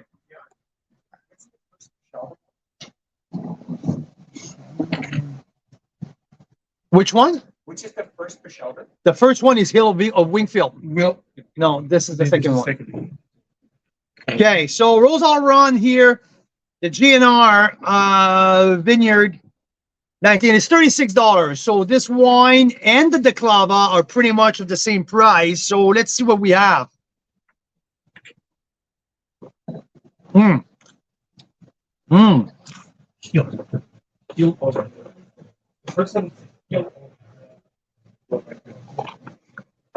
Okay, wow. Guys, try the Prince Edward County to start. Okay, let's do the Rosal Run. Wow, it's a little bit more tropical fruit. So there's tropical on the nose.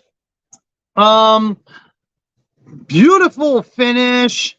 You know, it's a $36 wine, and it definitely over-deliver its price point. No. The Cindy is 74. We're having, this is the GNR. This is the GNR Vineyard, half the price of the Cindy. So that's okay. That's okay. I'm the one who's not spitting. So I'm the one who's spitting. So yeah, I love that wine a lot. This is definitely this wine that punch way above is weight class, way above. I mean, it's rich. There's a beautiful spice. There's a beautiful spice.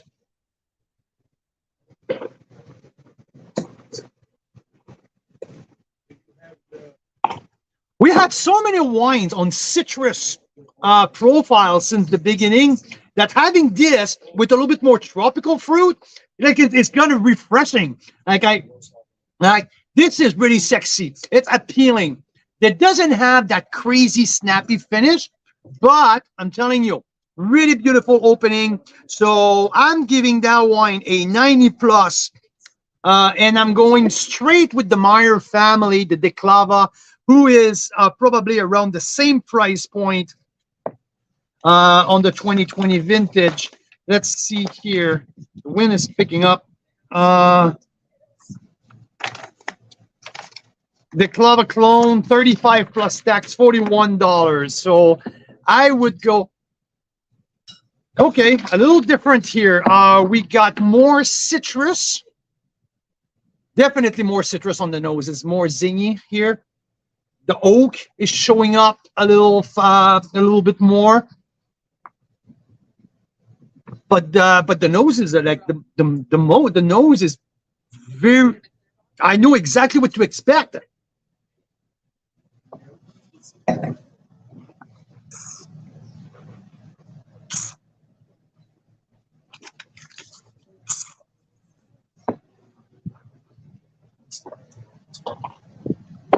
Okay. Fantastic finish. I like the finish. It's spicy. It's gingery. The oak spice shows up. The oak spice burst.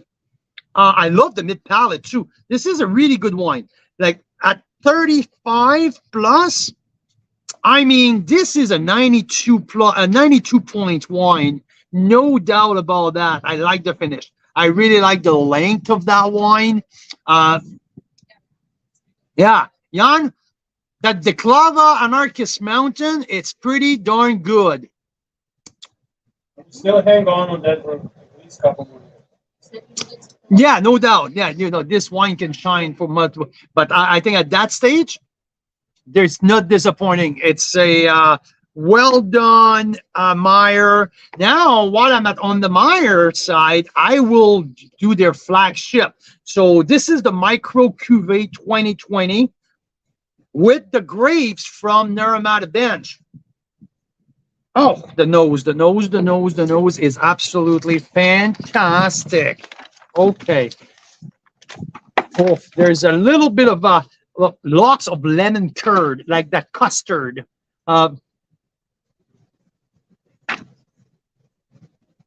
Yeah, that's announced a wine with lots of complexity.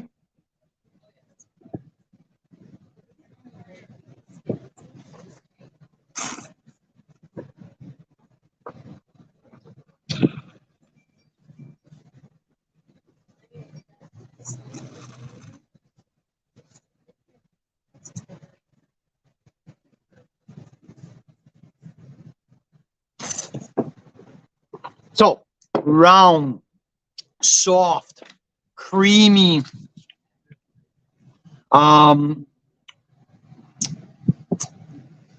complex. Everything that if I pay $65 plus tax, so 75, if I fork out $75 out of my pocket, I don't expect anything less than that.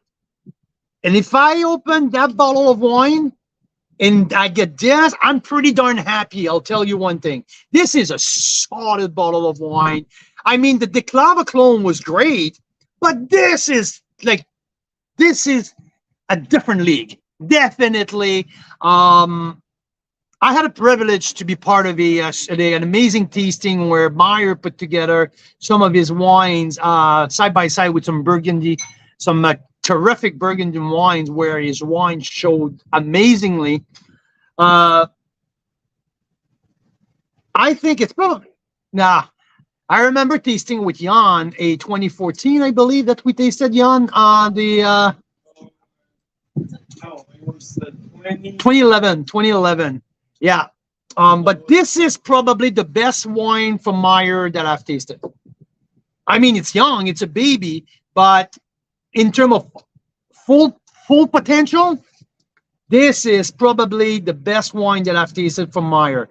And I will be, let's put that in the note, guys. I would like to taste Meyer side by side with Upper Bench.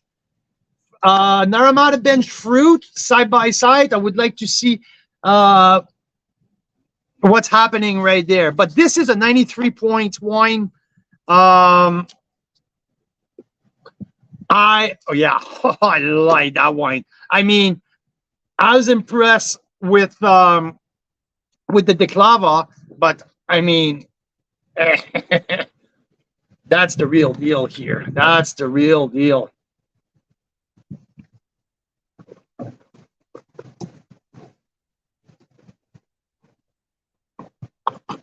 Okay. Yeah. I mean, that cuvee with the Legado Chardonnay, especially some of the two best BC Chardonnay, Legado, that Upper Bench, they're all in the same line here. But yeah. Okay. Let's get Mira. Are you still here? If Mira listening, maybe it's Thomas Batchelder time. I think that we've been waiting for that for weeks now. We've been waiting for that for weeks, and now we're going to start with Wilms, Vigne de 1983. So vines from 1983 from the 4 Mile Creek appellation in Niagara-on-the-Lake. So Thomas has split his Chardonnay, all of his portfolios between Escarpment and Niagara-on-the-Lake. So this is Niagara-on-the-Lake. Old vines, tropical nose, mango, pineapple, and Rob's telling behind, and really good. Yeah, there's no doubt. I mean, yeah, the nose, I got that richness. I got that lemon curd. I got that tropical fruit. I got that honeycomb.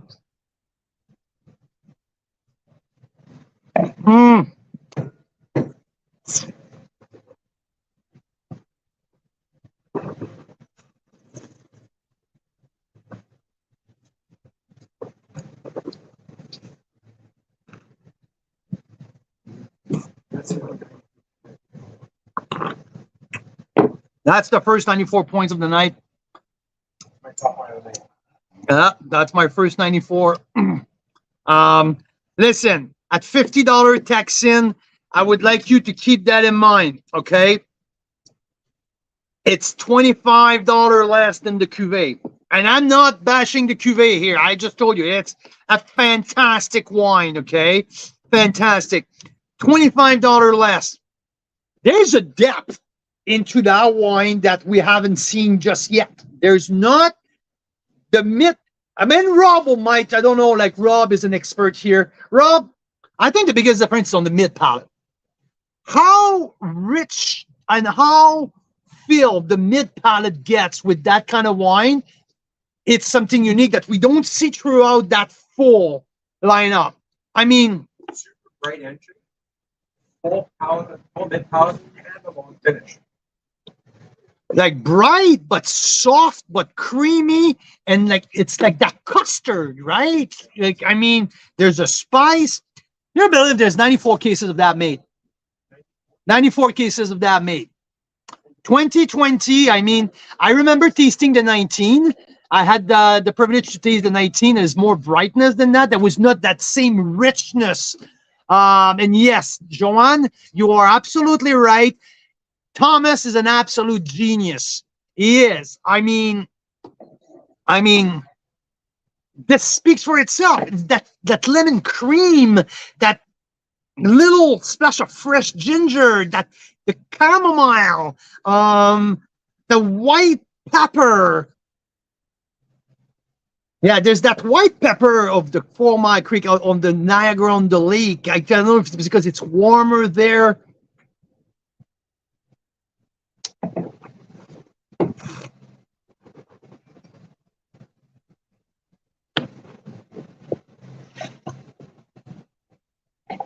I mean, we're 50 wines in, and this is the wine of the night so far, and you haven't tasted the next one.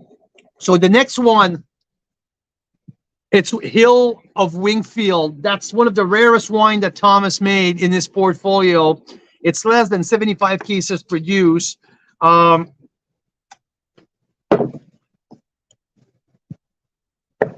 have a whole lot on the nose, though.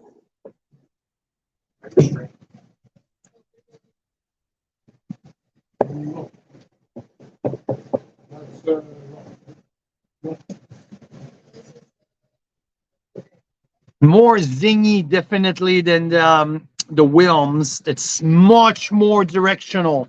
It's no doubt about that.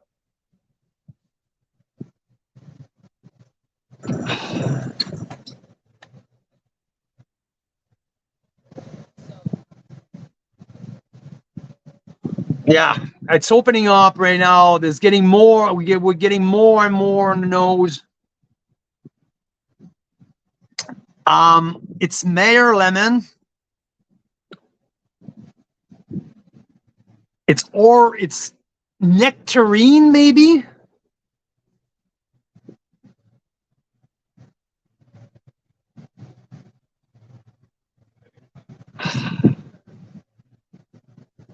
Yeah, maybe a bit of nectarine in there. Ah, there's so much. I want to discover so much more on that wine. You know, it's when you look in the tunnel and you can't see the end. I don't feel like I can see the end of that wine just yet.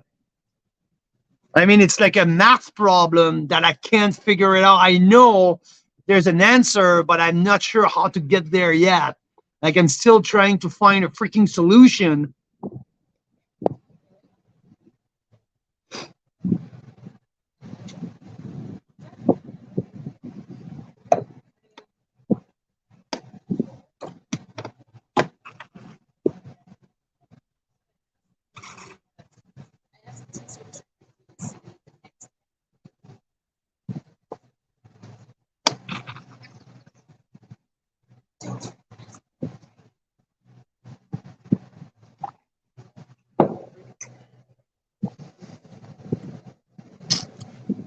Okay, this is Hill of Wingfield. It starts from here, and it's like going up the hill, right? It goes up and up and up and up and up, and it's like it's progressive, and it builds and it builds and it builds. It's creamy, and around crap! Here you go. Daniel Bonterin is in the house. There you go. Right when I'm tasting Thomas Batchelder. There you go. Hey everyone. There you go. Daniel Bonterin just arrived here. We're gonna right at the time where we're at the Big Dogs. Perfect. All right, that's timing. Nice. Well, you have 45 wines behind, so you better start. I better get started. Have a good one, guys. Okay. It's progressive. Start, it goes up. The spice is from start to finish. I mean, usually you get a spice where it starts after the mid palate, right? Start at the end and it lingers at the end. That spark of spice starts at the very beginning. It's lemon curd. It's orange blossom. I think orange blossom is the right. Orange blossom, lemon curd. I don't know. There's so much in there. So much that I'm not sure if I can describe the whole thing. The nose does not justify, does not give, no, the nose does not reflect everything in there. I mean, that's a wine to open in 6-7 years, to be honest with you. This has no room to be opened yet. I mean, there's so much more to come in there. This wine in 5 years, I just cannot even yeah. I'm gonna write that. I'm gonna score that wine open score definitely, starting obviously at 94, and I will open it.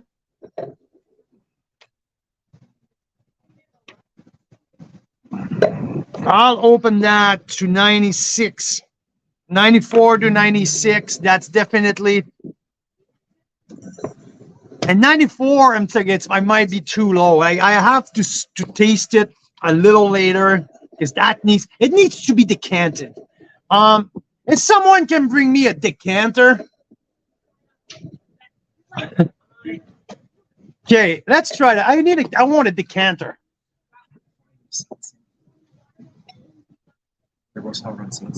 Saint Cindy, maybe in the fridge there? In the freezer? In the freezer in the front? Not in our freezer? Maybe I forgot it there? Yeah? That would be the only place.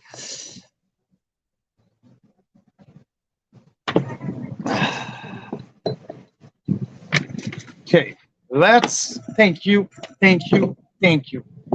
Okay.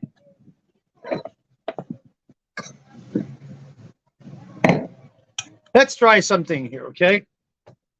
Thank you, Michelle. Thank you very, very, very much. Here, okay, we're gonna give this wine a big swirl here.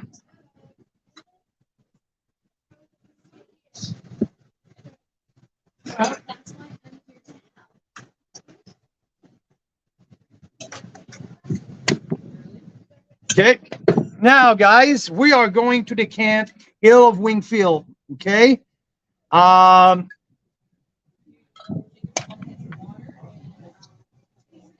feel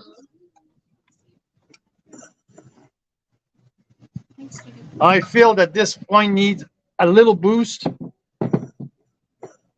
Okay,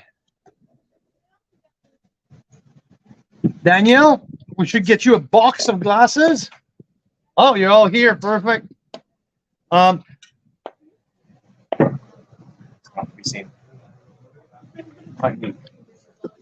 missing a bottle. That's what happened when you have 65, I guess. Okay, so I decanted Hill of Wingfield. because this is like there's so much in that wine. It's like if I have like a calculus math problem, and I know I'm gonna get to the answer, but I'm far from finding the solution right now. That's how I feel. Like there's so much in there. It's rare when the spice starts at the very start and keeps going. Like anyway, I just decanted it. So far I'm at 94 to 96. Like I open bracket it. Come back at the end. Yeah. Like so, it's sitting here just so everyone want to look at that golden goal. Okay. Here. So I guess that we're ready to move on to the next. Before I'm okay. We need a break. I would like to go to the bathroom. Okay? So. You can grab from this back there. Yeah, let's turn it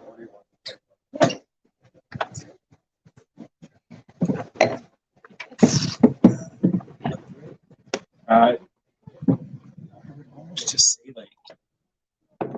Hey. I would like to go to the bathroom. Yeah. Well, I have a special mission for you.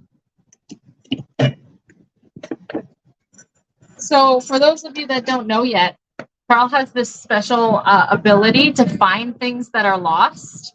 No, he really does. You go to the bathroom and then you go find the Rose Hall Run that's missing. Oh yeah, I've been people have been telling me. So have a sip of that. What's that? It's delicious. Is this the wine of the night again? Oh,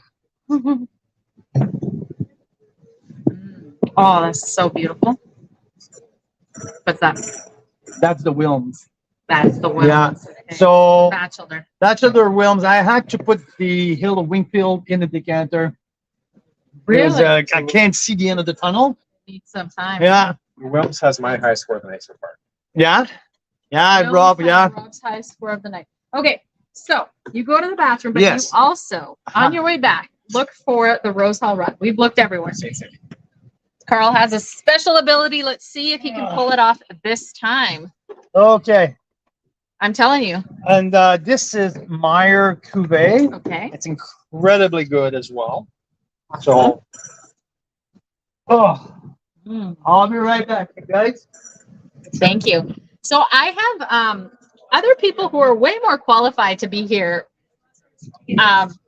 talking. So you guys, if you're listening, put in the comments. Do you want to hear from Daniel Bonterin, who just walked in, who is winemaker at Seven Directions and Bottega Wine Studio, who does not make his own Chardonnay, but who could tell us his thoughts on Chardonnay?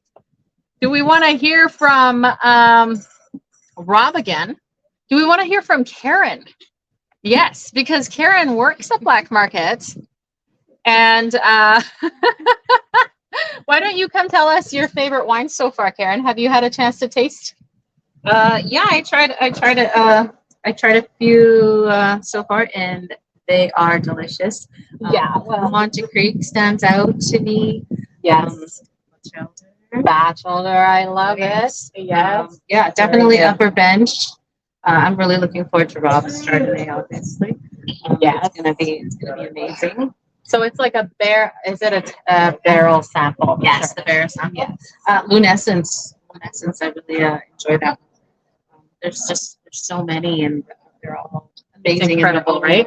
Yeah. Yeah. Well, thanks for stopping by. Oh, thanks for having me. This is always a great event. I always love your events. So much fun. And we've always talked, during the pandemic, we were like, this is criminal that we're sitting here tasting so many great wines, not just with Chardonnay. We've done this with Cab Sauv, we've done this with Merlot, we've done this with Rosé, we've done this with Sauvignon Blanc, Riesling, and we have done this with a lot of different kinds of wines. And so many times it was just us tasting it, like Carl and I, like literally.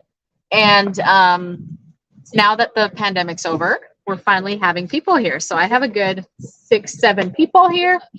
And yeah, it's fabulous.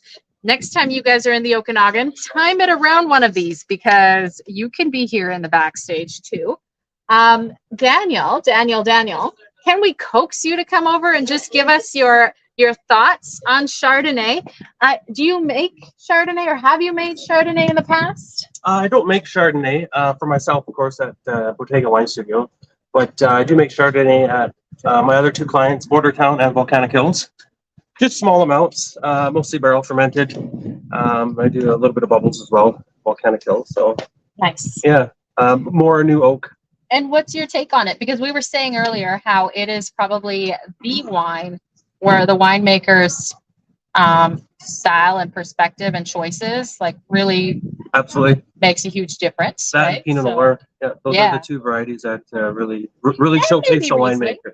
Yeah, there's a huge spectrum of Riesling. Yeah. Chardonnay is a little bit more tight knit as far as stylistic. Everybody's going for that one, the Chardonnay, I guess you would say. I like more reserved Chardonnay. When I was at Le Vieux Pin, I used to make big, 26 brick Chardonnays, lots of new oak, big and heavy. And over the you found it right on. Over the years, like my rosé refined, so a little bit fresher, more delicate. Yeah. A lot of leaf stirring, higher city before it goes into barrel, a little bit of the Malo, possibly on the Chardonnays. Nice. Yeah. Yeah, I can see that from your style of rosé making. It would transfer the similar kind of thing to Chardonnay. And each plot is different, of course. Each vineyard gives you different Yeah. aspects and Yeah. flavors, of course.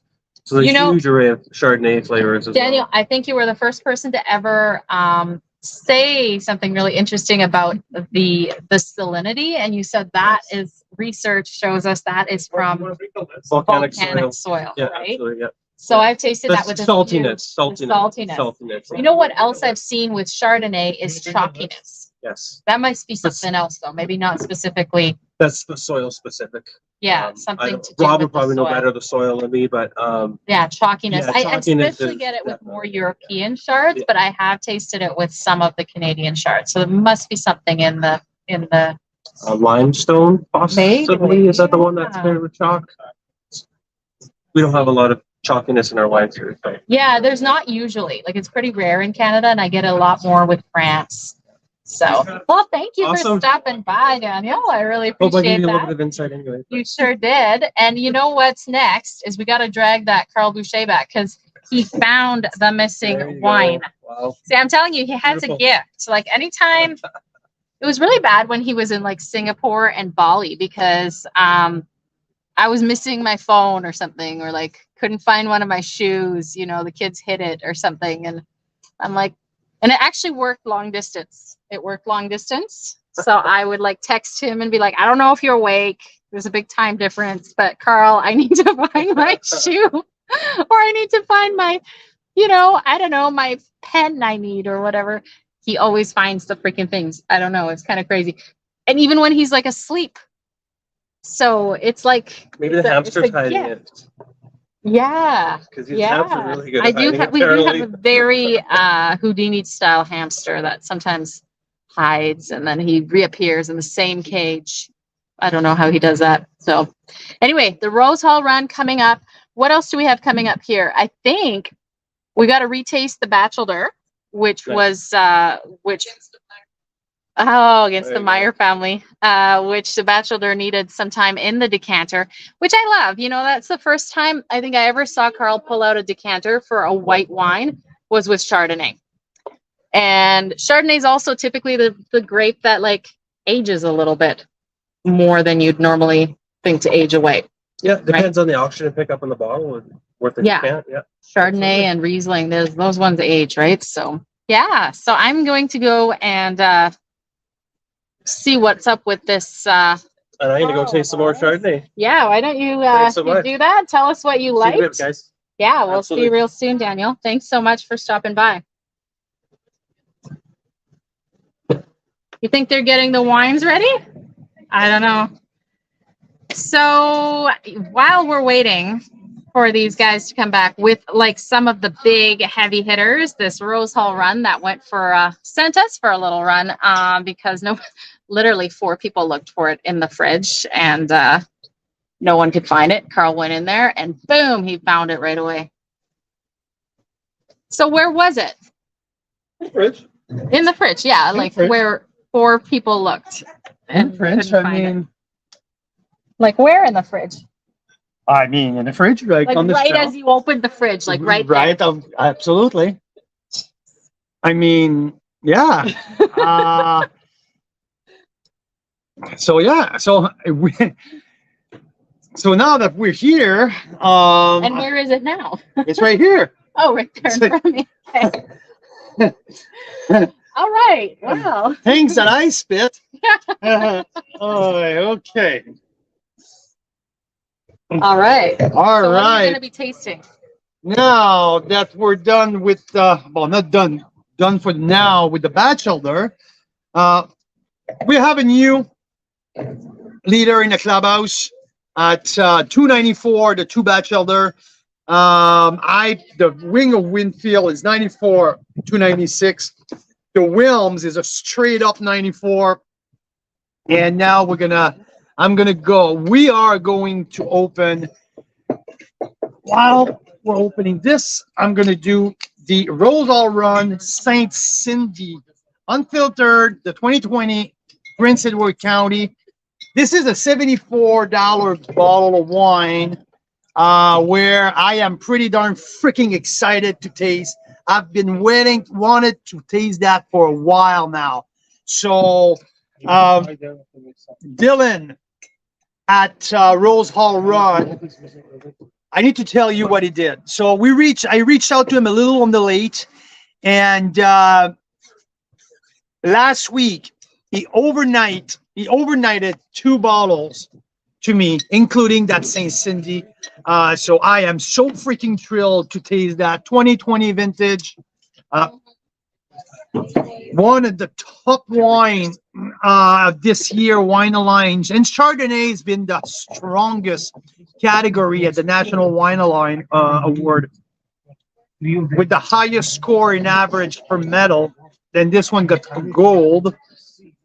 I think today we had 5 gold medal Chardonnay out of the 2025. So that's St. Cindy. It's a little quiet on the nose right now because I just cracked it. So these wines are gonna have to be revisit. Oh, that smells so soft, lemon cream and floral. Oh, that would be absolutely incredible. I love the nose. It reminds me a little bit of the South Clos.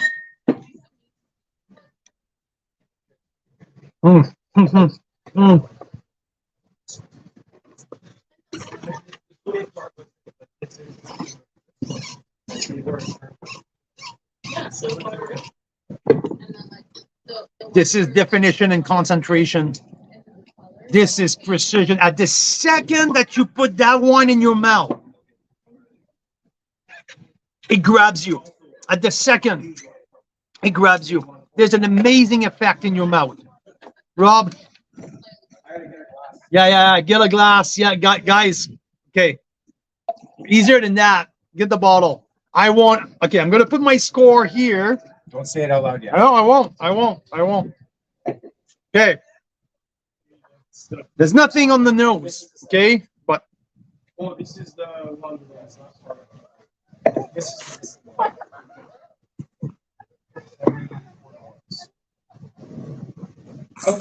okay. Daniel.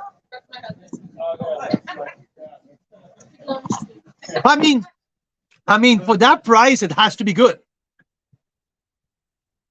There's not a ton of bottle of wine that I would justify that price point. And I would say right now, for the second that I put my juice in my mouth, it justifies. It's almost brighter than I would expect. Absolutely. It hits my tongue. I mean, things are alive. There's so much energy in that wine. There's so much definition. The definition of flavors. Like, I know, okay, when we talk about Batchelder is its intricacy, its mysterious thing. Like there's so much lift to interpretation because it's abstract, things are go. This is precision. There's so much precision in that. It's completely like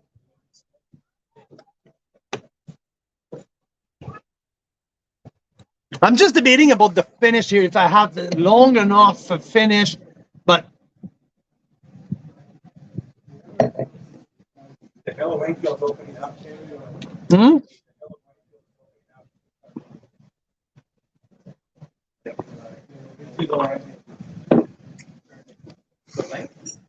Hi? Question the length. Well, I mean, if you're shooting for 95 points, it better be the top, right? At every aspect. It gives me a top aspect on from start for the grip to my tongue, but it doesn't have the nose.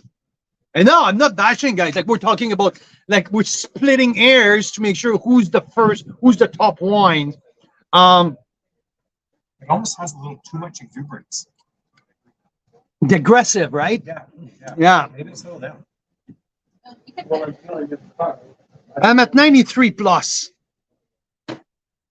That's my score. So, oops, sorry, I shouldn't say. But is it where you were? Yeah. Yeah. Okay, 93 plus. Rose Hall Run, St. Cindy. I mean, and keep in mind, it's $74. It's a boatload of dough for a Chardonnay. Okay, it's worth it.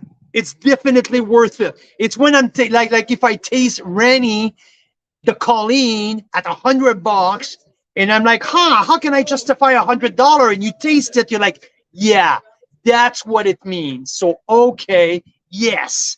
So St. Cindy, it justify.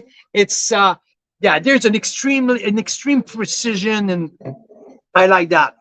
Okay, now I'm gonna put in my glass here. We have a 3 Ontario, 1 BC wine. We are on the 2019 vintage, and I'm getting the estate, the estate from Carlo. Okay, so this is Prince Edward County fruits. So $25 less than Rose Hall Run, right? So same area. Oh, so yeah, Joanne. So the Colleen has been bottled, is getting bottled next week, by the way. Okay, just so you know. So okay, we're doing Carlo next, 2019 estate. I'm doing also Black Bank Hill. So Black Bank Hill, it's a brand new player on the market. They just opened. This is from the Foxcroft Vineyard. So hey, you know what? When Thomas plays with Foxcroft, Where's Foxcroft? That same. yeah. So we'll see what's in there. I think there's a difference of price point here. We're not at the very top, but Stonebridge Painted Rock. Where is Black Bank Hill? Black Bank Hill. We're talking $35. So now also Stonebridge. Stonebridge also newer on the market. This is now we're talking like high price. This one is it's their estate, I believe, at $48. Oh, look at that color.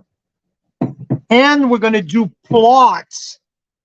Chardonnay. This is from BC here. It's from the Okanagan. These are new player as well. A lot on natural wine. The vineyard, I believe, where this Chardonnay is from, it's right around the corner for you, Rob. It's in Caledon. Yeah.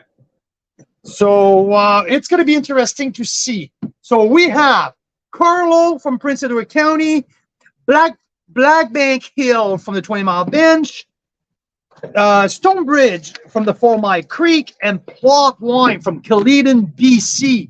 Okay, so let's start with Carlo 2019.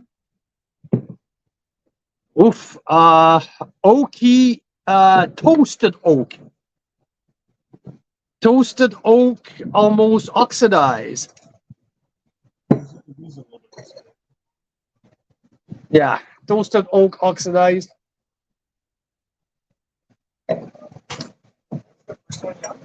Carl. And then it goes Black Bank Hill, Stone Ridge, and the last one. Yeah, unfortunately. Plot. Oh yeah. Yeah. So Carlo, something happened maybe in I don't know if it's happened in the shipping, because both bottles got a little something here. So, and on the palate, it's not as bad as the nose, but there's still a hint here. Doesn't justify the $45. So we'll put the NA here. Okay, that's for Carlo. Let's go to the Black Bank Hill, 20-mile bench. Oh, super nutty, super almond. It's more nutty than almond.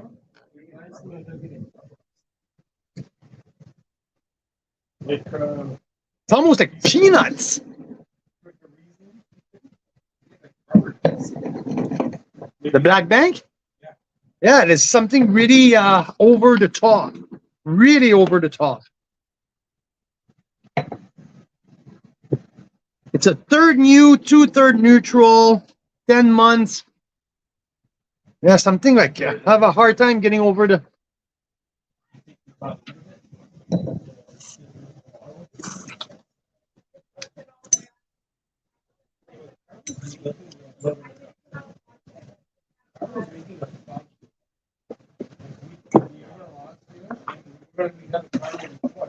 I got a little bit of a buttery popcorn on the palate. Huh? It's really, it's unusual. I mean, it's completely off the beaten track. It's completely, I mean, it's not, it's very different. I mean, it's interesting. It's very unusual, really popcorn, salty, but there's like citrus zing in the middle of it. I mean, you know what? I want more of that. Yeah, the nose, it's like, yeah, I get it now. Like the nose is like the popcorn, the microwave popcorn, if I leave it just a tad too long.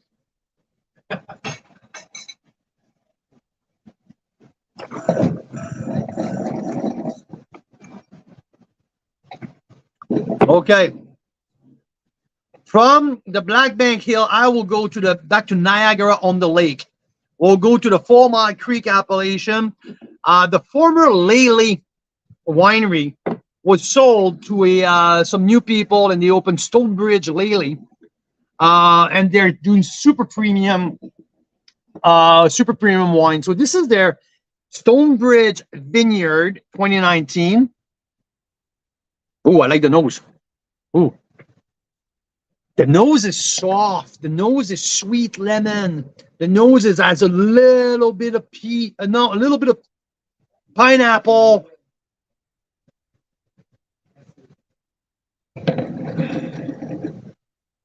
Oh, the nose is really seductive. Like there's, yeah, sexy. It might be one of my favorite nose of all of the wines.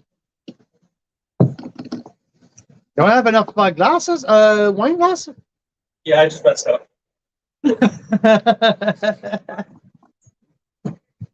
Yeah, I really, really like the nose on the Stonebridge.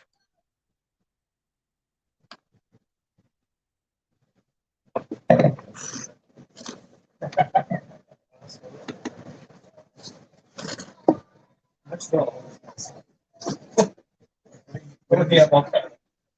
The last one.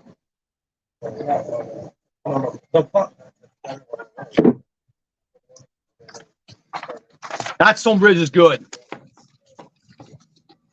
That Stonebridge is really good. I mean, it's rich. It's New World. I mean, it's really, but it's more Russian River Valley. It's not Napa. There's a bright mid palate, but there's definitely the oak influence is right there. You can't deny it. If you're looking for something much more subdued, I mean, it's maybe not for you, but it's not in your face. It's well integrated. It's tropical. It's more orchard, I will say, than tropical. I like the lingering finish. You know what? This is at least a 93 points. This is a really, really, really good Chardonnay.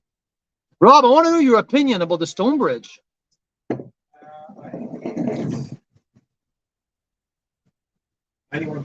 Okay, I just wanted to we're at least a point. Yeah, I agree with your take on sort of a cooler California style. It's a long finish.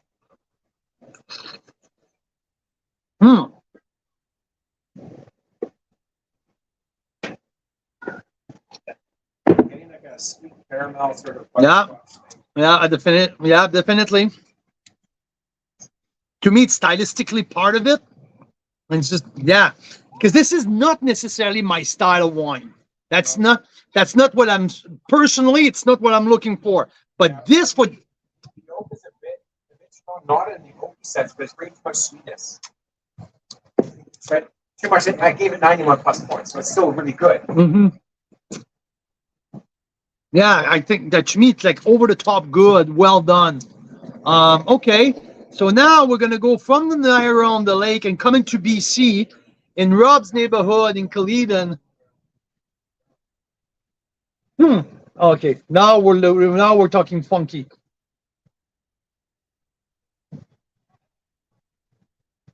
We're talking funky. A little bit funky. We're talking funky.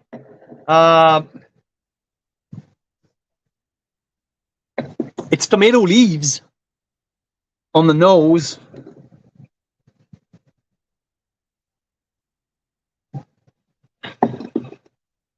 So this is natural wines that they say, I don't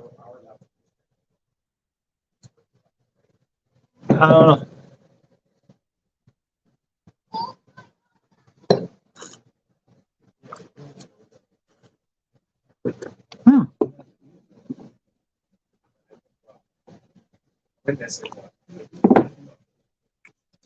The palate is better than the nose. I mean, the palate showed way better than what the nose announced. I got tomato leaves, like that the canopy of a green canopy. Anyway, but the palate is a little short on.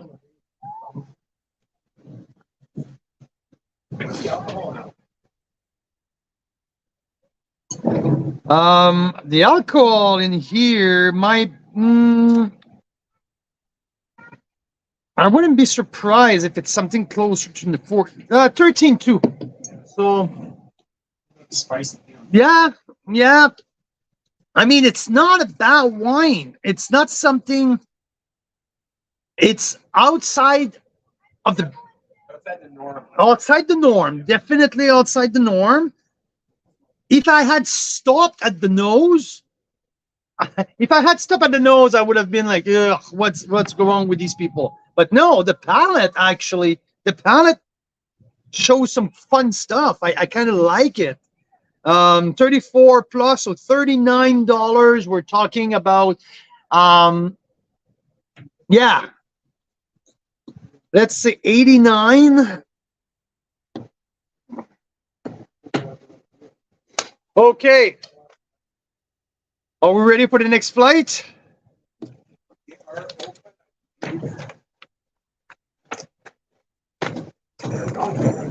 Right. Right? I lied to you.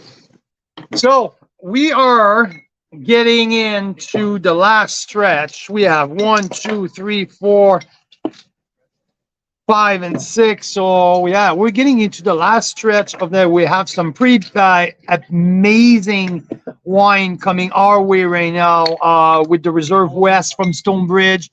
We have the Leaning Post, a wine that I've been waiting a long time. Leaning Post Senchuk Vineyard is coming right up. So here.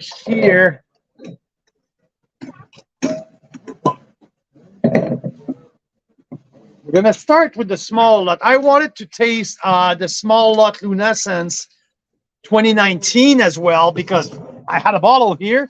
So the 2022 of the small lot Lunescence was the leader in the clubhouse for most part of the tasting. I mean, the 22 is absolutely incredible. So we'll see where we can go with the 19.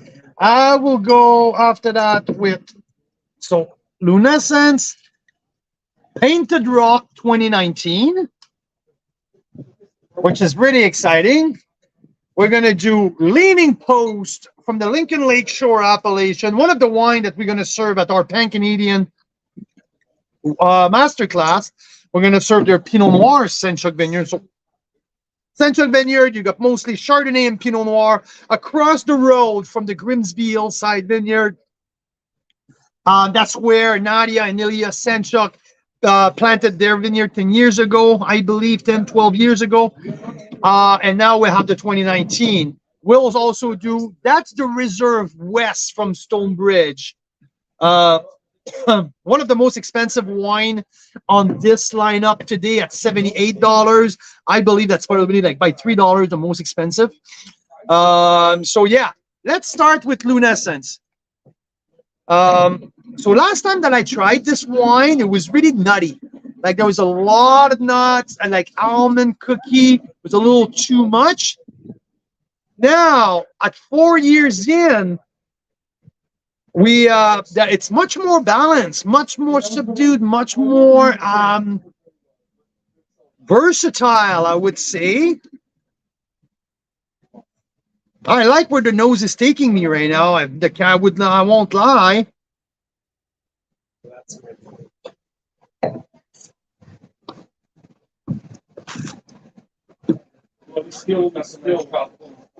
So yeah, that's what kind of question.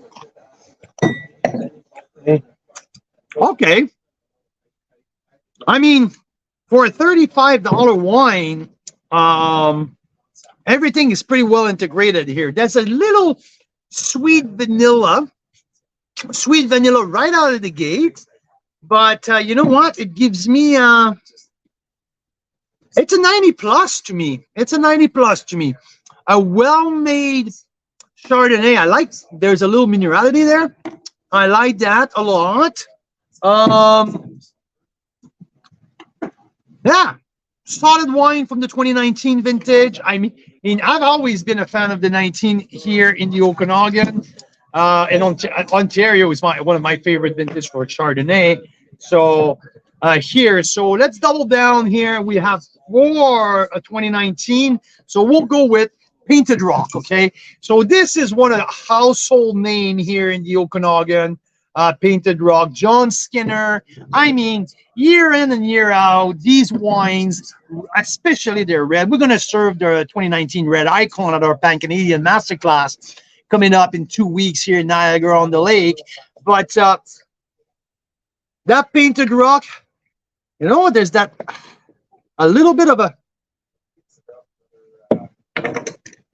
a little of minerality on the nose. A little of Flint. Yeah. That's one of the first wine that I really get that clear, that flinty nose. Did you get some Flint on the Painted Rock? I haven't tried it yet. Yeah, so I get that here. So I had high expectation for the Nat 19. John was telling me this week that it's one of his favorite wines. So and we tasted, and thanks to Daniel Bontran, who's sitting right here, last weekend, he brought a 2009 of the Red Icon from Painted Rock, and it was absolutely outstanding. By the way, I was doing some research on the 09, and David Lorison at Wine Alliance said it was the best red wine, the best Canadian red wine that he tasted ever. 2009 Painted Rock. So Daniel, you brought an absolute jewel last week. So here, now I have 19 Chardonnay in my glass. This is from the Skaha Bench sub-appellation.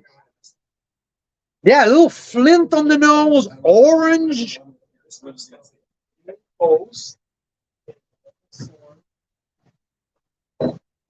A Stonebridge. So this is there's 4. Yeah, I can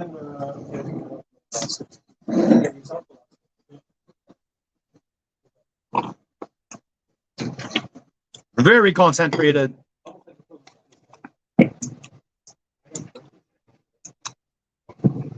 I mean, this is a good wine. That Painted Rock. I'm curious to see what my counterpart here will think about that. But these got mixed up.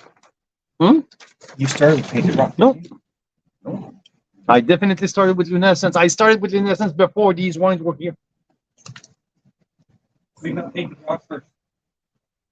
Yeah, but he's got Lunescence first. Yeah. I poured Lunescence before.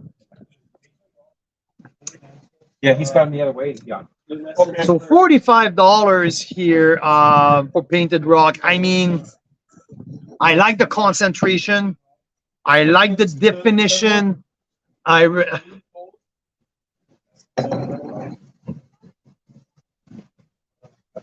There's that little slight hazelnut. There's a nice vanilla. The lemon curd is totally present.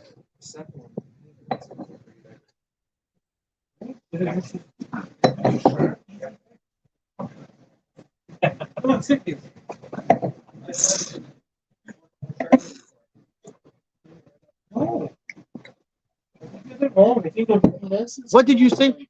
You have them backwards, I'm pretty sure. Yeah. So with Painted Rock, I thought it was flinty to me. I like that. I like that wine. I'm giving it 92 points. So, first one. I quite enjoy that. There's a complexity in that. Okay, Joanne, are you ready, Joanne?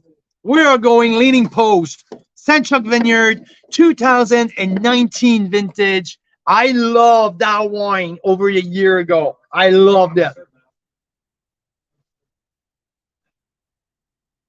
The nose is beautiful. I mean, just by the smell, I can pick. The third one smells like pepper, and then the other one smells like pepper. So the third one should be smelling like a little bit of caramel. There's really seductive nose. Oh. I did not just pour it. You guys have glasses around. Oh, that's Leaning Post. For 100% certain in this.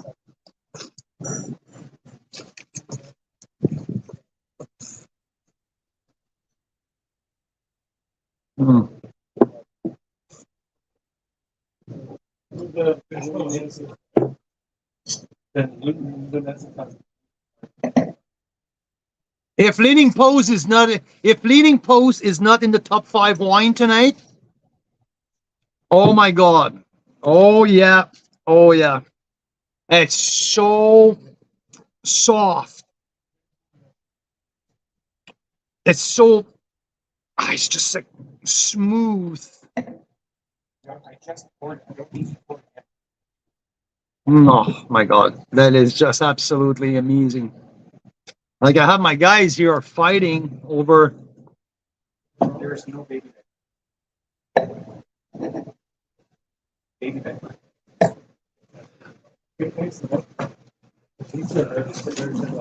Okay, I know you know. So now I'm just watching my guys fighting here over who smell what. So it's kind of funny.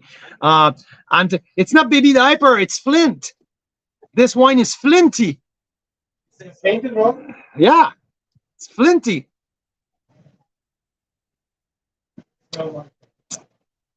Okay, Leaning Post to me is a 94 points.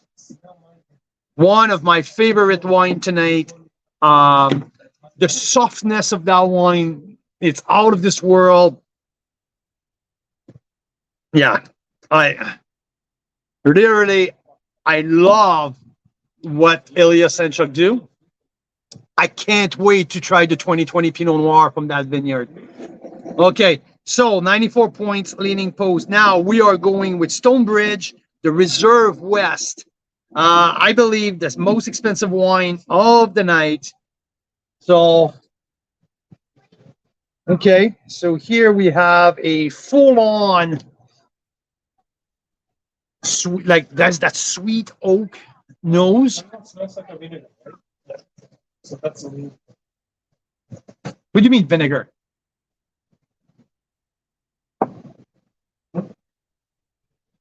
Vinegar on the leaning post? Smell. I didn't think. Oh my God.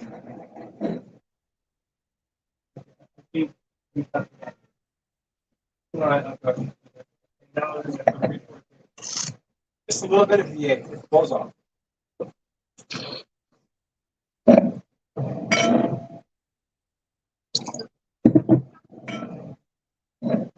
Mm. So that Stonebridge is really rich. There's a sweet caramel finish.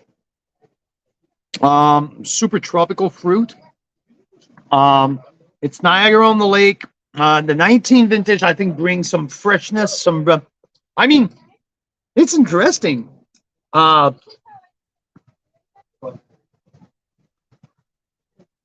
91 points because it's like, I mean, it's rich, it's powerful, but there's also some balance.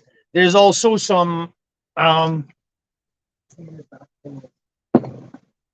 yeah, there's a length, there's some complexity. It's definitely something pretty just rich. Now there's some length in there. This is good. I like that. I like that too. I probably put the right one.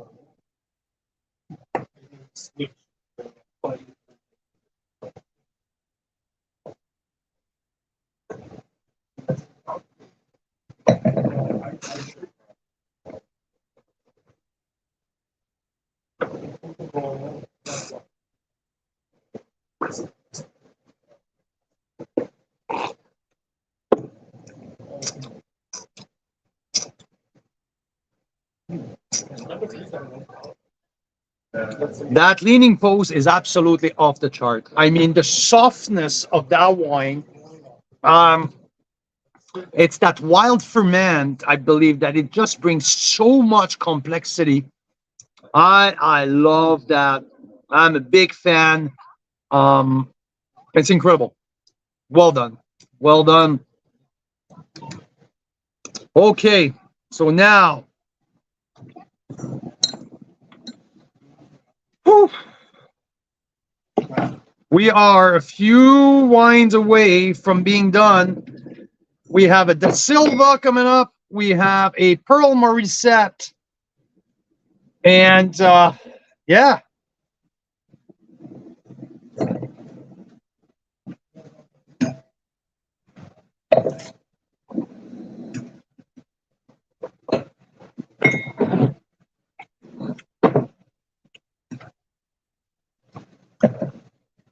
I mean, it's been a heck of a journey. It's been 5 hours and 15 minutes right now. We had so many different style. We've seen an increase, obviously an increase in price, an increase of new oak, increase of quality. There's some absolutely stunning wines in that. And like, just to put people in perspective, like, I mean, when we reached to the wineries, like we reached out to all of the top Chardonnay producers, and these wineries, most likely all sent us some of their best wine. So don't be surprised if we're rating these wines really high and there's no doubt. Like, I mean, at the beginning, we had plenty of 89, 88 at the very beginning. But when we get into the premium and the big names, these are pretty much all wines who won some of the top accolades this year, and last year. So we have a showcase here of the cream of the crop of what we do across the country. So yeah, in the last hour and a half, I think that probably 90 points was the benchmark. I mean, we all have some pretty high-end score sitting here. So let's go with the 2018 here, Peak Cellar, a winery out of Lake Country. A wine that I would say it's probably like $25. It's not on my list here, but Whoops. We found it in the fridge. We found it in the fridge, so we're gonna taste it. We're gonna try it. Leaning Coast here. Is it here? No. Okay, so let's put it here. Peak Cellar 2018. Is it still priming? That's the question, right? 2018, 5 years in.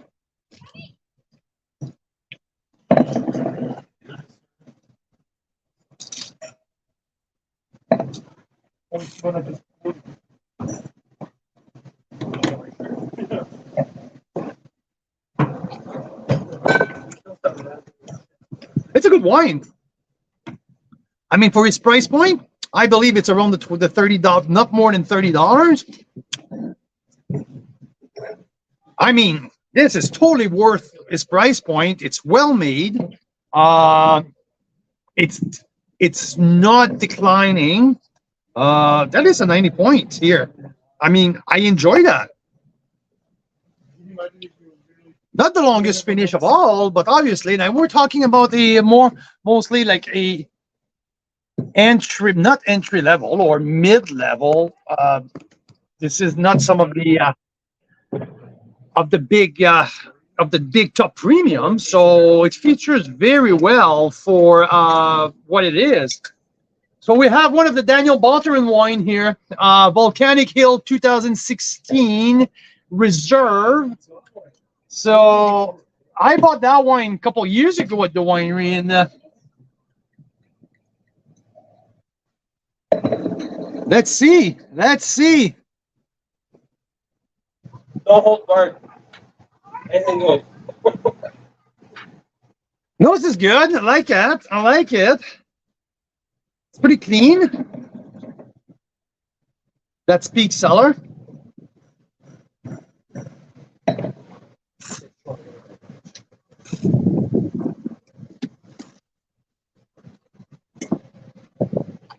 So that Volcanic Hill is the oldest wine on the line up to date. 2016.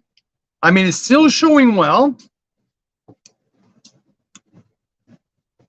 It's a 35 right now. I think like release price today for the reserve Chardonnay at Volcanic Hill is around $35. So yeah. Okay. Now we're gonna go with the Silva 2018 Chardonnay. Let's see. It's a blend of Blenheim Hill and Lazy Dog Vineyard. So Blenheim Hill, it's the home vineyard at the Silva, well, not the one for the winery, but where Richard and Twyla lives. And Lazy Dog, it's on the east end of Kelowna, one of the very, very best vineyard in Penticton for Chardonnay.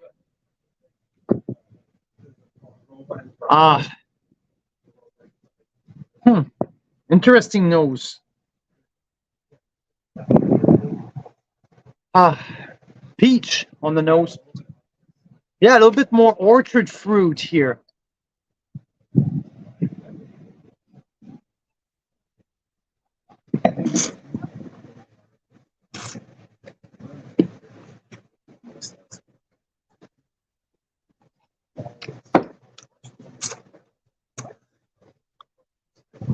There's grapefruit. Grapefruit at the on the backbone of that wine. It's all grapefruit. It's interesting. It's really cold right now, so I'm gonna let this wine warm up a little bit, and I will see what we have a little bit later. But at the very moment, it's probably with the texture, with the length. This wine, they have like 5 cases left at the winery. And I think you get it for $36. So let me know if you're interested in getting any of the 2018. It's a 90 points here. But at the moment, that's my change because it's really cold right now. And that's going to warm up. So I will tell you how it develops. I'm expecting something a little bit rounder than what it is. And now, for the last wine that I'm gonna try tonight, number 60 something, We're gonna finish off with Pearl Mauricette, the 2018. So 2017 was my wine of the year a couple years ago. Now,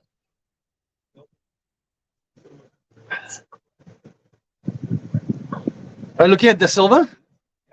Yeah, it's grapefruit.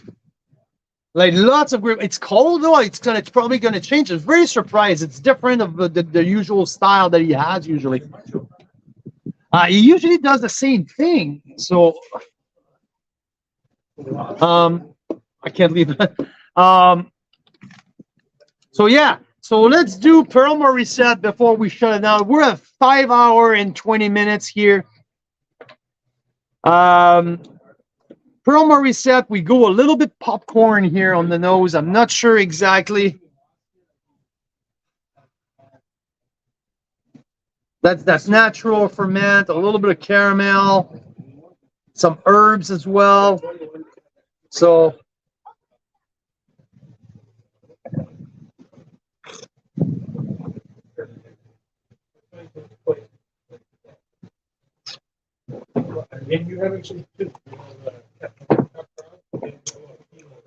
the palate is really complex.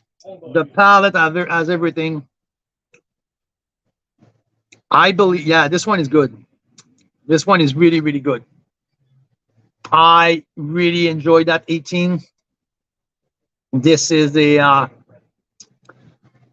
17 was my favorite wine for a while, and this is yeah. Oh yeah, that's 93 points plus maybe 94.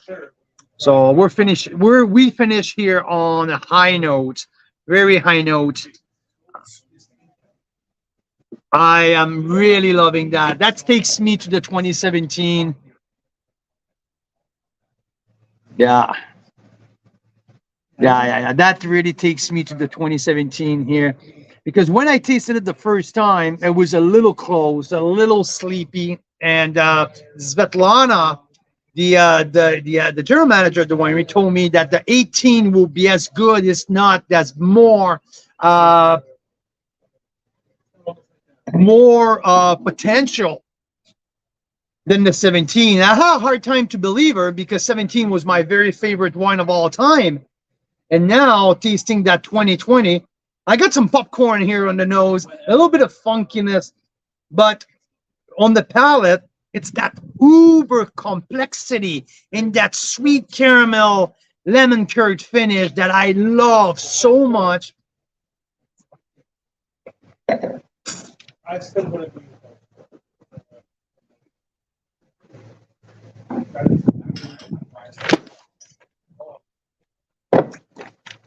Yeah, and there's the spice at the end. It was stick around. So Pearl Mauricette, I like you. I love you. I will always be with you. No, honestly, I really like. So Joanne, if you still have some of the 2017, I suggest that you crack it open.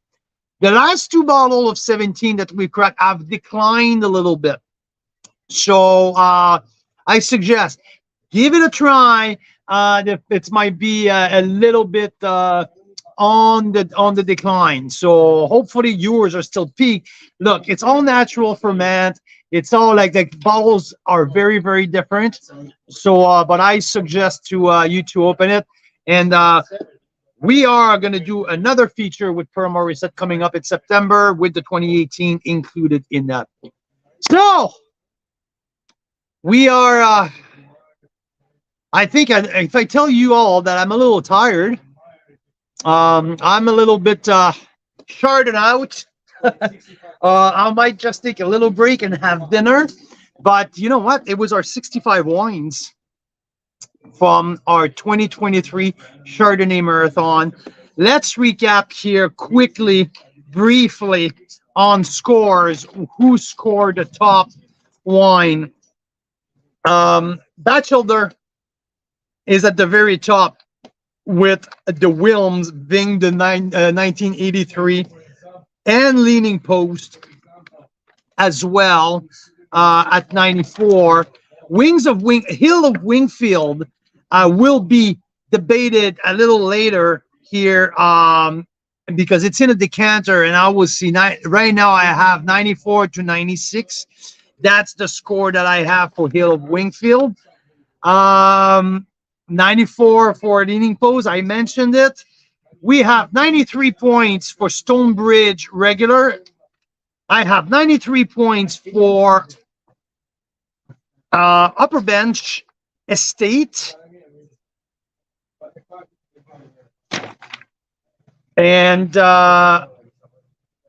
93 points for Meyer Cuvée. So Meyer and Upper Bench are my top two BC Chardonnay.